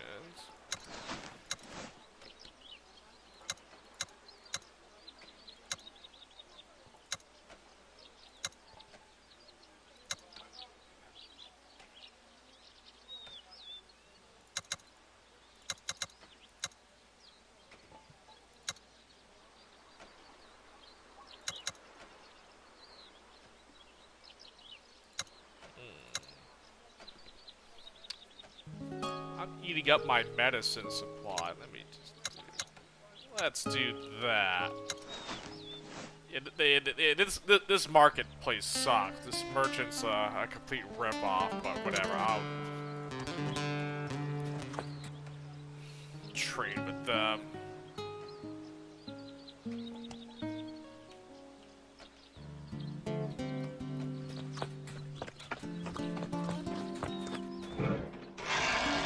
I mean, this is the village that has the smallpox, so yeah, they are obviously not in really good condition to afford any trading. Would think if they were like desperate for like food and medicine, they would offer me favorable terms, but I guess not.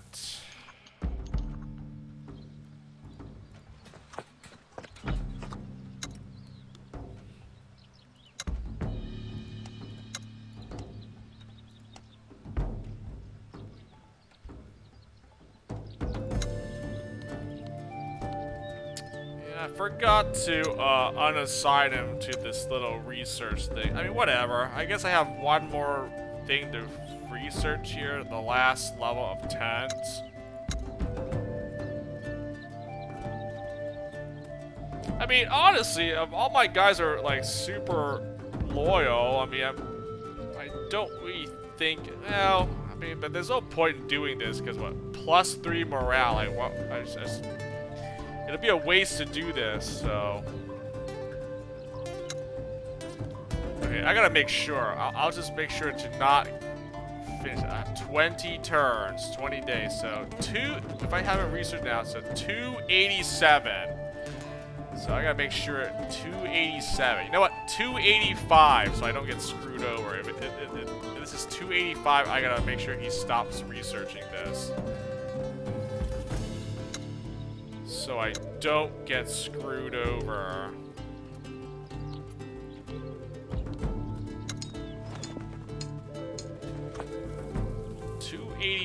Day 285.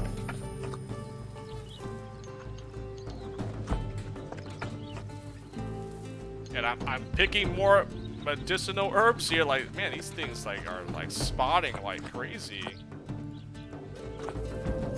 Like. I literally have like 200 medicine again if I just convert all my herbs back into medicine. That's crazy. Yeah, I just trade my medicine for stuff now. I trade my medicine for resources now. Because now I'm literally just making an endless supply of medicine, and I have plenty of rations. So I don't have to use my valuables to trade away anymore. Now I'm trading for the valuables. In the first act, I had to use my treasure to trade for stuff. But now I feel like my team is really good by making food and medicine. Now in the second act here, I'm trying to just hoard a lot of, well, I'm still getting equipment, but now I'm trying to hoard a lot of treasure. So when I do beat the game, I should have at least 50,000 valuables to return back to Spain to present to the Spanish crowd. Look at all the riches that I've got on the expedition here. I am definitely a well-decorated conquistador. I bring the Spanish crown over 50,000 worth of valuables and trinkets and whatnot. Like, the rest of this stuff is irrelevant when all you really care about in the very end is this thing, right? Oh, it even says here, when you return to Spain, your success is measured not only by what you discover, but also how many valuables you bring back with you. Oh, so it even tells you in the game, yeah, how much treasure. Like, who cares about rations, equipment, and medicine? Like, this is not going to determine like your success. You need it to survive. You need it to survive in the new world, but you're not. They are meaningless when you're done with the expedition. Is basically what I'm saying. Like, what is having tons of rations and medicine gonna do? Like, okay, I mean, you're definitely your team will be well fed, and you know, they'll be you can treat anyone that's sick or wounded, but who cares? All they care about is treasure. Greed is good. Alright, let me save it up and then approach these farms, I guess. What's Aztec farms. I'm still a little bit cautious. The Aztecs seem to be not very friendly here. They're kind of hostile and aggressive. Approach with caution. Fairly large area along the northbound road from Tenochtitlan has been cultivated into farmland. It doesn't look particularly fertile, but apparently it used enough to cover most of the city's consumption. The farmers here look tired and weary, yet they turn out to be friendly enough when approached, and some of them offer to trade their surplus food for medicine or valuables if you need it. Oh! It's a trading post, basically. This merchant has preposterous prices. What the F? Preposterous? The F does that mean?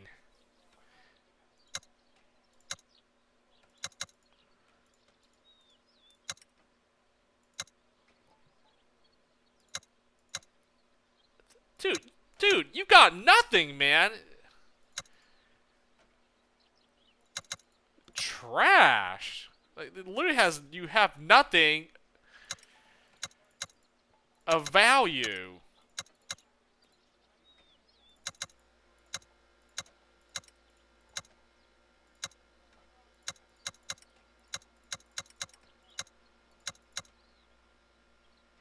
Like, this merchant doesn't even have any. I mean, you know what? Give me your 200 loot. I'll take this. I'll trade you my medicine or whatever. Just give me all that. That's all you have that I even want anyways. Yeah, they definitely have nothing to trade here. I mean, whatever.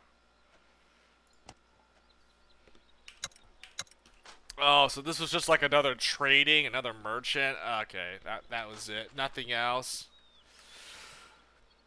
You'd think they would have like some food, like they would have plenty of food or rations to trade, but I guess not.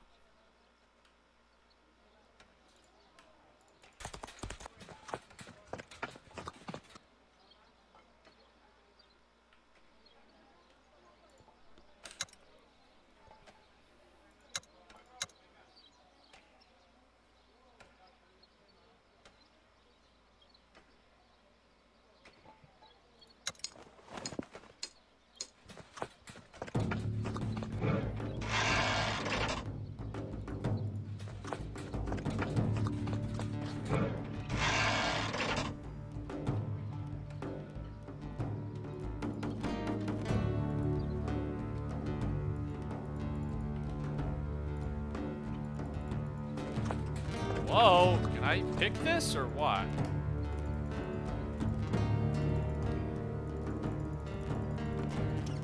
I can't select these herbs here. I clearly see it. It just won't let me walk here. That's weird. It's like it's out of bounds or something. I can't actually grab it.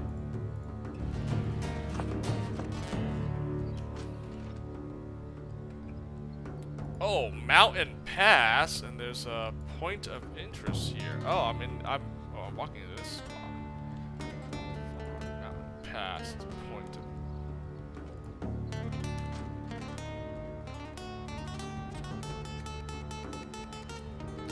I guess I'm gonna go back here, huh?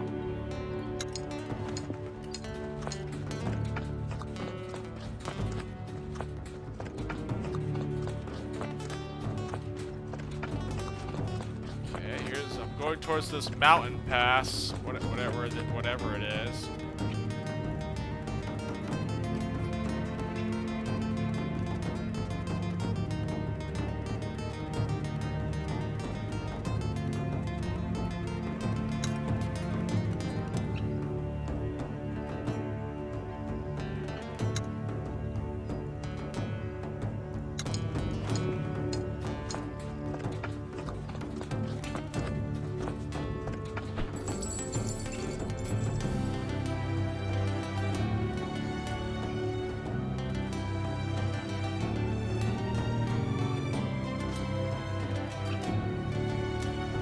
I guess it was just a landmark. There's a mountain pass through here. Okay, well, I mean, at least you can select it and, like... it's a waypoint to get to... Oh, God, I didn't mean to do that. I meant to... Wow. You know what? I'm gonna grab those. I can't grab this treasure. It's on the other side of this mountain. Yeah, that's not happening.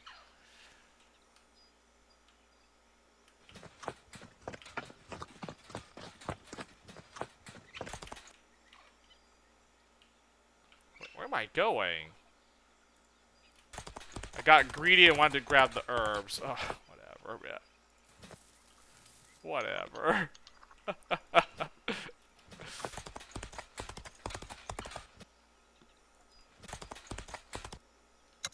I got greedy to grab the herbs.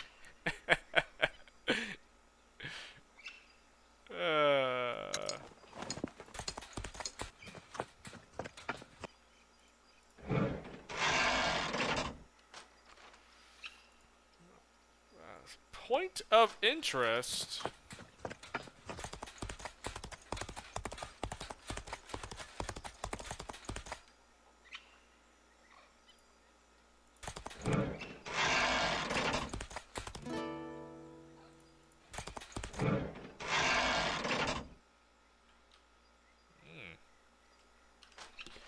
Interesting.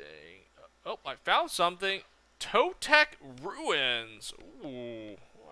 Okay, finding stuff. I like.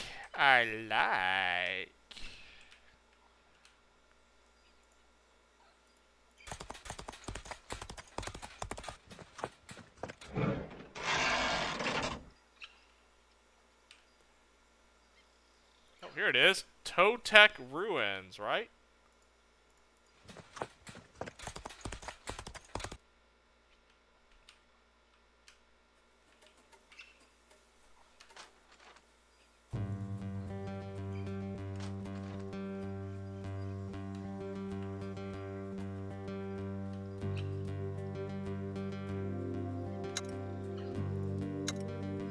Save it up.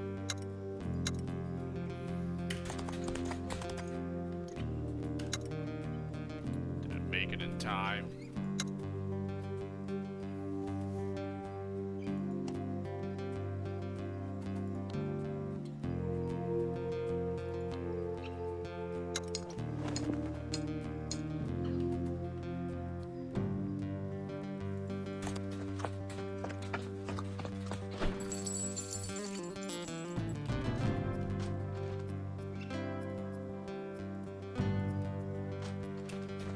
Is this anything or what? Totec ruins. There's nothing here. I can't enter this or whatever. It's not letting me.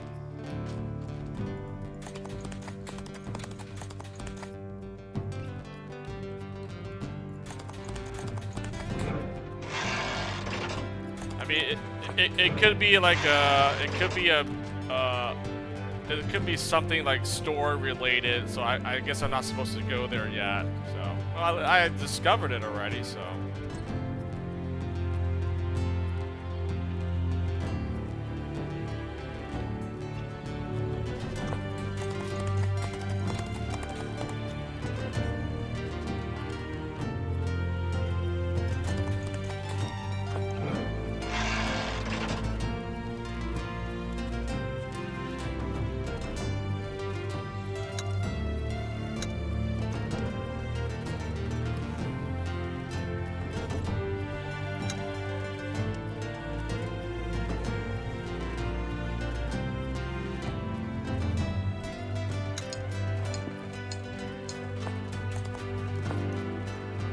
Chart the lake? What the heck? Point of interest.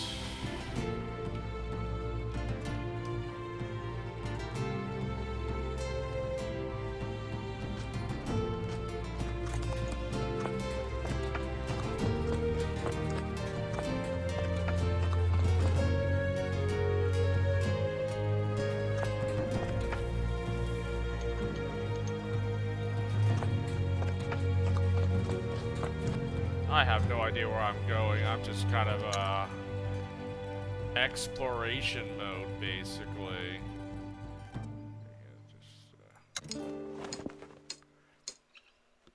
Trading post open.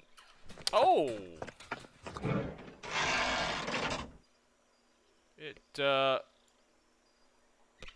Trading post is done. I should head back. Head back to home base here, headquarters, HQ. I mean, I have valuables on me now, so I should probably head back, put them in storage, safe haven this, and accumulate more loot. I just kind of want to still, oh, nice. Sweet! That was really good. A watering hole right there.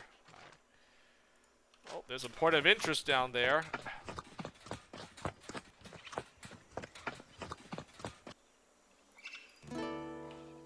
Chart the mountains.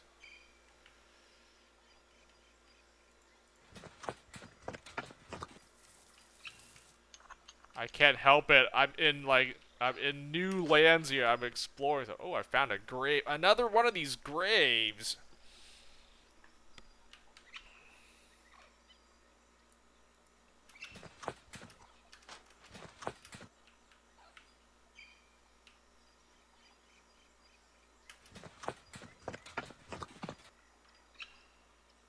Don't think there.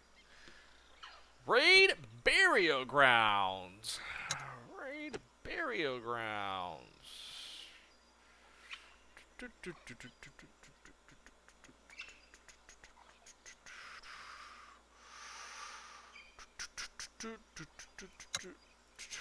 Sure, let's do it. Oh, what the heck? Strongbox. During the night, just as most of your followers are dozing off, one of your patrols comes back excited and out of breath, a few hundred paces from your camp. A skeleton of a dead Spaniard has been found, clutching a strongbox.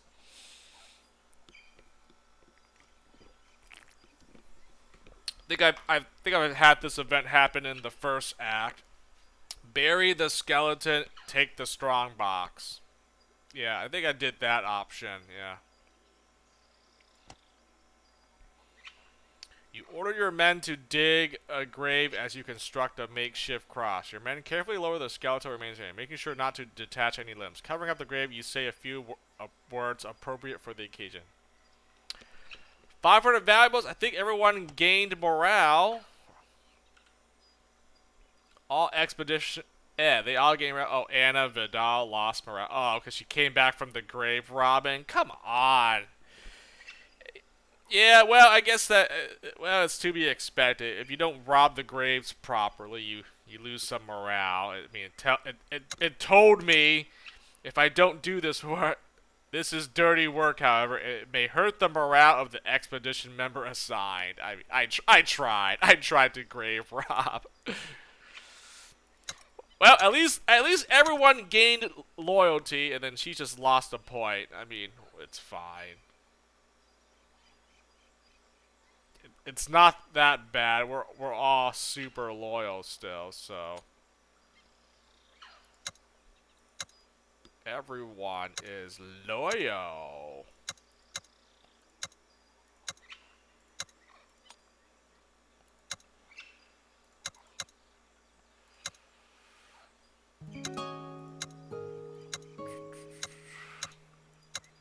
Really wish I could get some XP though. I mean, man, I haven't been getting any experience, sadly. I'm barely getting experience from stuff, you know. I just need to like I guess if I did the story mission, right, the story quest, I'd probably get more experience out of it. Or I get into like a battle or something, they'd probably give me like 100, 150 XP, but I just want to like promote some characters here, but I need experience to level some more guys up. Patterned grave. The remains of a lovingly carved wooden cross stands here. Its worn surface still proudly displaying beautiful patterns despite the collapse of the cross itself. Exhume the buried corpse. The skull is encrusted with blood and has a faint otherworldly glow about it. The number 13 is etched into the bone. Okay. Surely these graves that I found do something, right? I mean, look at this. I found a utilitarian grave. I'm like, okay. And then I found an animated grave. And now I found a patterned grave. Like, I've gotten nothing out of any of these. So, like, what is the deal with these graves? There has to be something. There's definitely something with these graves. Makeshift grave. Yeah, see, I found these graves that literally have nothing. I just come across it. It's nothing.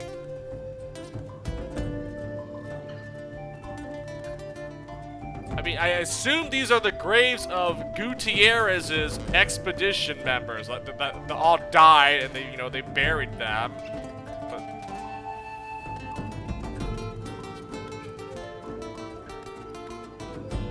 There's literally, yeah, there's like nothing else with these graves. It just maybe you just discover them all and then you know, something happens.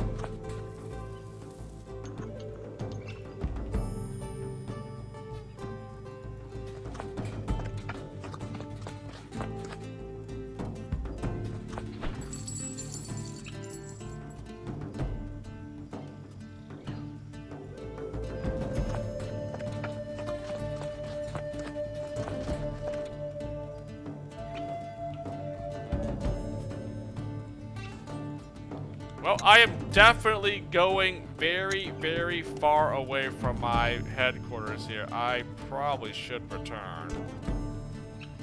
I really should, huh? And honestly, maybe we should probably call it quits. It's still, I mean, I've been streaming for almost 5 hours, and I said I wasn't gonna go crazy tonight either, so. Maybe we wrap it up once I get back to my headquarters here. Once we get back to HQ, I'll wrap it up. I guess I'll just keep exploring the exotic flower. Guess I'll keep exploring this part of the map and then eventually head back to the fortress here.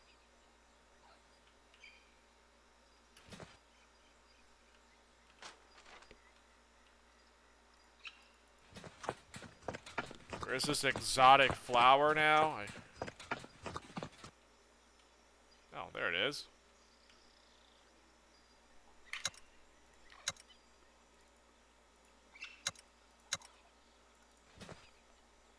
The exotic flower. As you ride, Teresa Sanchez comes up alongside you and asks for your attention. Excuse me, Capitan Don Flamenco. Just behind us, I saw a rare flower I did not recognize. If you are willing, can we stop for a moment so I can examine it? I suspect it may be medicinal. It looks similar to common medicinal herbs, but it is most unusual. It is a most unusual shade of bright pink. Of course, Sanchez. If this flower could be useful for medicine, we should examine it. Well, I suppose we could always use more medicine. Sorry, Sanchez. We cannot afford to stop now. We have enough medicine as is. We keep moving. Yeah, I'm gonna pick the option 1 because I want to see what this flower is all about. Booyah! Wonderful. I knew you would understand the importance of such research. Turn your caravan around. Turn your caravan around and slowly head back to where Sanchez has found flower. Sanchez dismounts and leans over a small ditch with a bright pink flower growing out of it. After a moment of careful examination, Sanchez gingerly picks the flower out of the ground and walks over to her car, unpacking her medical equipment, and she begins to grind down the flower with her mortar and pestle. Sanchez examines the powder for a while longer, mixing it with liquids and carefully picking apart the remaining dust. Finally, she seems to be done, but she turns back to you with a sigh. It appears my hunch was incorrect, Capitan. As far as I can tell, the plant has no medicinal value at all. I knew this was a waste of time. Let's go. Well, that's too bad. Let's get going. What? That was it? I got nothing out of it. I better get experience for doing this. I better get some XP. Son of a... I literally got nothing out of this. What the heck kind of event was this? Alright, let's check this flower out. Alright, do your work. Nothing happens. Like, what? This is almost as useless as these different graves that I've come across. Exotic flower, my arse.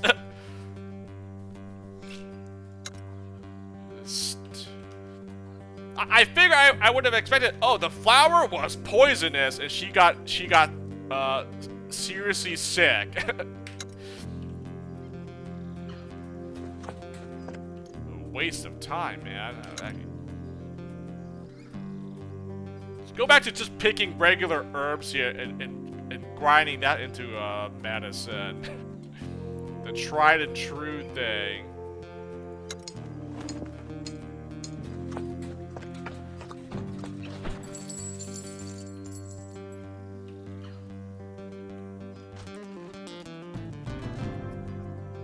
Wounded native.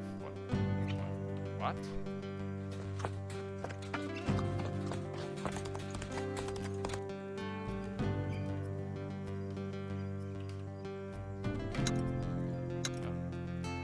A wounded native, huh? From a short distance away, you hear a weak groan followed by a rasping call for help in a native language. Continue on! Investigate. Following the noise to its source, you find a wounded native lying face down in a bush, holding his hand over a serious stomach wound. His blood-stained clothing and equipment marks him as a Totonac warrior. As you approach, he turns his head to you and whispers weakly in broken Spanish. Shining man, please help. Hurt. Aztec. Attacked. Medicine. Please.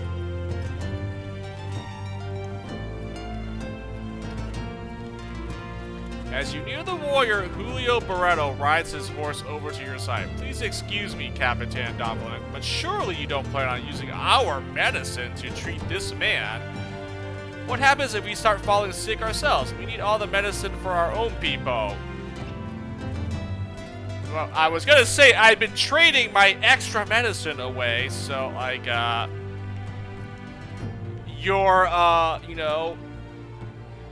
It makes no sense for you to say this. We have plenty of medicine. I am the leader of this company. It is your duty to me, to this company, and to Spain to accept my judgment. I will decide what we are to do with this war, and you will support my decision or leave this expedition. Comprende? Yeah, use the leadership. Use the leadership to, like, you know... That is my choice, Barretto. I'm sorry if you have misgivings, Barretto, but I will not ignore a person in need. Don't worry, Julio. I have no plans to help him. Nah. Leadership. Use. Booyah! Of course, Capitan. Forgive me for second-guessing you. With Julio Barretto apparently appeased for now, you turn back to the wounded warrior. Have a doctor heal him with 20 medicine? Oh, jeez. Strip him and leave him. Oh, come on, man. That's messed up. Kill him and take his possessions. Leave him. I mean... I guess I could have taken his stuff and leave, but, like, what's the point? I think we should probably help the guy. I mean, a wounded warrior! Hold on now! This wounded warrior might be a recruitable party member. Have a doctor heal him. You gesture to Pedro and he takes medicine from the cart and hurries over. The doctor kneels over the warrior and begins to tend to the wound, cleaning it and dressing it as best that he can before returning to you.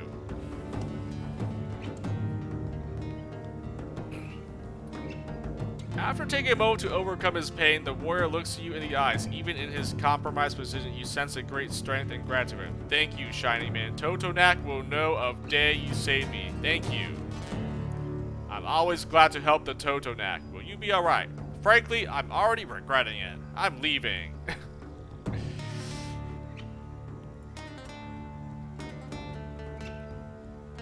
Yes, I stay here. Heal. Return home then. I am fine. Although it's hard to believe, the warrior already seems much better than before. After making sure the treatment will hold, you pack your carts up and head back down the road.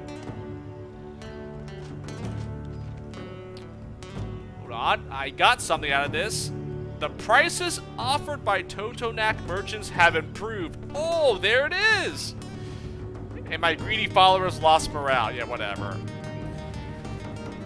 Oh, so those wandering merchants that they just go walk around here, I can trade with them for better. They'll offer better pricing because I helped one of their guys here. Nice. See, and I got 25 experience as well. See, it pays to try to do good deeds to get something out of it. Better trade deals with these Totonac merchants here. I'll take it. Out 20 medicine just to get better trade offers. Yes.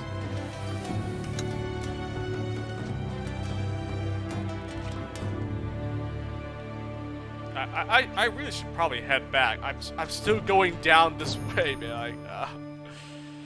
I also missed this. How do I explore this little thing? I kind of need to.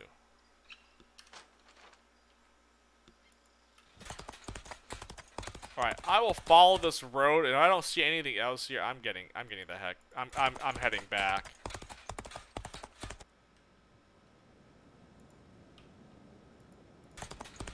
Oh, I do see this stuff.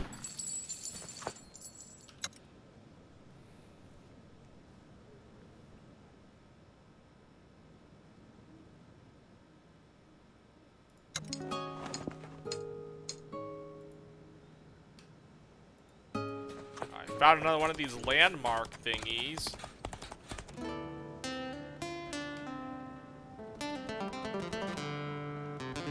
Alright, I think I'll head back. I'll explore this another time, I guess. There's so much of this map to uncover, so it's pretty crazy. Pretty crazy. I still have this bottom part of this map still, like, man, so I'll come back here another time. Let's see. So this was nothing. know, that's a mountain path. That's just a waypoint. Okay, I guess I'll go to the point of interest. Oh, look at that. It takes me this way. Alright. Sure, let's do the point of interest. Just grab the, I guess I'll stop by this place and see what's up with that as well.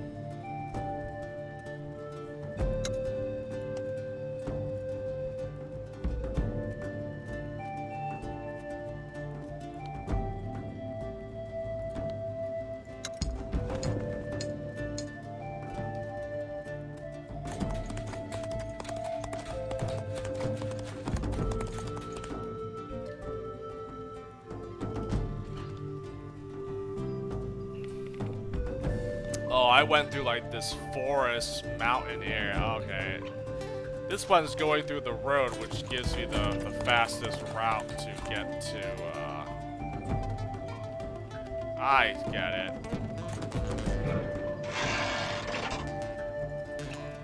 Hey.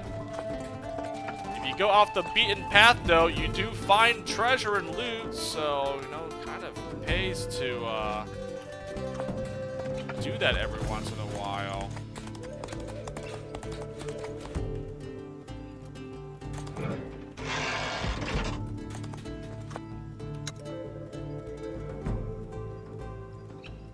Oh, I need to make sure that I do not complete research for that thingy.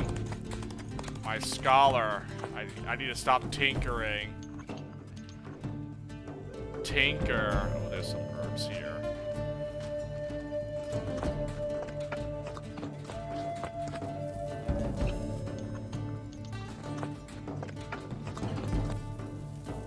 The heck is that? Is that the those wandering merchants?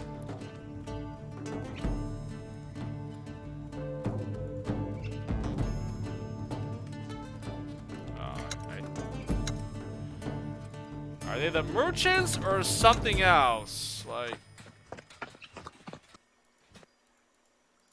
God dang it!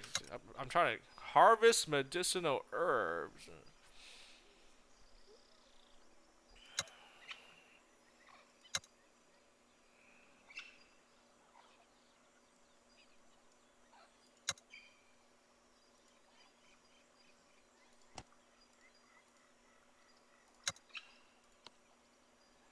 6 days remain. Okay, I'll do one more. So this is.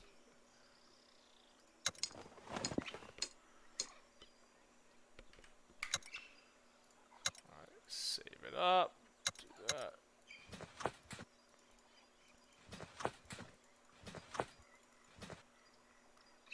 Jesus Christ. It's like exorcism. You see a small figure on the horizon. As you approach, you recognize her as an Aztec shaman. She's kneeling over a full green bush, plucking small berries from it. As you approach, she looks up and speaks in surprisingly good Spanish. Ah, I was expecting you. You were expecting me? Expecting me, were you? Nonsense! Yes, I saw you coming in a vision, a shining child of the sun astride a white monster. This vision told me many things of importance, things concerning you. A vision? I don't believe in visions or omens, superstitious nonsense. You speak Spanish well. Where do you learn? I'm a shaman. My role is to communicate. That tells me nothing. We have more important things to discuss. I must tell you of my vision. Go ahead. Not interested. I saw you, and I saw what was following you. Following me? Yes, demons, evil spirits follow you, draining the life from you, slowly killing you. I do not believe in nonsense such as demons, old woman. Demons, madre de Dios. Forgive me for being skeptic of demons, evil spirits. Whether you believe in them or not does not matter, Shiny One. They are hunting you. Well, perhaps they are. What do I need to do? I can't be hunted by something that doesn't exist.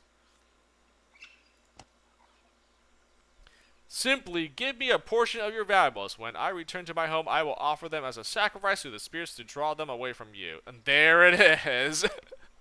There it is. Give me your valuables, I can't part with any of my valuables at the moment. Is there anything else you can do? Do you seriously think I am going to give you some of my valuables? Ridiculous. Well, it's only 100. I mean, that's not that bad. I mean, dude, if all she wanted was a handout, it should have been like, can you please donate something? Like, 100 value. Okay, I'm pretty sure it's not that bad, right? One, freaking there. Pious followers lost morale. Oh, I guess my pious followers didn't believe in witchcraft and whatnot here, huh? You quickly pack a small chest with valuables and hand it to the shaman. She takes it and sets it down beside her. Very good. I must finish packing these affairs. Then I return to my home and exercise your spirits. Until then, you had best keep moving. It will help the spirits stay behind you. Thank you. You ride away and the shaman quickly fades out of sight. Hopefully her exorcism will work. Well, at least I got 25 experience for that little event, so I'll take it. I don't care that they lost morale. I care about getting XP. So you know what? Cool. That is just fine. Point of interest.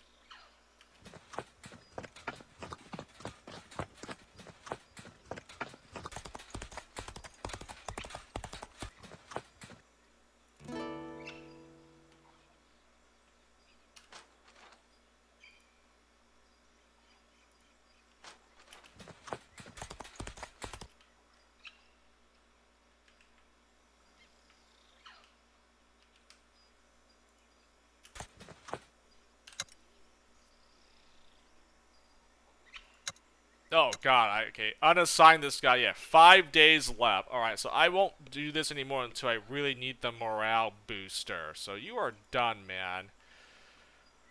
Ooh, I got a lot of oil back. I could make some more lanterns. Or I can make, caltrops here to spend some of my metal. I think I actually lost metal from, failed guard duty.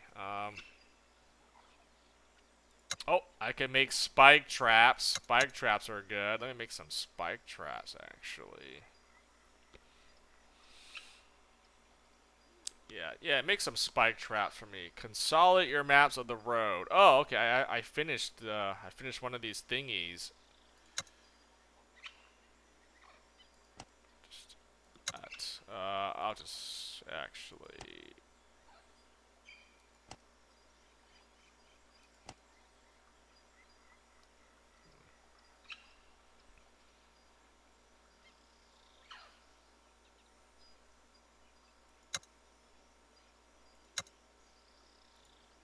Have you do it.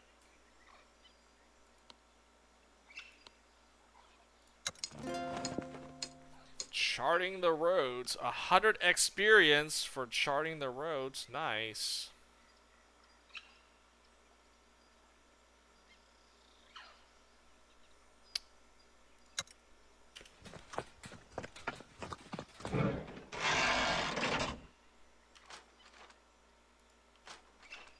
Point of interest. God dang it, there's more of these points of interest here. Like, I keep finding these things to, like, chart the world map here, basically. I think that was a watering hole. I'm not going that way. I'm going off course here.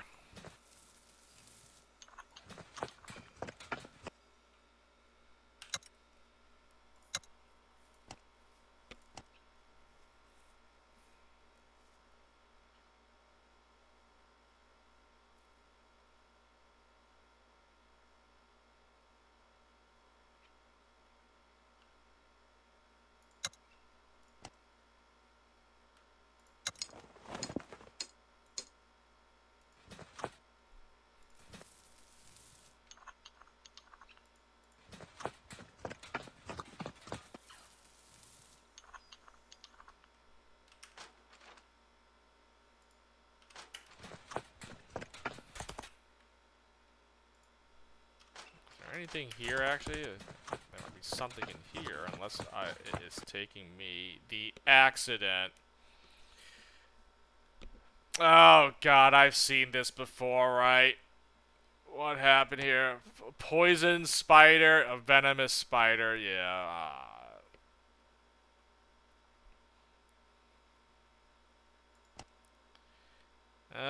Spider venom poisoning. Oh, man. That's a lame one. Now, I gotta pick some medicinal herbs now.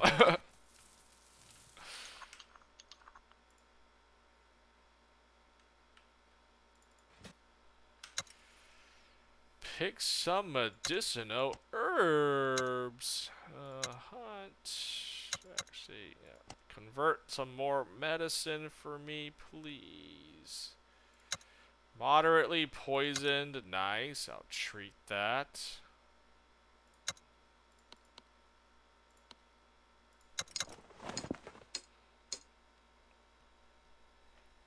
Backfire. A deafening blast resounds from the workbenches in the back of them. You and the majority of the camp rush over to see what's happened. You find Julio Barreto on the ground, writhing under a blanket thrown over him by two of the servants. Smoke rises from under the blanket. The workbench he was working on has been blown apart. What happened, man?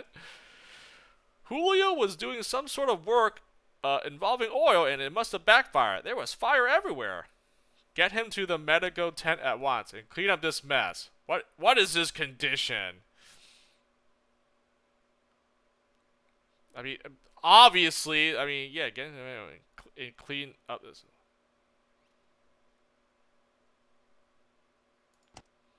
I don't know, Capitan, but I think he would be alright. We just need to get him to the medical tent. Good. See to it at once. Then arrange for the servants to clean up this mess. Yes, Capitan. Uranus calls for a few servants to fetch a cot from the medical tent, and they carefully place the unconscious, groaning Julio on the cot and carries him away. One member got venomous spider bite. Another guy got like some got like a second-degree burns or something. Dude. Critical burns? How is this? Harmlessly poisoned. What? Those are third-degree burns or something then, man. What the heck? No. First-degree burns. Those are bad. Critical. No, first-degree would have been made. No, like third-degree. I don't know.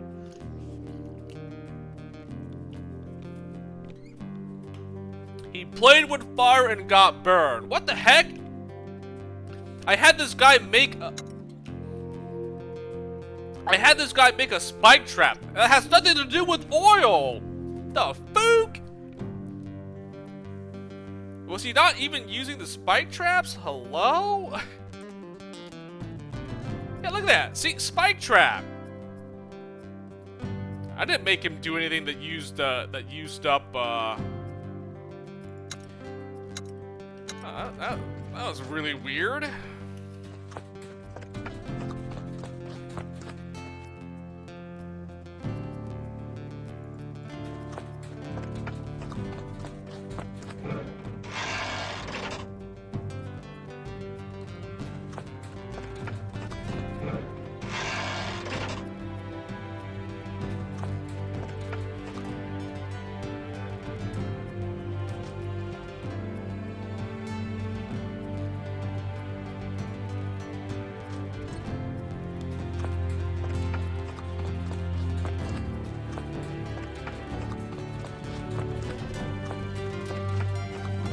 I gotta stop picking up this treasure and loot. I gotta make it back to my headquarters here.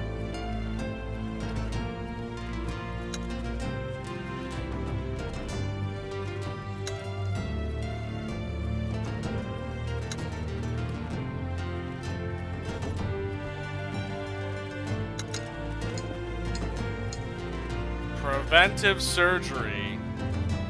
With a severe expression on her face, Teresa Sanchez pulls you into the medical tent. Capitan, I must ask your opinion on an important matter. It's about Julio.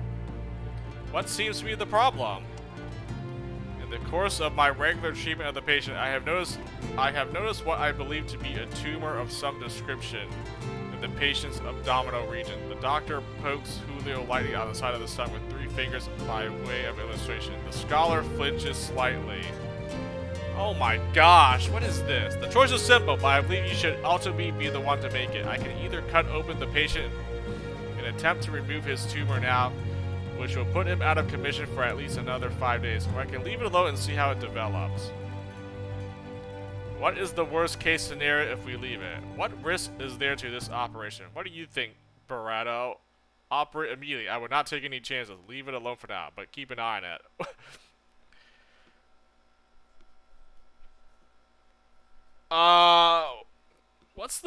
What risk is there to this operation? There is always some risk in these matters, but we are well equipped for this sort of thing, and it will not be my first time conducting such surgery. The patient is very unlikely to suffer permanent injury. And what is the worst case scenario? Like, he dies? I mean... Sanchez cocks her head a little to the side and scratches her forehead. In the worst case, by the time we start to see any symptoms, it could be too late to remove the tumor, but we can keep a close eye on Julio. And we'll be sure to catch it early if it turns out to be malignant. What do you think, Barato? This guy got burned and now he has, like, a tumor? Like... Julio lifts his head awkwardly. Sanchez says it would be safest to deal with it now, but I would rather not be on my back for another week. I am happy to leave the decision to you, Capitan. I mean, I'd much rather him not die, so I guess it's probably better to, like, you know... Yeah, operate immediately. I will not take any chances. The doctor nods and rolls up her sleeve. Understood, Capitan. I will get the procedure underway. Teresa opens a bottle of alcohol, pours it out into a jar, then she picks up a nasty-looking instrument and inspects it critically. On the cot, Julio eyes the tray of operating tools nervously, deciding you better give the doctor peace to work. You take your leave.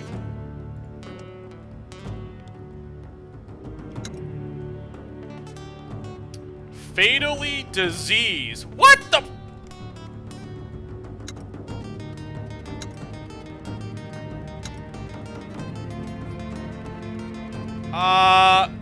Are you sure he's gonna be alright? Fatally diseased? I don't think I made the right choice here.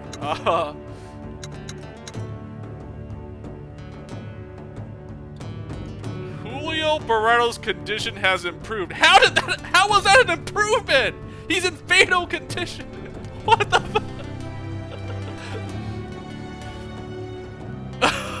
What the fuck? He got backfired and now we got preventative surgery.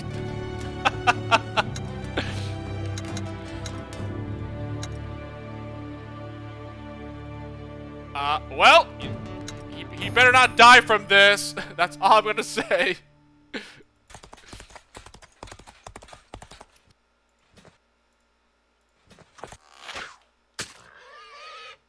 This better not... I don't want this on my conscience.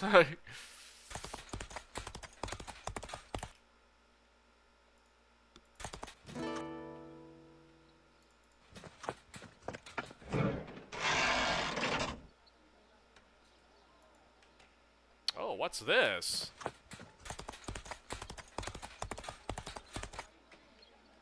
It's...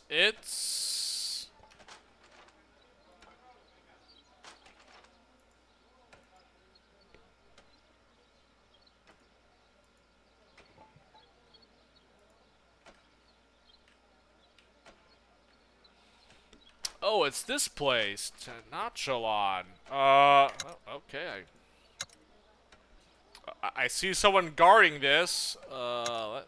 Let's investigate. The healing herbs.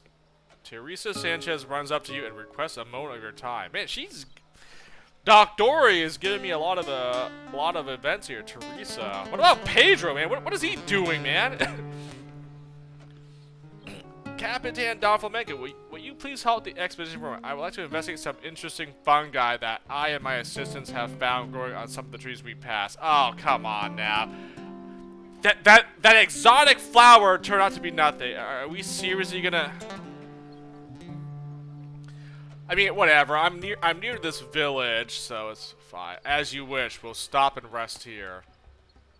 You allow the Doctore a few moments to collect samples before continuing. Sanchez withdraws to her cart to examine the samples and emerges after a moment with an unambiguous conclusion. As far as we can tell, the numbing properties of the fungi when ingested will serve perfectly in treating injuries or diseases. Perhaps it would be wise to ask the servants to collect any further fungi we found. See to it. Expedition proceeds a little more slowly to allow your servants time to collect all the fungi you pass. Eventually, the infected trees thin and stop appearing along your path. End event. Alright, well, I got 20 herbs out of that. Okay, I guess that's something. I guess we got something out of the healing herbs from that stupid flower. Freaking flower did nothing. Trash.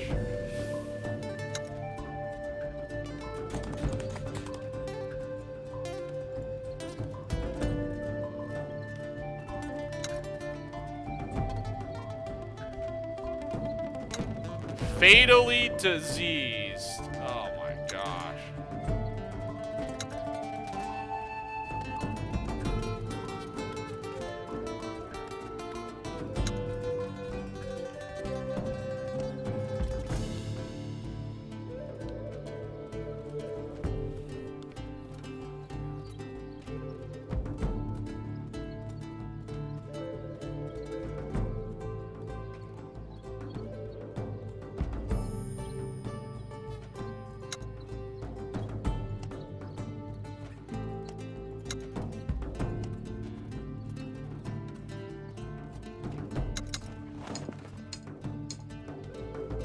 Julio's condition has improved. Critically diseased. Okay, at least he's healing. Fatally diseased. Oh my god.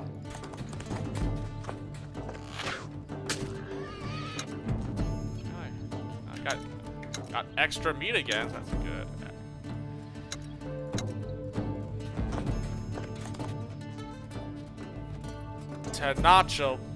Tenoctilon. On an island in a large lake at the bottom of a valley, you reach Tenoctilon. From a distance, you can already tell that the city is incredibly rich.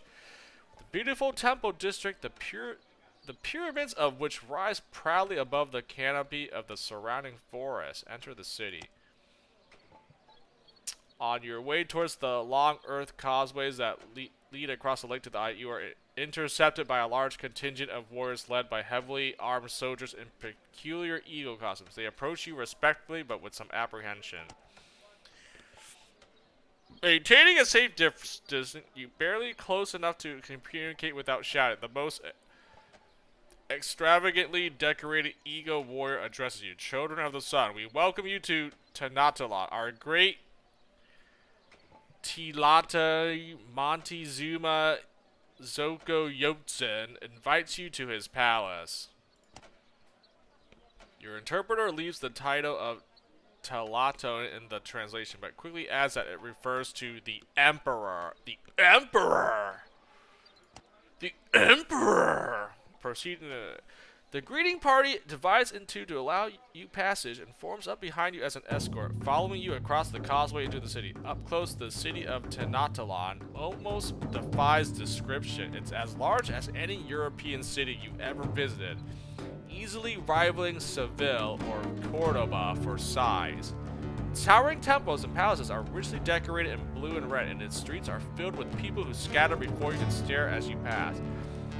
I mean, look at the artwork here. Like, yeah, look at the temple pyramids and stuff. This must be like I'll say the capital of this the capital, the best looking one out of them all here. Okay.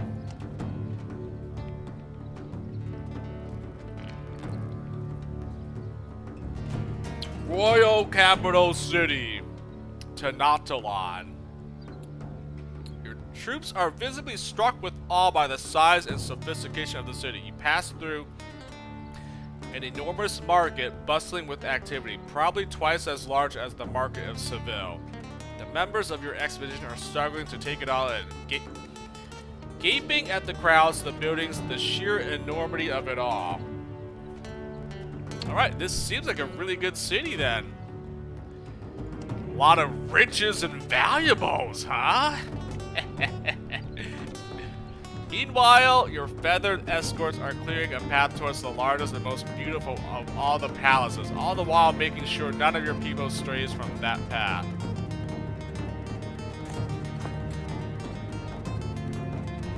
Yeah, look at that. That's gotta be the palace grounds. Dang, man, it's on top of like a pyramid-like thing. That's pretty cool. That really nice.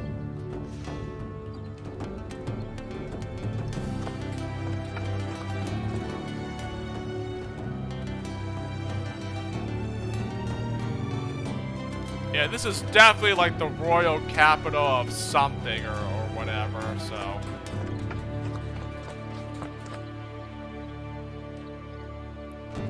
Guess I should probably have an audience with the emperor here, right? Palace of Tenochtitlan is really only one of several palaces in the city, but is distinguished by being the grandest and not coincidentally the one currently in use as the residence of the city's Talatani Montezuma Zogoyatsen the Younger.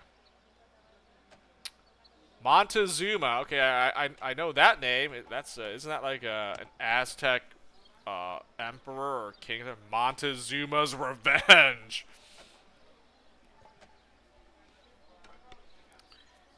You are led through the palace to a large and beautiful garden where Montezuma himself seems to be conducting some administrative business with a handful of nobles. You are respectfully instructed to wait at the entrance to the heavily secured garden until the Talatani is ready to see you. Oh, yeah, there it is. He is a royal for sure with that headdress or whatever. The great Montezuma appears to be about 40 years old and of healthy height and build, and light-skinned for an Aztec. His hair is short and his beard is well trimmed and thin.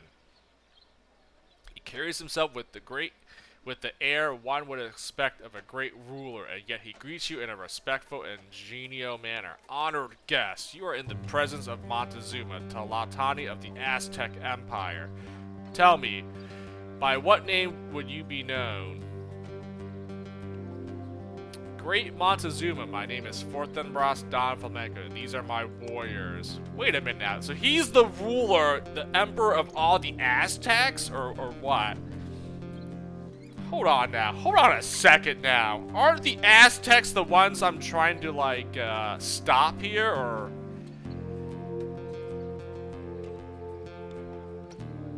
Because, like, that other chieftain, that other guy, right, Zalapa, he was like, we want to break free from these Aztecs because they're trying to, like, you know, enslave our peoples or something. I'm confused.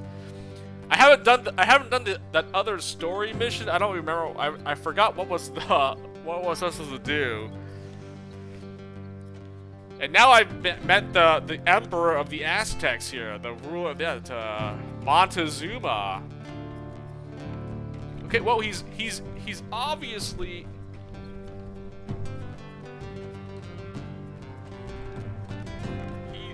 he's obviously not he doesn't appear evil right off the bat yet, so that could be a front, though. It could be a front. I mean, I don't know. Maybe he's just being. He's probably just being nice to me now, and then, like, you know, he could do something sinister afterwards. I don't know.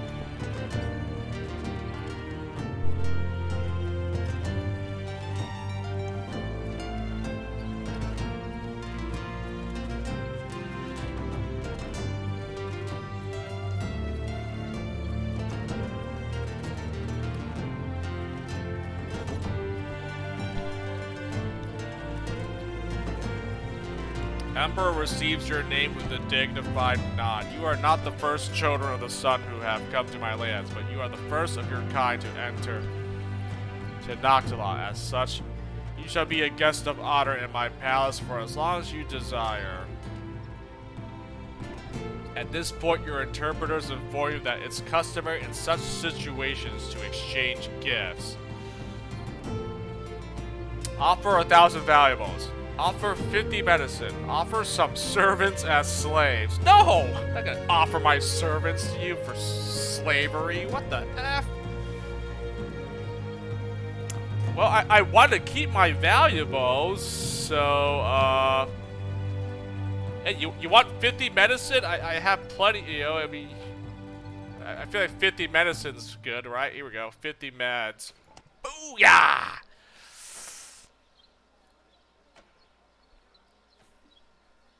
You order your servants to bring forth a lockbox of treasure from your care and present it to Montezuma as a gift. Montezuma looks over the spoils with a pleased expression and in turn gets his servants to bring out a set of finely crafted weapons from his personal collection. The Aztec Emperor himself further presents you with a gold disc and a silver disc that you recognize as the calendar of the Aztecs.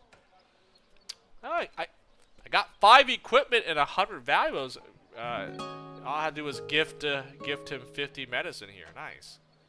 1,000 valuables? Yeah, right. Yeah, right.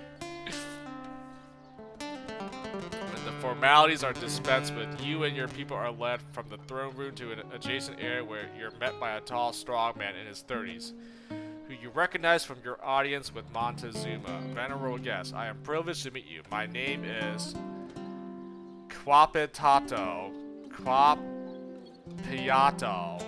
Quapiato, and I am Chakalaka to Montezuma. I don't know. God, these pronunciation and names, man. I'm just gonna say whatever. I don't care anymore. I'm pretty sure I butchered enough, so, and I will continue to butcher and mispronounce these names here and whatever. Our great Telatani has appointed me to maintain diplomatic and strategic relations with you and your people. If there is anything more you desire from us, tell me and we will discuss it. Oh, I didn't read this part. Your interpreter hesitates for a moment, desperately grasping for a good translation of Telakakawaka. Quapiato, yeah, seems to pick up on it as he pauses halfway through his introduction and watches the translator with a wry smile. Your interpreter eventually settles on High General, and Quapiato carries on. Perhaps there is something we can do for you in our position as outsiders, a show of goodwill towards your great empire. Quapiato hesitates. It is not the habit of this empire to ask others to solve our problems. Nevertheless, his eyes narrow, but a knowing smile plays at the corner of his. How do you expect to be compensated for your aid? You seem to enjoy an abundance of gotitu. I only wish to establish a good working relationship. No, I want to be rewarded for my you know, assistance. Aztec High General displays the amusement of a man who has burst into a dark and unfamiliar room only to find himself at home. There is one matter where we might benefit from the assistance of, as you say, outsiders. In addition to the gratitude of Tenochtitlan and the great Montezuma, you and your people will receive treasure, food, and medicine from the royal stores. What can I do to aid our Aztec allies? No, I guess I'm already allies with them. Okay.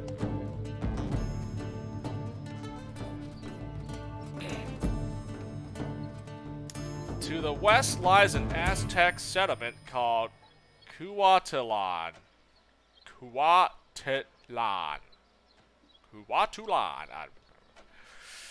They have neglected to send regular shipments of food to Tenochtitlan. The people of Tenochtitlan depend on these shipments from the outlying farming communities to survive. Kuwatolan is part of the heart of our empire, and if we move against them militarily, it could have undesirable political repercussions.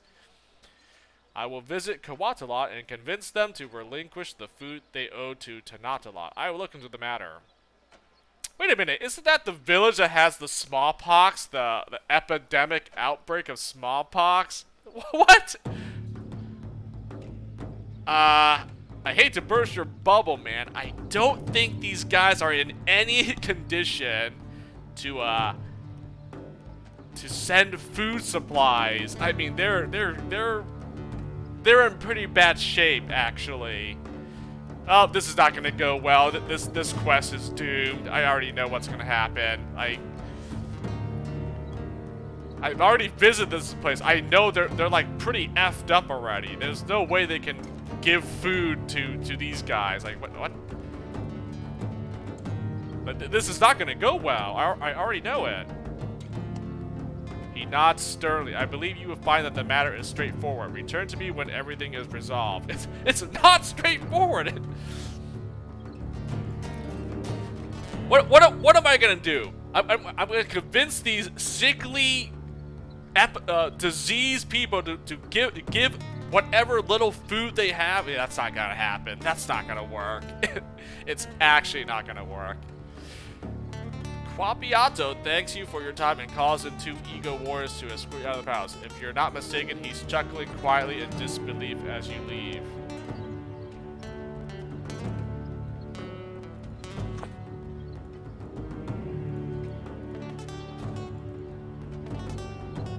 Request access to the mountain. You return to Quapiapo to report in on your product, but he's not present in the palace. His servants inform that he's out on official business, but return to the palace to meet you when he receives word that the situation with Kuwatolan has been resolved. Request access to palace library. You put all your best humble manners and snivel pathetically for over half an hour, but it's no use. The palace guards are adamant that you will not be allowed to see the wise men of Tanatalan. Whatever useful knowledge they hold, it shall remain tightly locked away in the royal palace this time. Dang it, man! It's the marketplace. The marketplace is found in Talatloco,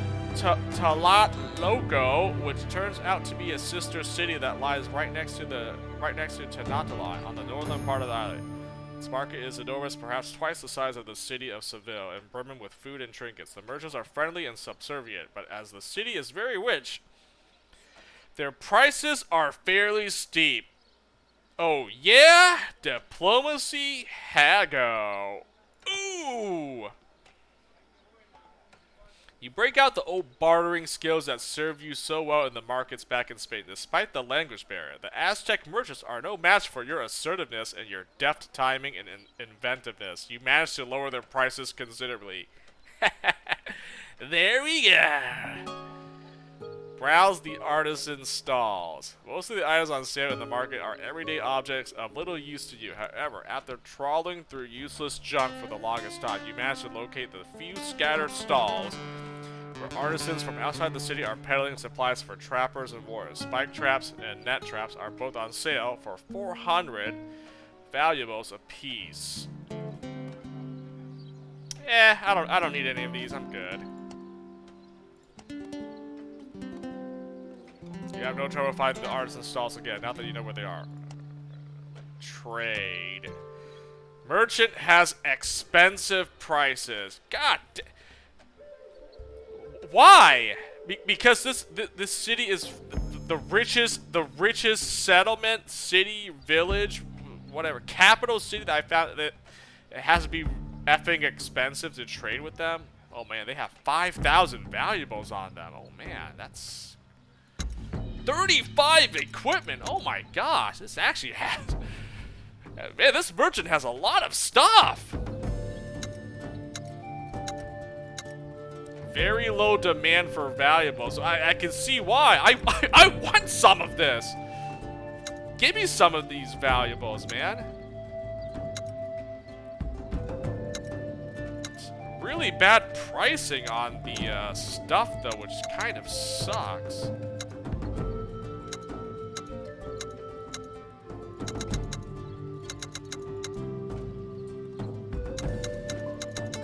Wow, I just realized trading equipment doesn't seem very profitable. I barely get anything for trading with my equipment. It's kind of dumb.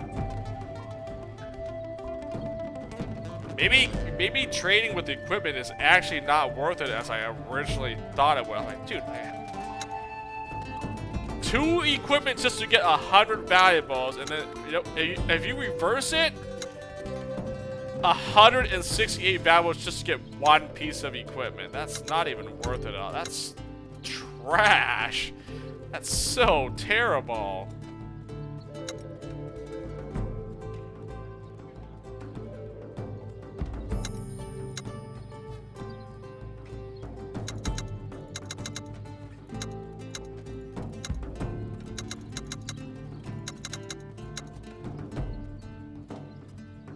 I actually want a lot of treasure, actually. How do I do this? So, wait, hold on. Do I need any equipment here, huh? Equipment. Let me see now. I have rations, which, you know what? If I were... Oh, man, that's a lot. Never mind. You know what? Medicine's the only thing I can trade with here. I guess I could trade for, like, some equipment. Or I just, you know what? F it. Just give me the valuables. Yeah, give me like, let's see how much. Okay, I can't use up all my medicine actually. I need some to help out Julio here. Okay, you know what? Give me about 1,200 treasure. God dang, this merchant's good. They have a lot of stuff. Like literally, they have high supply of literally all of these resources. Oh god, I need. You know what? That's it. I'm gonna hoard up so much medicine, come back to this merchant, and just trade for all your valuables and equipment. That's exactly what I'm gonna do.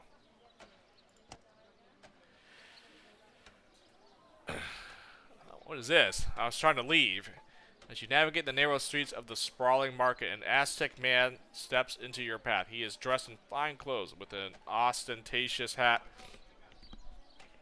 and much jewelry adorning his upper body. He speaks slowly, picking his words carefully, evidently with the broad and precise vocabulary which seems to brush off on your interpreter. Child of the sun, I am honored to be in your presence. I am Matlau. I have been observing you for some time, and it is clear that you have an interest in good business. What is it to you? The path that took you to this great city, did it also take you through the city of Texcoco to the north? I have been to Texcoco. I've never visited that place. Matlau clears as though it is a city on the eastern bank of the lake, northeast of here. It is the second largest city in this land, after our own. Eastern bank of the lake? What? Go on! I have recently had the misfortune to deal with the commander of the warriors defending Texcoco. He is a most stubborn and entitled ego warrior by the name of Coyote. Coyote? I don't know. This man has made some utterly unreasonable demands of my associates, and lately he has had the audacity to issue threats should we fail to yield to his demand. How does this involve me? I lack the necessary weight to dissuade Coyote from applying further pressure to me and my associates here in Tenochtitlan. My hope is that you or anyone in your group will take Coyote out of the picture and bring his shield to me as proof. I am in possession of a large amount of valuable metals that I might surrender to you out of gratitude for your assistance. Will he not simply be replaced? My contacts in Texcoco will tell me that Coyote's warriors are growing tired of his selfish crusade. His most loyal subordinates will undoubtedly back him up if he is attacked, but most of his force will be relieved to get rid of him. They will not continue to pursue his goals when he is gone. What are his demands? Who are these associates of yours? Is Texcoco another city-state? I'll find Coyote and deal with them. Matlaw musters a tragic spot that we deliver 60 sacks of corn and seeds to him. His demands grow more insistent with every week that goes by, but we cannot simply give away our gifts. We all have debts to pay.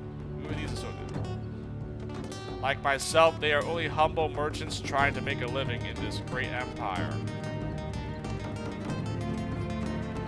Texaco is the capital of the Acohua people. They are our allies in the Triple Alliance. The city is regarded as a cultural center of our great empire, and Kyoto has been stationed there with his warriors to help protect the city from outside foes. The merchant bows his head gratefully. Return to me when the matter is resolved, and you will be richly rewarded.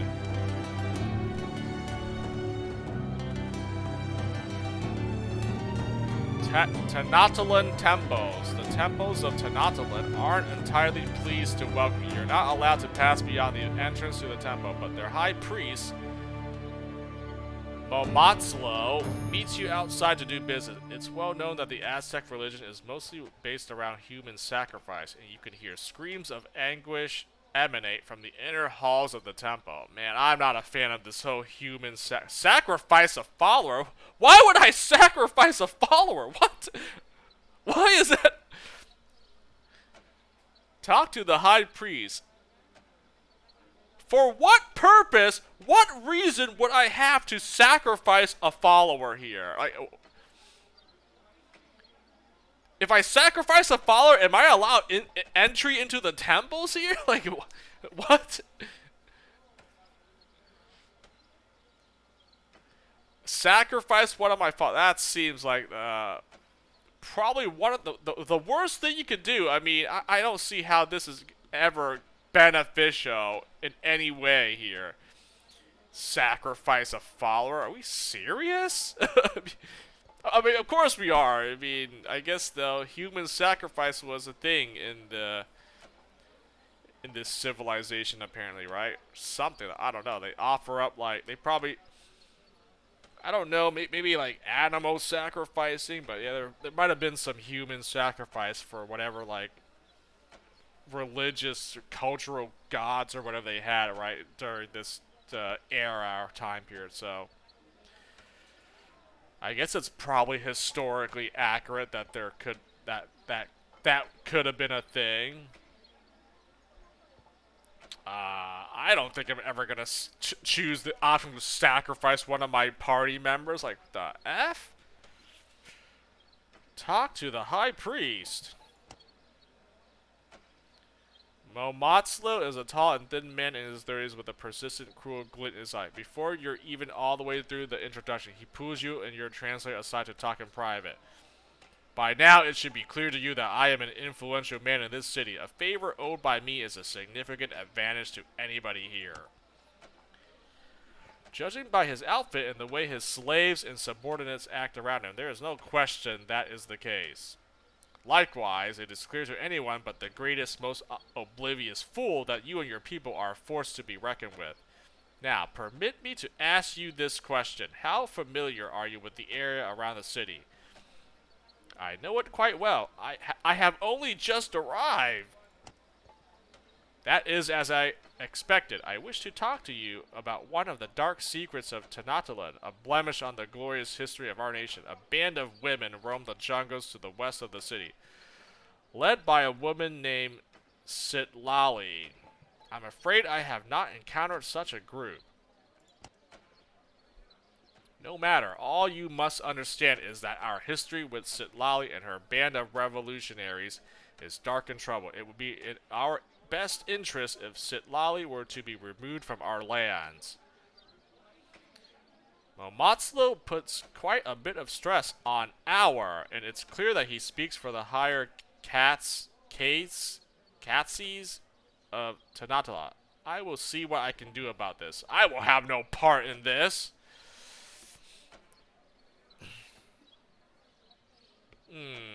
Man, already I'm bombarded by by side quests or different missions that these Aztec guys want from me here, huh? The high priest's face displays a peculiar smile, mixing malevolence and gratitude in a way you had previously never imagined to be possible. Return to me with Sitlali's talisman when you have executed a solution. Oh, yeah, I see what you did there. Her fate is all I care about. Her sisters will be no affront to us without their most notorious war chief. Oh my god. Talk about warmongering. This is it right here, man. Just do these quests for these side quests or whatever for these Aztec people. They want to just eliminate their opposition. Just like, I want you to take care of this this person permanently. As Momotslo retreats back into his temple, you get a feeling he has something altogether more personal at stake than the reputation of Tenochtitlan.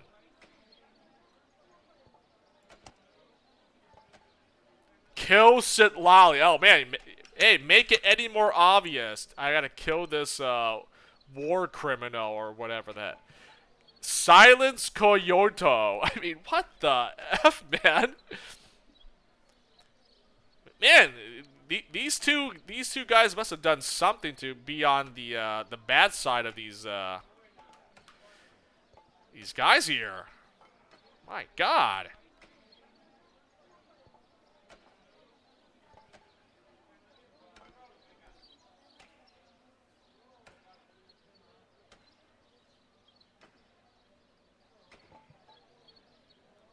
Jesus Christ. Well, at least I have a lot of missions, a lot of quests, which means, XP! More experience points if I complete them one way or another. Golly! Let's see. Point of interest. There's a house here, and there's a Texcoco. Oh, that's the city that they're talking about. Okay, hold on now. Okay, first of all, man, I just wanted to go here. I didn't think I was gonna get bombarded with all these quests that just pop up in my thing, man. I just wanted to go back to my fortress, and like, man, all right, we're done. We're calling it. And man, now I'm just like, oh, I'm just still stuck here. Okay, you know what? Honored Fourth and Brosdava, is it good to see you that you're trying? Do you bring news pertaining to our problem? Not yet. No.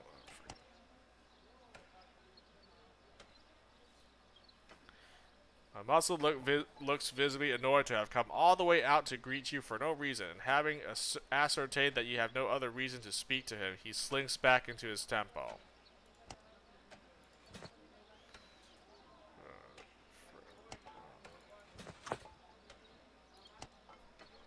Nope.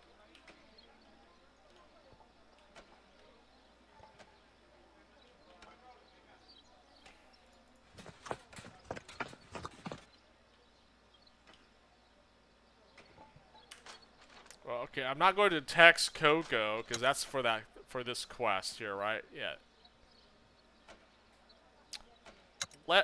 I will check this house here, and then that's it.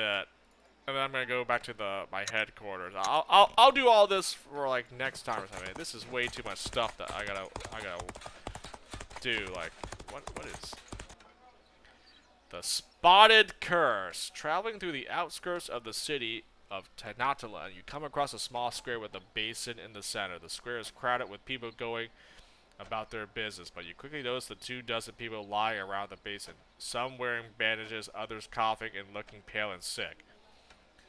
At the opposite end of the square, you see a curious-looking Aztec, his face and body scarred like nothing you'd ever seen before, tending to a patient. Approach the scarred man, ignore the man, and pass through. Come closer, it's almost as if his scars make up a pattern, but you can't quite discern what they're supposed to resemble. As he finishes tending to his patient, he looks up at you and smiles. Wiping his hand, he comes towards you and introduces himself in Nahutli. Your translator says his name is Potli, and it explains that he's a doctor and shaman in this part of the city. With grand gestures and a warm and genuine enthusiasm, Potli continues to speak. The stars racing across the sky carried bad omens, and you seem like the sort that could cause all sorts of trouble. I do not believe in such things. We bend our fates by the strength in our hands. Out of my way, heathen! I'm sorry, I have business elsewhere. What omens? A year ago, as I mentioned, a star raced brightly across the sky. It is considered a very bad omen. I believe that it merely becomes what we make of it. I saw it as a sign of something new, a great change. For many moons now, I have waited for that change. To shake loose these tiresome old ailments, hotly gestured towards the patients around the pile. What's wrong with them? The same as always, fever, infection, sore bones, boring, never anything exciting. I have heard of a rumor where an entire village carried spots on their skin. But I have not been able to go there. It sounds fascinating though. Why can't I get some of that my way? Tell him about Kuatlaton. Oh, this guy wants to be he's a shaman doctor, so he's like a healer, right? Oh, hey, man, you want to go to a village where there's a smallpox epidemic? Maybe you can help them somehow, huh? Oh, yeah, I can help this village, which I need to do. I have another quest to do in that village as well. Tell him about the village full of starving people with blisters all over their bodies that you suspect to be smallpox. Hotly seems very intrigued, and his smile grows as you describe the village filled with smallpox. As you finish, he's quick to make a request. Should your path take you there again, would you be willing to bring back a patient? I mean, okay, what's in it for me?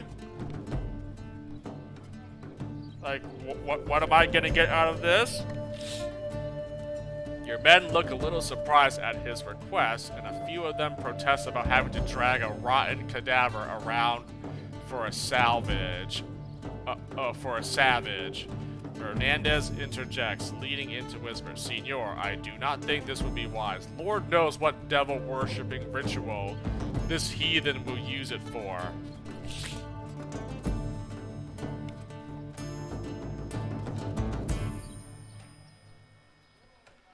I thought this guy could have been a recruitable party member, actually, but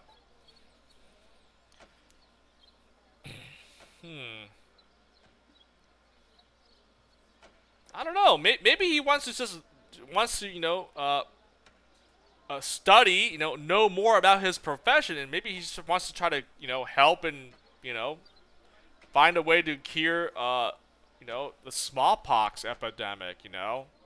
I don't think he's, I mean, I get it. She's one of my pious followers, so she obviously doesn't like this idea. But, maybe, perhaps this shaman can help, Or, you know what? I end up spreading the smallpox here, and then everyone gets sick and dies.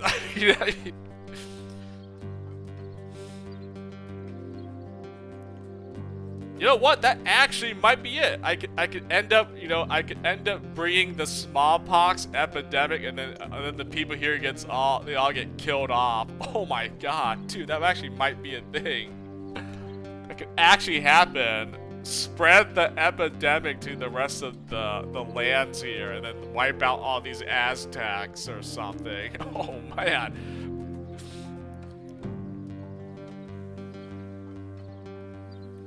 Yeah, this is probably not a good idea, but I kind of want to accept the request just to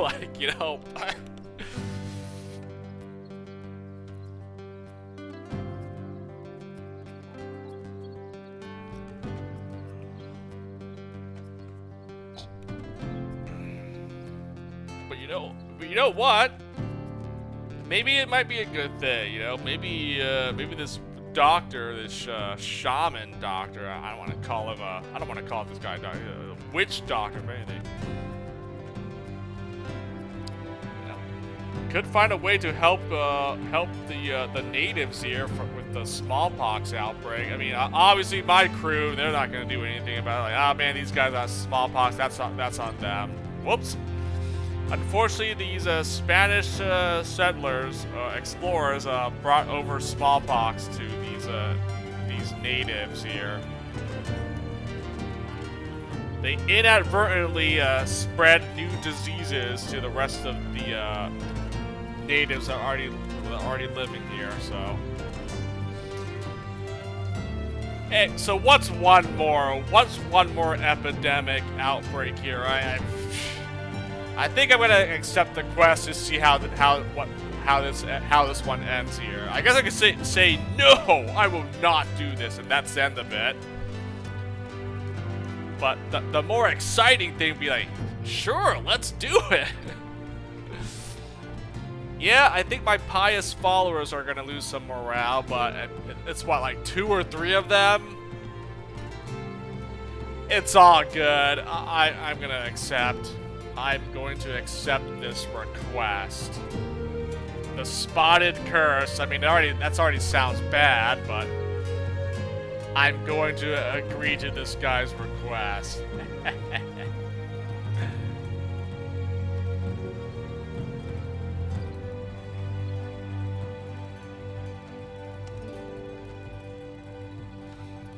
Potley lights up and is just about to hug it, but thinks better of it when he remembers his hands are covered in blood. Instead, he nods in sincere acknowledgement and thanks you.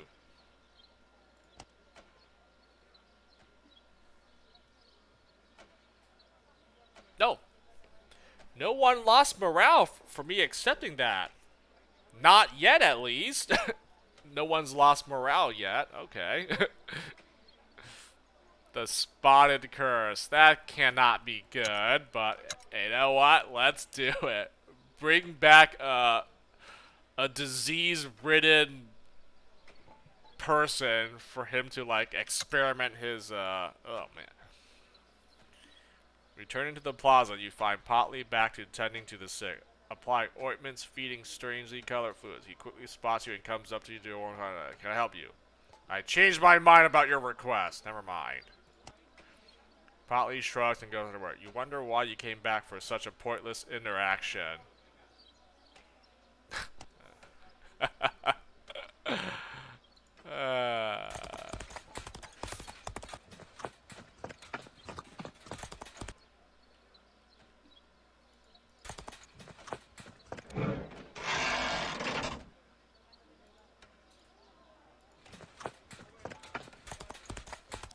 I'm not clicking that because that's the thingy, the guy. Tex Coco or whatever the F.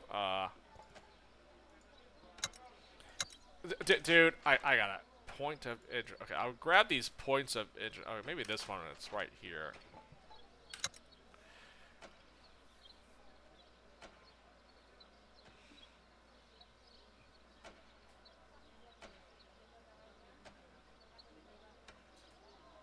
A lot of meat I can preserve. That's nice.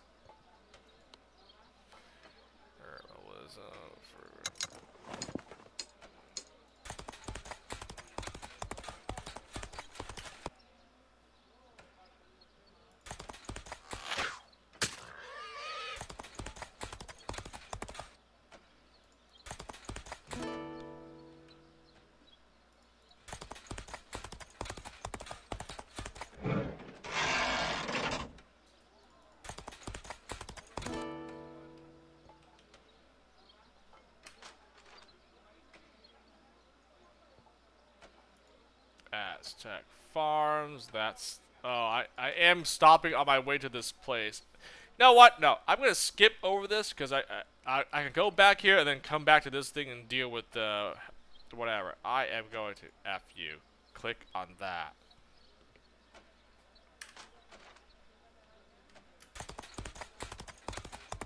Oh, hey, that's the merchant, I think. Whatever, I'm going the other way here, so... Consolidate your maps of the lake. Ooh. Ooh. Severely diseased. Well, he's still injured.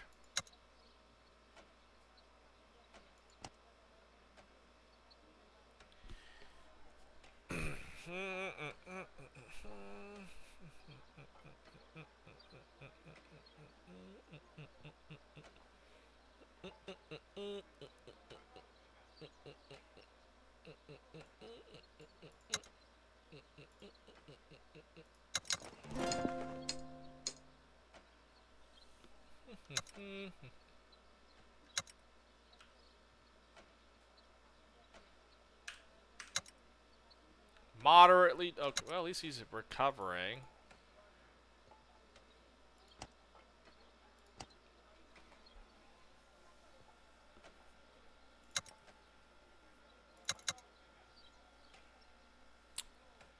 Take your 200 valuables again.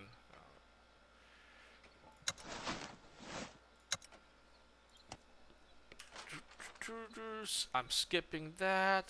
Zalapa. And then I'm gonna pass through here, so might as well see if I can trade for anything there.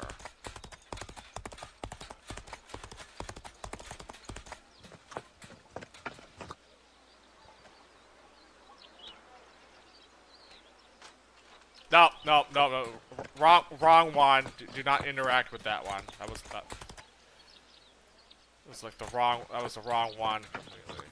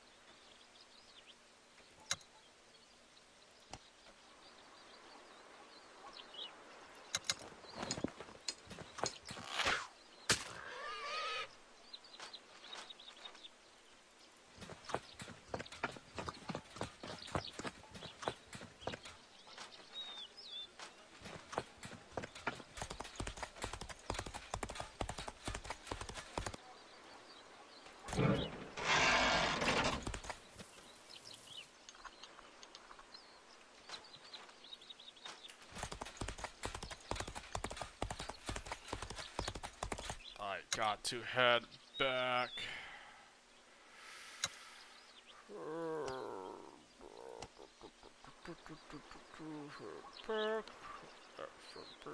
Unused meat 4.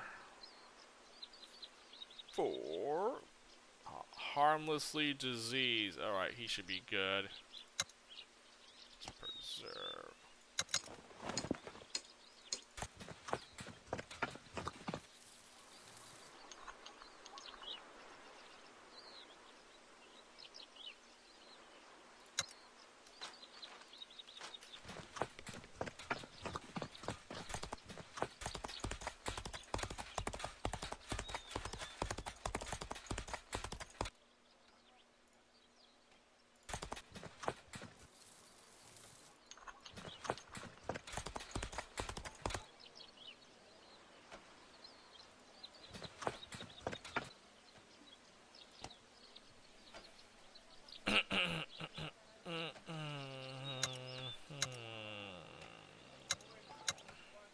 Get more equipment, but I kind of actually just want...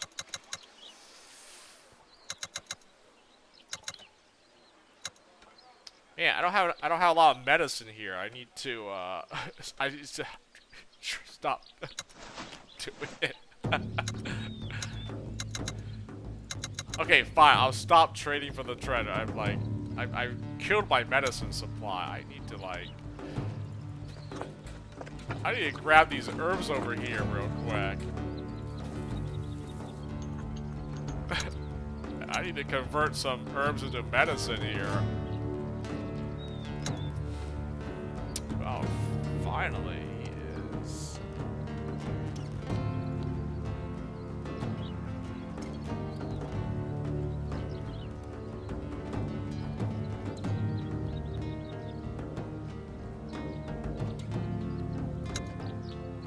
Okay, I'll have him make a lantern here.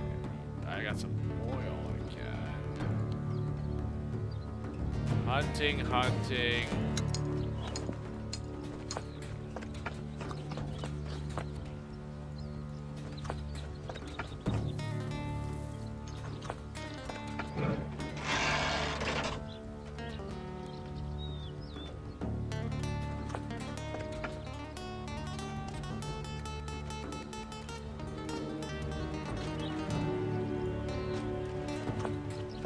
Okay. I gotta wrap it up here, man. I've been playing for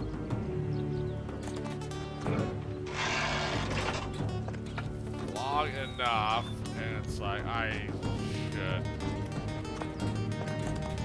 wrap it up. I would have liked to do one more battle, but I mean, I guess I wasn't gonna find anything, so like, alright, we'll just head back to my base, start another building project, and that's it. Stop here for tonight.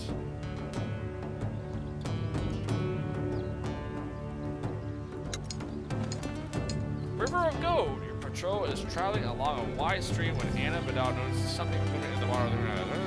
I think I've had this event. Collect the gold, yeah. Yeah, River of Gold. You get some valuables. That's a pretty good event, you know. Or treasure, basically. I mean, I'm collecting herbs. I mean, I clearly getting herbs here, you know, get my medicine back up. Pretty good.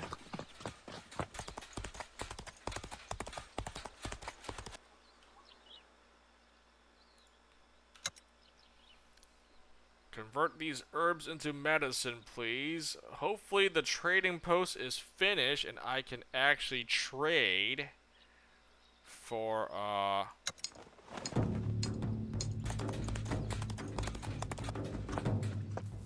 trade for stuff, finally.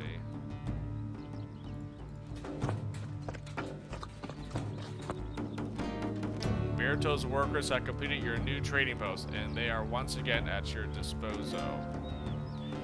Trading post works like a normal trade menu, but the exchange rate is more favorable because you are the owner of the trading post. Like other merchants, the trading post stores will be reset every week.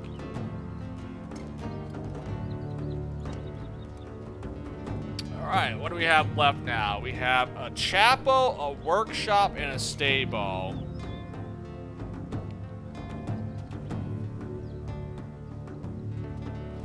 I guess build the stable then, right? Workshop, I don't really care. Workshop and chapel, I can do that. Stable seems like the best bet here.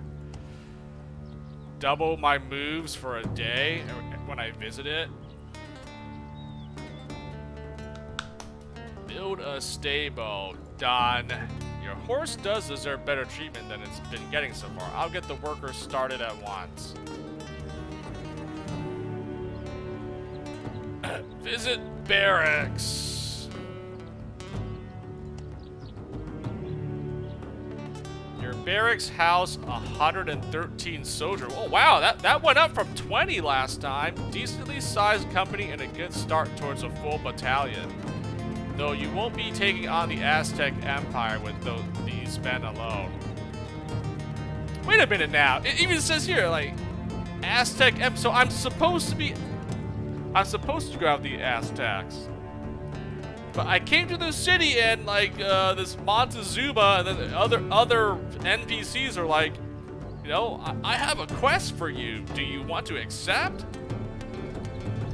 So the Aztecs are still probably like the enemies I'm gonna go after for somehow, huh?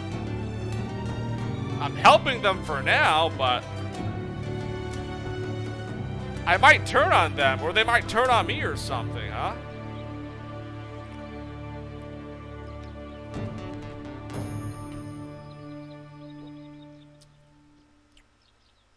Alright.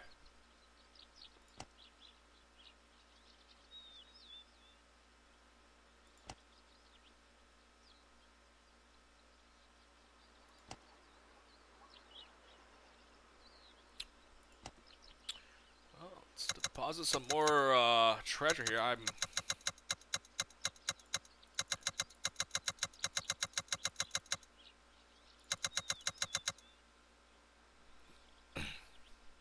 There we go. 8,000 valuables. Nice. I'm getting there. I'm getting towards that 50K. 50,000. Actually, you know what? Let me do that. I mean, I haven't visited the trading post yet. I don't know what how favorable the trades are for me. I don't care to store any of this stuff. So like, I just want to use my storehouse to deposit my treasure and loot, basically.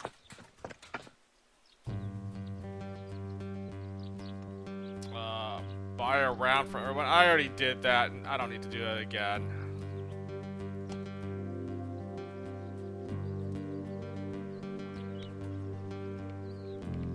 Did he say the same thing? Yep. Everyone's pretty happy in my group. Okay. Oh, this must be the trading post here. Fortress Traders. The new trading post is modest, but it appears to be well stocked. You are met at the entrance by a middle-aged woman with long gray hair. Venerable Senor Don Flamenco. It's an honor to meet you in person. I am your humble servant, Maria Nunez Jimenez Garrido de Grijalva. What? Thank you for accepting this post, Senora de Grijalva. Maria Nunez Jimenez Garrido. Jeez.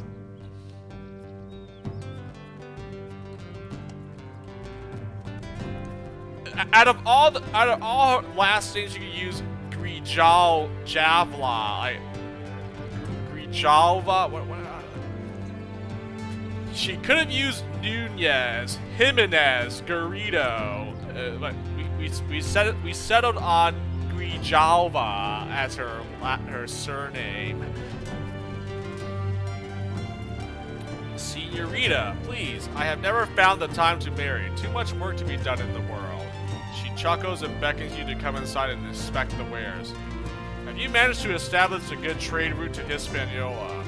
CC, our first ship from Santo Domingo moored safely at the harbor yesterday, and we sent a second order to Senor Dinez in Santiago de los Caballeros. We are well stocked with valuables, food, medicine, and equipment. Everything I imagine you would need on your travels. Thank you, Senorita. Your work here is very valuable to our expedition. She smiles and nods graciously. Would you like to browse our goods, Senor Capitan? Do you sell construction materials? Maria curtsies and shakes her head apologetically. I am so sorry, Capitan. Such materials should be created locally. There is no sense in importing them by ship. Perhaps a workshop should be built here in the fortress if the acquisition of such materials is a pressing concern. Now, I guess that makes sense. That's why you can build a workshop for that. Alright, it's just a good old marketplace. Merchant has generous prices. That's what I like to see there. Generous pricing. Yeah.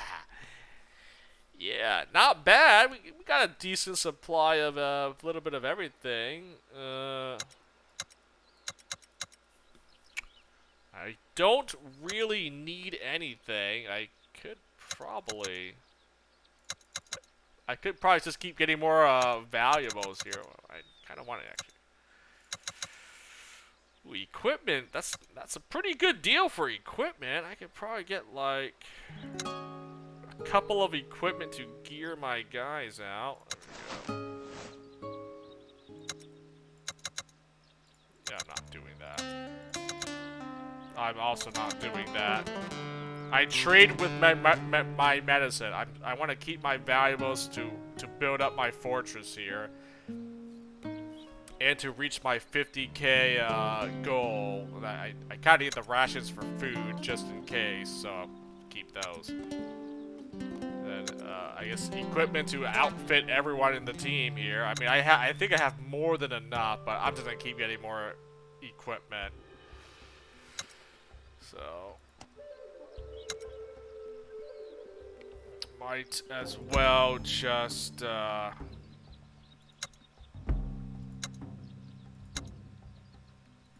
equip everybody here.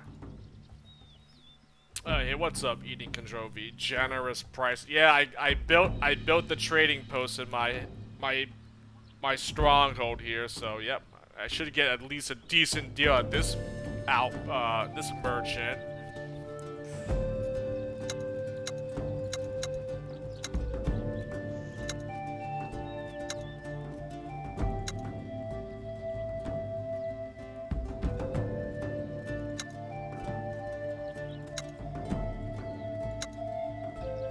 Oh, I didn't even realize how much experience I have. I have 460 experience. I could promote someone to veteran, or I save to 600 and make a second sergeant in my team.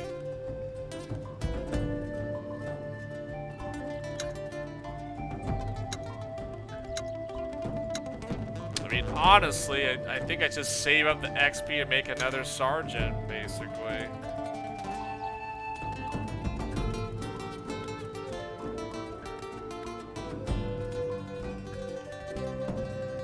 Oh, he's almost fully equipped. Nice.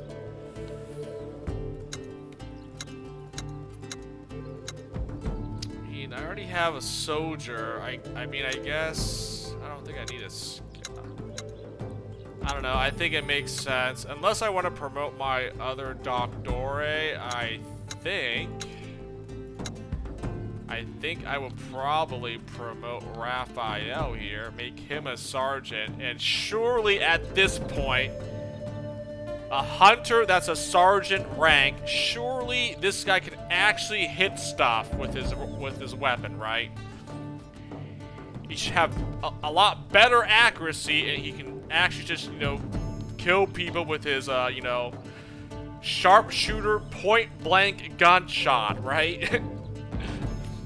Like, what? How much more do I need to get this hunter to actually, like, you know, shoot at enemies without missing, like, 80% of the time he misses all his shots? Like, it's just all my hunters, not just this guy.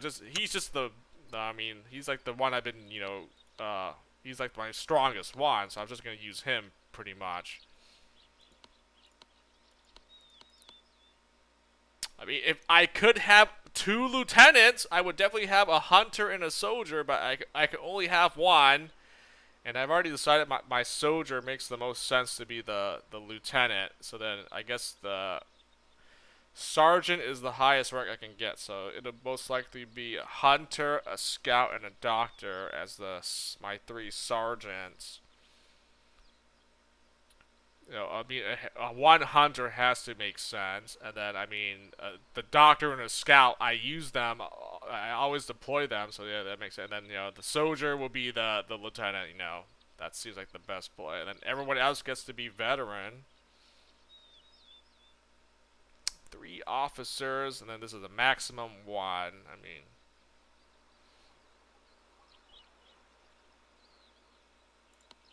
Also, and I think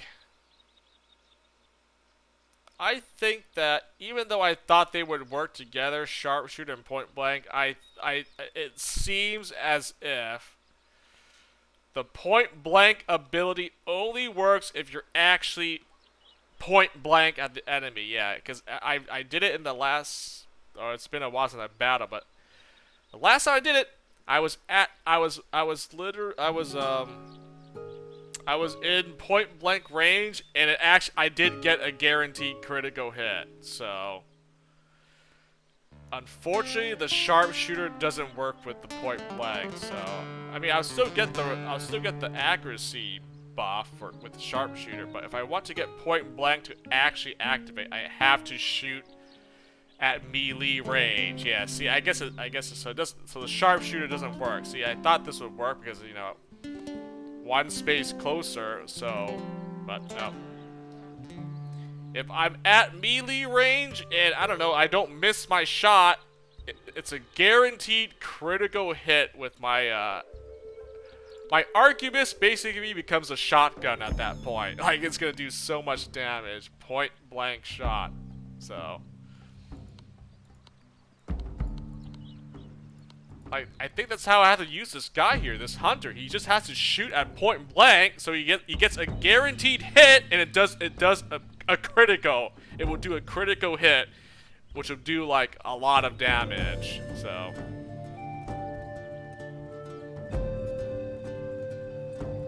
I'm literally just using this guy as a shotgunner at this point, and then I'll just have one of my other archers actually be an archer and snipe and shoot from afar. But this guy's gonna be nothing more than a melee only hunter. Like, man, I can't like just like, God, their accuracy sucks. Like, it's not even. And plus, like, dude, I honestly don't see what is the advantage of using a bow over an arquebus. Like, they both have the same crappy, pathetic accuracy. Only the bow does less damage than the gun, so why would I ever use a bow over a gun, right? Like, long range, that doesn't mean nothing. It's like, it has crappy accuracy regardless of the range. So, like, I just don't see why using a bow would ever be good when I have a user that has a gun instead. So, I don't know. I've used her enough times about it. I just don't see how a bow is better than like what advantage do you have having a bow hunter versus a gun hunter? I think the bow is only good if your character is a trapper class. The trapper, at least I get the hailstorm skill, which really good actually.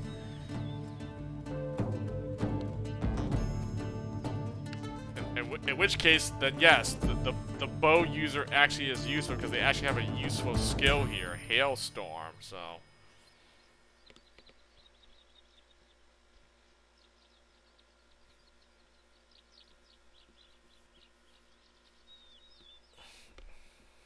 Everyone misses. Well, yeah, I think archers in this game is definitely one-sided, that's for sure. I mean, my archers suck. They never hit anything. I always get unlucky, but then the enemy archers, oh no, man, they are like 100% accuracy. They'll just always connect their shots no matter what. It's actually insane. The archers are basic. It's literally hit and miss with archers. Good when they're godlike when they're enemy archers, but they're like they're too RNG when you use archers yourself. So that's why, yep, I'm only ever going to deploy one hunter if anything, one range unit. I would never deploy more than one. Like, nope, I learned my lesson. Never gonna deploy, I'm never gonna deploy the scholar. Never gonna deploy a scholar or a civilian, either one. And do not deploy more than one archer unit. Like, it's not worth it. I did it. I've lost battles and fights. I just don't see how it's ever good. Just always have.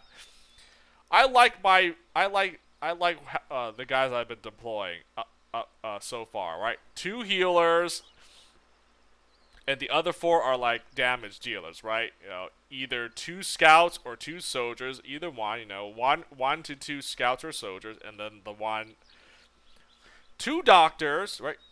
2 healers, 1 range, one archer, right? That's 3, and then the other 3 will be a combination of either 1 to 2 soldiers or scouts. So, and that's the six characters you can deploy. So, I just can't see how. I mean, yeah, I don't know. If I could just have one healer, that'd be great. But I just feel like 2 healers. I need 2 healers. It just seems so difficult trying to have only one healer running around trying to heal people. And I can't do that because their healing skills have a cooldown, so I can't spam it every single turn. And I don't know. I feel like having 2 healers. I've been doing that. Seems to be very good. I can usually get flawless victories. No one gets incapacitated when I deploy 2 healers. So ideally, I would have liked just to deploy 1, but I don't. I feel like if I do that, there's a good chance I might it'll be hard to get flawless victories. Like someone's gonna get dropped, so I just have to have two healers just to like make sure everyone stays alive and healthy.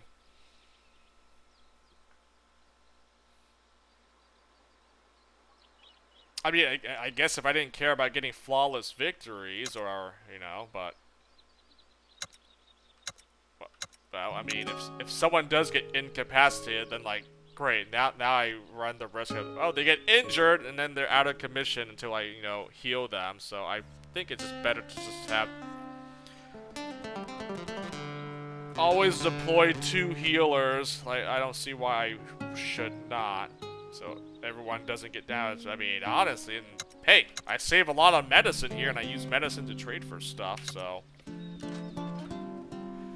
think that's what I think that's just the best like battle formation. I mean, I've been having great success with it. I don't see why I should change my strategy. The moment I change my strategy, bad things happen. So I'm just gonna stick with the same like party, same guys I deploy every single battle. It's just not worth it trying to, let me try using my scholar and see what happens here. Let me try deploying 2 hunters instead, and then I lose the battle. The moment I do that, I lose the battle. Man, it's 10 p.m., but man, I'm like 6.5 hours. I should probably stop. I have a lot of more missions here now that I can do. My God, I go to the royal capital here to Natalon, and a lot of more missions opened up for me. I was exploring here, then I stopped because like I should probably head back to base here. I still have this part of the map to still check out, or whatever all the way down here. I mean, the only thing I can do is what? Go back to this town and see what's going on. I wanted to do one more battle, but I haven't done a battle in like hours now. It's been a while since my last battle, but I know if I don't stop now, I'm gonna keep streaming till like midnight or something. That's what, 2 more hours. So gonna put me at 8 hours. Yeah, I should probably call it here. I mean, I could stop by this village. That's what, 2 turns, and then I'll call it. This game seems really long. Really? Is it? I think it's just Act 2. Like this is the main story right here, right? Act 1 was just kind of like to dip your feet into the water so you get a feel for the game. But this is the main bulk of the game here. Act 2 here in Mexico. So there's definitely a lot of stuff you can do in this one versus the other act, that's for sure.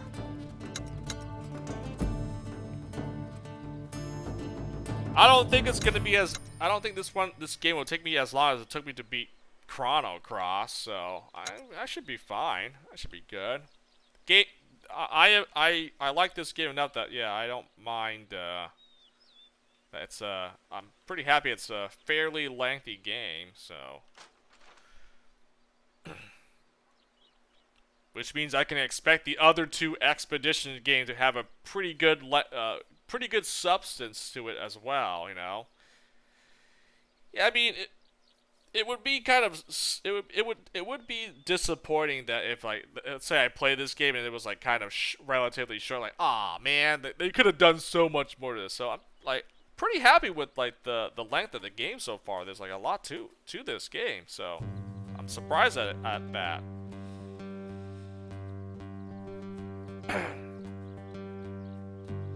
And then I still have this side here to explore. I mean, there's so much to explore. Whatever. I guess I will just. You know what? I'll stop by this settlement and I'll call it here for tonight. Hopefully, I get into one more random battle. Something happens before I reach the next settlement. Not saying that I want to, but you know, if some sort of random battle happens from here to now, I mean, that'll be a good way to end tonight's stream. Something tells me it's not gonna happen, huh? Oh well, I mean I tried. I tried to ask for a random battle to pop up. I guess not.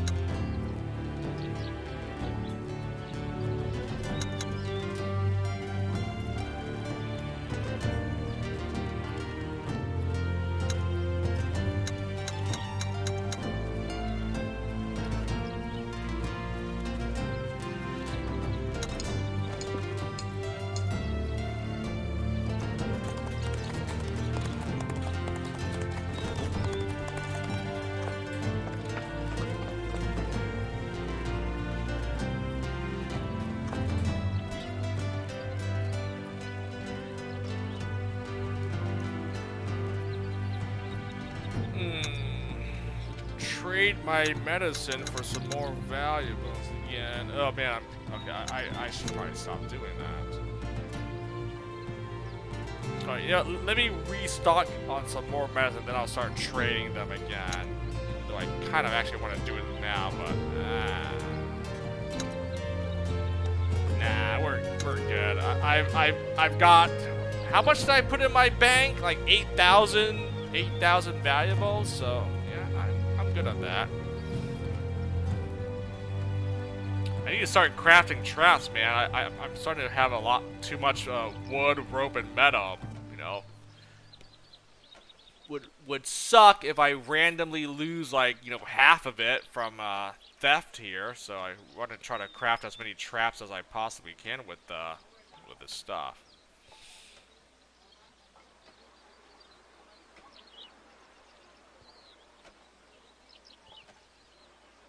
48, that's 48 medicine. That's fine.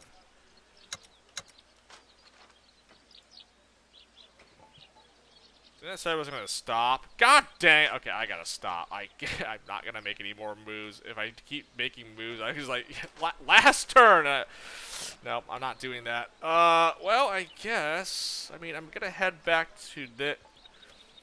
So I guess for next time, I'll head back to this place and do the rest of these missions here. Okay, this is the other story mission I have to do here. Go all the way here. I mean, okay, hold on now. Should I do all these Aztec missions, or should I do this other one that I've had for so long already? Maybe I should just do this one, Protect the Envoy. I had this in my thing for like the last 2 streams, and I haven't done it yet, huh? God dang it. I just got all these ones for these Aztec. You know what? No, that's right. I should do this. Do the Protect the Envoy quest. I mean, I really should. Like I've had this here for so long. Active quest bar. This should be the one I should do.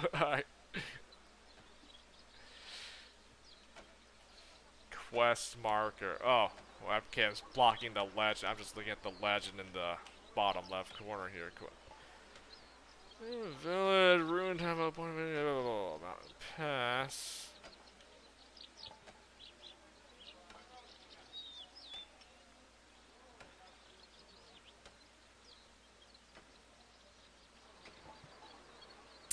Oh, see the mountain pass, and it leads you to this tomb. Okay. I already got the treasure from that guy. Alright. Oh, if I make a move now, I'm going to keep playing. Alright, I'm going to stop here. Stop here.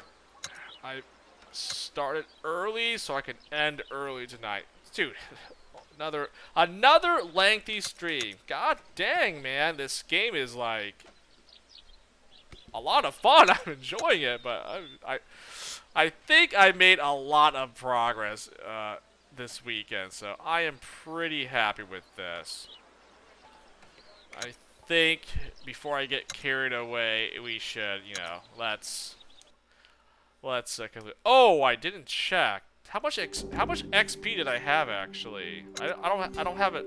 I don't have 600, right? I'm getting there though.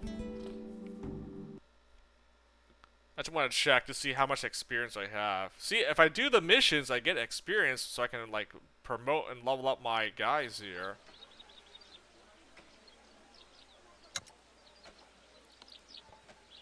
Four 460. Okay, so I need like 140 to get 600, right?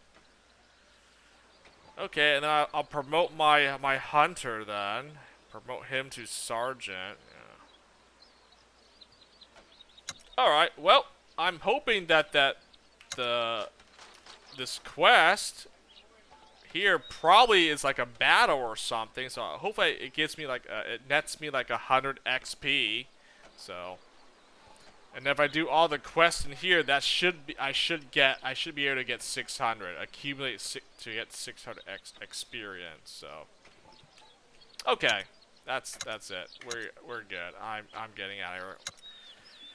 Good progress was made this weekend, so pretty happy about that.